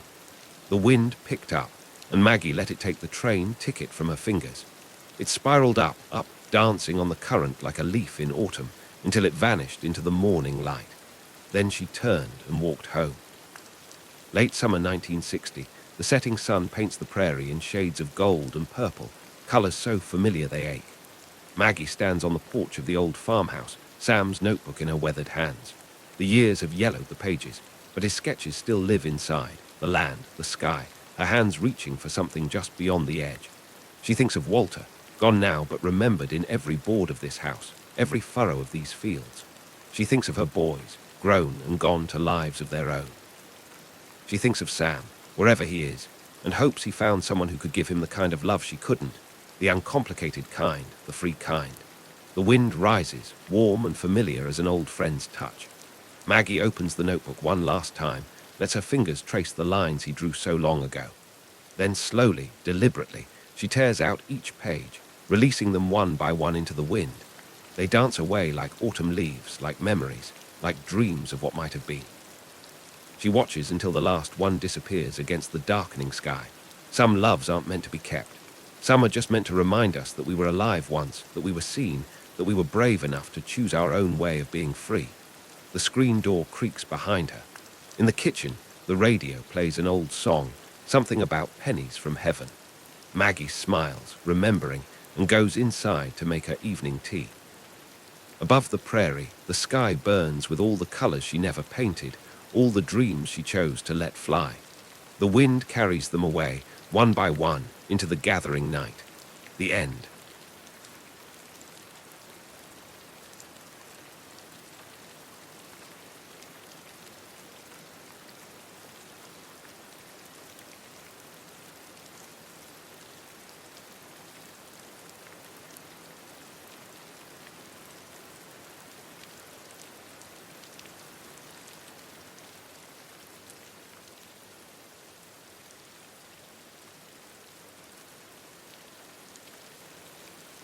Elena Dawson had long since learned that the outback showed no mercy to those who flinched.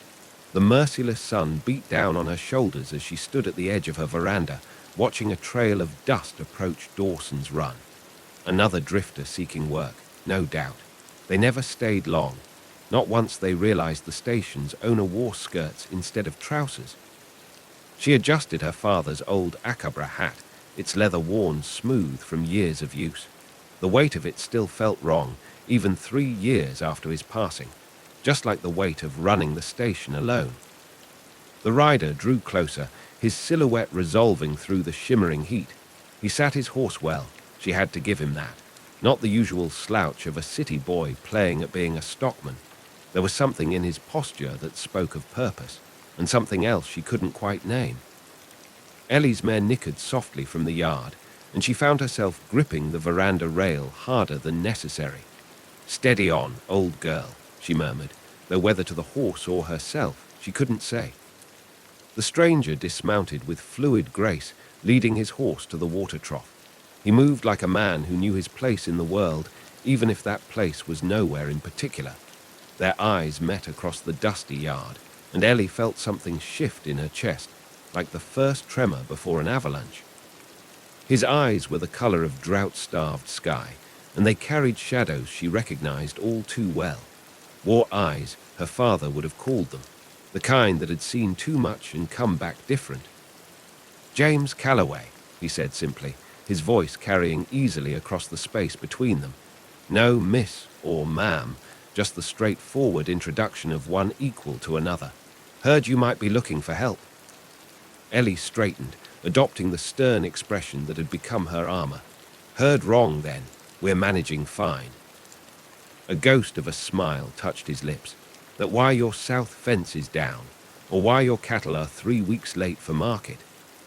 Heat flared in her cheeks, not from the sun this time. She'd fired men for less presumption, but something made her pause. Maybe it was the lack of challenge in his tone, or the way he stood there, patient as the land itself, waiting for her pride to settle like the red dust at his feet. "You always make a habit of studying other people's business before introducing yourself?" she asked, descending the veranda steps. Her boots struck the wooden stairs with deliberate force. "Only when I aim to make it my business." His eyes met hers again, and this time there was something else there, a quiet understanding that made her more uneasy than any challenge could have. Ellie knew she should send him packing. Men like him, men who saw too much, who carried their own weight of sorrow. They were dangerous. They made you want to share your burdens, and in her experience, that only led to carrying twice the load alone. But the south fence was down. The cattle were late for market, and despite everything her heart had learned about trust and loss, she found herself saying, 2 weeks trial. First sign of trouble, you're gone." He nodded once, no triumph in his expression, just that same steady gaze that seemed to see right through her carefully constructed walls. As she turned back toward the house, Ellie felt it again, that slight shift, like the ground wasn't quite as solid as it had been moments before. The outback was a place of extremes where a single spark could ignite a wildfire, and one wrong step could start an avalanche of earth and stone, or of heart and soul. She squared her shoulders against the thought. She'd survived drought and flood, grief and loneliness. She'd survived James Calloway, too. She had to. 2 weeks stretched into 2 months, and James Calloway proved as constant as the North Star. Ellie found herself watching him when she thought he wasn't looking, the way his hands moved with quiet certainty while mending tack, how he spoke to frightened horses in that low, steady voice that seemed to calm anything it touched. The late afternoon sun painted long shadows across the yard as Ellie checked the day's ledgers. The numbers swam before her eyes, each column a reminder of how precarious their situation had become. Reginald Harper's latest offer to buy the station sat unopened on her desk, its presence an unspoken threat. "You're going to wear a hole in that paper." She startled at James's voice. He stood in the doorway, shoulder pressed against the frame, his usual silence broken by something that might have been concern. "Somebody has to mind the books," she said, sharper than she'd intended. Unless you'd prefer we all work for Harper by Christmas. His eyes held hers for a long moment. There are worse things than asking for help, Ellie. Like what? Losing everything my father built. She stood abruptly, needing to move to escape the gentleness in his voice. I've managed fine on my own. Have you? The question hung between them, dangerous as a lit match in dry grass. Ellie turned to face him, ready to defend herself, but the words died in her throat. James had moved closer, close enough that she could see the faint scar above his left eyebrow, smell the leather and sun-warmed wool of his shirt. I don't need, she began. Not needing something doesn't mean you can't want it. Thunder rolled in the distance, and Ellie used it as an excuse to step away, moving to the window. Storm clouds gathered on the horizon, heavy with promise. There's a bank of rain coming in. We should check the creek crossing before it hits. James didn't move. Ellie. The cattle will scatter if we don't get them to higher ground. She grabbed her hat, brushing past him. Their shoulders touched, and she felt the contact like a brand through her shirt. They rode in silence, the air growing thick with approaching rain. The creek had already risen, brown water churning against its banks. As they worked to move the cattle, the storm broke over them with biblical fury. Lightning split the sky, and a young heifer panicked, breaking away toward the flooding creek. Ellie spurred her horse forward without thinking. The ground, slick with rain, gave way beneath them. For one terrible moment, she was falling, the world a blur of mud and sky. Then strong arms caught her, and she found herself pressed against James's chest, both of them half in the creek's rushing water. I've got you, he said, his voice rough with something more than exertion. I've got you. She should pull away, should straighten her spine and prove she didn't need saving. Instead, she found herself gripping his shirt, feeling the thundering of his heart beneath her palm. The heifer, she managed. Safe, but you nearly weren't. His hands tightened on her arms. Damn it, Ellie, you can't keep. Can't keep what? Doing what needs doing. She tried to step back, but her boots slipped in the mud. James steadied her again, and this time when their eyes met, something electric passed between them. Can't keep acting like you're alone in this, he said softly. Rain streamed down their faces, and Ellie couldn't tell if the salt on her lips was from tears or storm water. James lifted a hand to her cheek, his touch achingly gentle. For one breath, too, she let herself lean into it. Then a branch crashed downstream, the sound like a gunshot, and reality came rushing back. Ellie jerked away, stumbling up the bank. We should get back, she said, her voice unsteady. The cattle are fine. James hadn't moved. Stop running, Ellie. I'm not. But the lie stuck in her throat, because she was running. Had been running since the day her father died, since the first time someone told her a woman couldn't run a cattle station alone. Since the moment James Calloway rode onto her land and made her feel things she'd sworn never to feel again. I can't, she whispered, the words nearly lost in the storm. Can't what? Trust this, trust you, she forced herself to meet his eyes. Everyone leaves, James, or haven't you noticed? This land, it takes and takes until there's nothing left to give, and I won't be the one left standing in the dust again. Something flickered in his expression, pain or understanding or both. What if I'm tired of leaving? Are you? She hadn't meant to ask, hadn't meant to let him hear the hope beneath the challenge. Before he could answer, a rider appeared on the ridge above them. Through the rain, Ellie recognized Harper's foreman.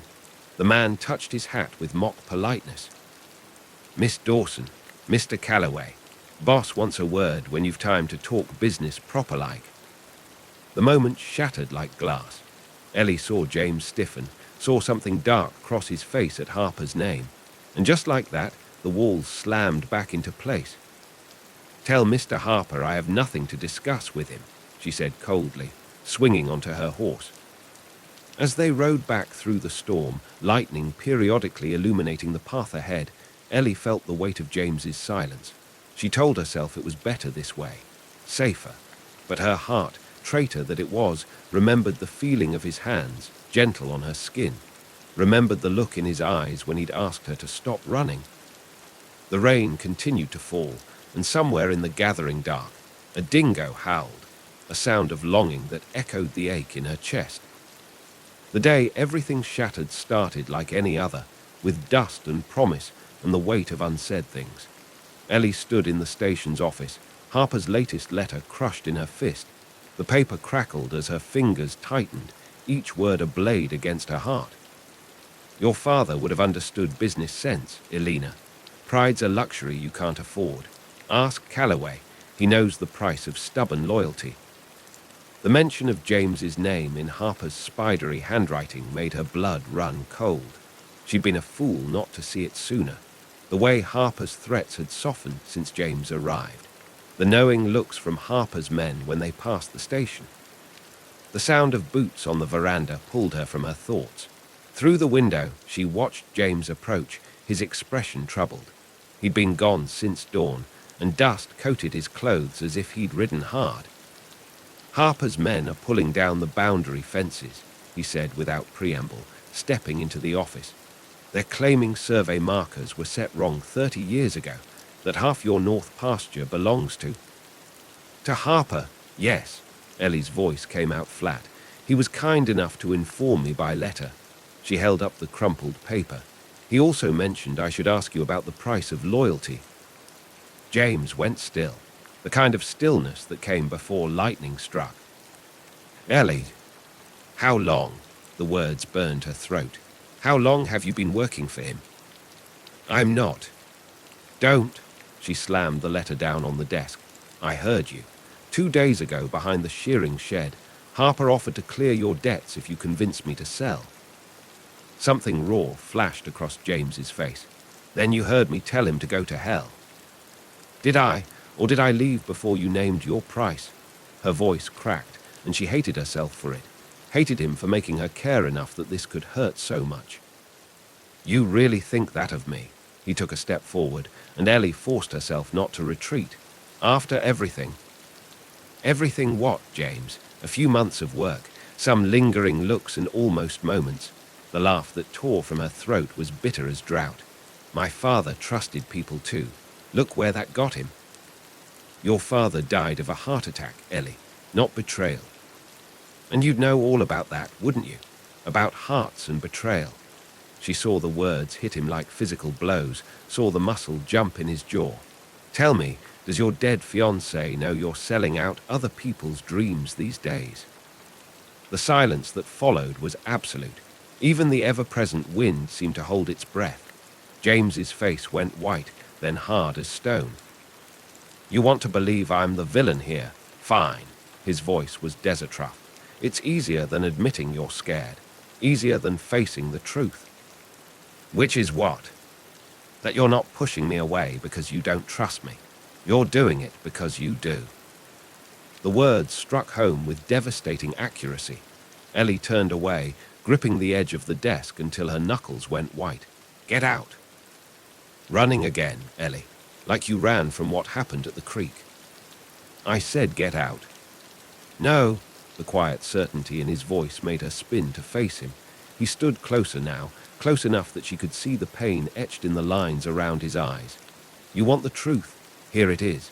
Harper approached me the day I arrived, offered to clear my brother's gambling debts if I helped him pressure you to sell. And you didn't think to tell me this. I told him exactly what he could do with his offer, but you're right about one thing. James's laugh was hollow. I did come here with a purpose. I came because I heard about a woman fighting alone against impossible odds, and I thought maybe here was someone else who understood what it meant to lose everything and keep going anyway. Ellie felt the words like a physical blow. James. I've spent 5 years running from ghosts, telling myself I didn't deserve to stop, to rest, to feel anything but guilt. His voice roughened. Then I met you. Stubborn, beautiful, infuriating you. And for the first time since Sarah died, I wanted to stay somewhere, be someone worth staying for. Don't. The word was barely a whisper. Please. But James wasn't finished. You're so convinced everyone leaves that you don't see who's standing right in front of you, fighting for you, loving you, even when you make it damn near impossible. The word loving hung in the air between them, sharp as broken glass. Ellie felt tears burning behind her eyes. "I can't," she whispered. "Can't what?" "Can't love you. Can't watch you realize this is too hard and leave. Can't," her voice broke, "can't lose anyone else." James moved then, closing the distance between them. His hands came up to frame her face, rough palms against her skin. "Then don't lose me. Choose me. Choose us." "It's not that simple." "It is." His thumbs brushed away tears she hadn't realized were falling. "You're just too scared to see it." "I'm not scared," she lied, even as her hands came up to grip his wrists, torn between pushing him away and pulling him closer. "Prove it." Before she could respond, shouts erupted from the yard. They broke apart as Ben, one of the station hands, burst through the door. "Fire!" he gasped. Harper's men, they were burning off the north pasture. It's jumped the brake line. The wind's pushing it straight for the station. The world tilted on its axis.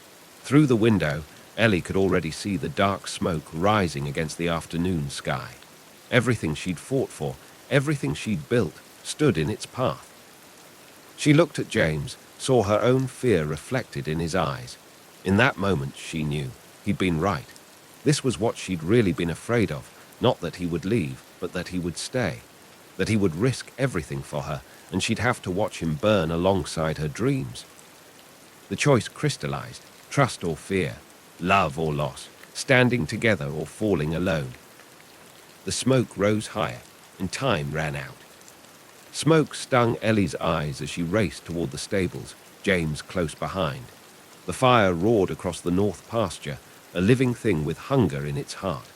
Time seemed to stretch and compress, every second crucial, every minute an eternity.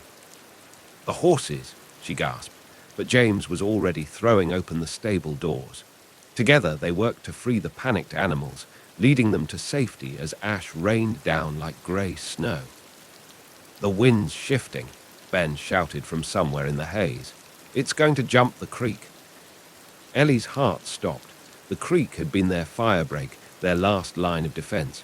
If the flames crossed it, nothing would stop them from reaching the station house, her father's house, everything she had left of him. She turned to run toward the creek, but James caught her arm.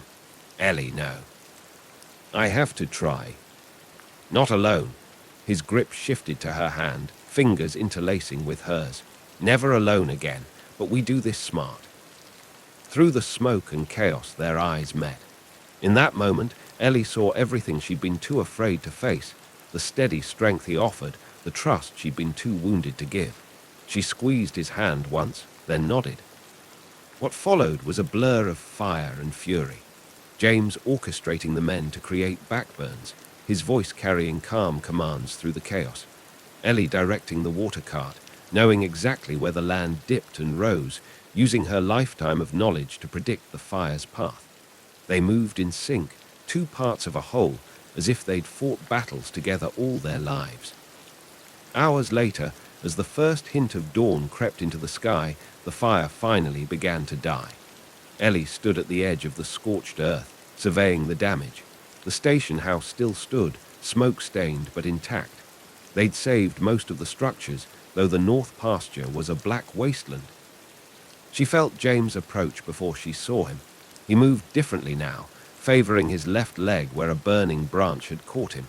His shirt was torn and soot-stained, his face streaked with ash and exhaustion. To Ellie, he had never looked more beautiful. "Harper's men confessed," he said quietly. "Signed statements saying he ordered them to start the burn. The police are bringing him in." Ellie nodded, too drained to feel triumph. "We lost the north pasture, half the winter feed. We'll manage." The word we hung in the air between them. Ellie turned to face him fully, taking in the worry in his eyes, the way he watched her like she might shatter or run. "I'm sorry," she whispered. "For what?" "For not trusting you, for trusting Harper's words over your actions, for," her voice caught, "for being so afraid of losing everything that I almost lost the one thing that mattered most." James stepped closer, his hand coming up to cup her cheek. This time, Ellie didn't pull away. I meant what I said before, he murmured, about being tired of running, about wanting to stay. Even now, she gestured at the devastation around them, when you can see exactly how hard this life is. Especially now. His thumb brushed away a smudge of ash from her cheekbone, because now I know exactly what I'm choosing, who I'm choosing. Ellie felt something shift inside her, like the ground finding its level after a quake, like the wind changing direction before a storm breaks. All her life, she'd thought strength meant standing alone.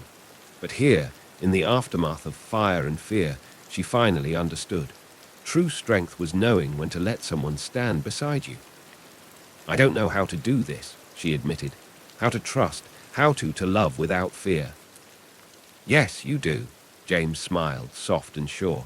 You've been doing it all along. With this land, with your father's memory. You just need to extend that same trust to your own heart. Dawn painted the sky in shades of pink and gold, the sun rising over their scorched but surviving world. In the distance, a magpie warbled, the first bird song since the fire began. Life returning, resilient as ever. Stay, Ellie whispered, the word holding all the trust she'd been too scared to give before. Stay and help me rebuild, not just the pasture, but everything. Instead of answering, James drew her closer. When his lips met hers, it was gentle as rain after drought, certain as the sunrise. Ellie wound her arms around his neck, pressing closer, letting herself believe in this moment, this man, this love that had survived fire and fear. When they finally parted, James rested his forehead against hers. I'm already home, he murmured. Around them, the station was coming alive. Men tending to the horses, checking fences, beginning the long work of recovery.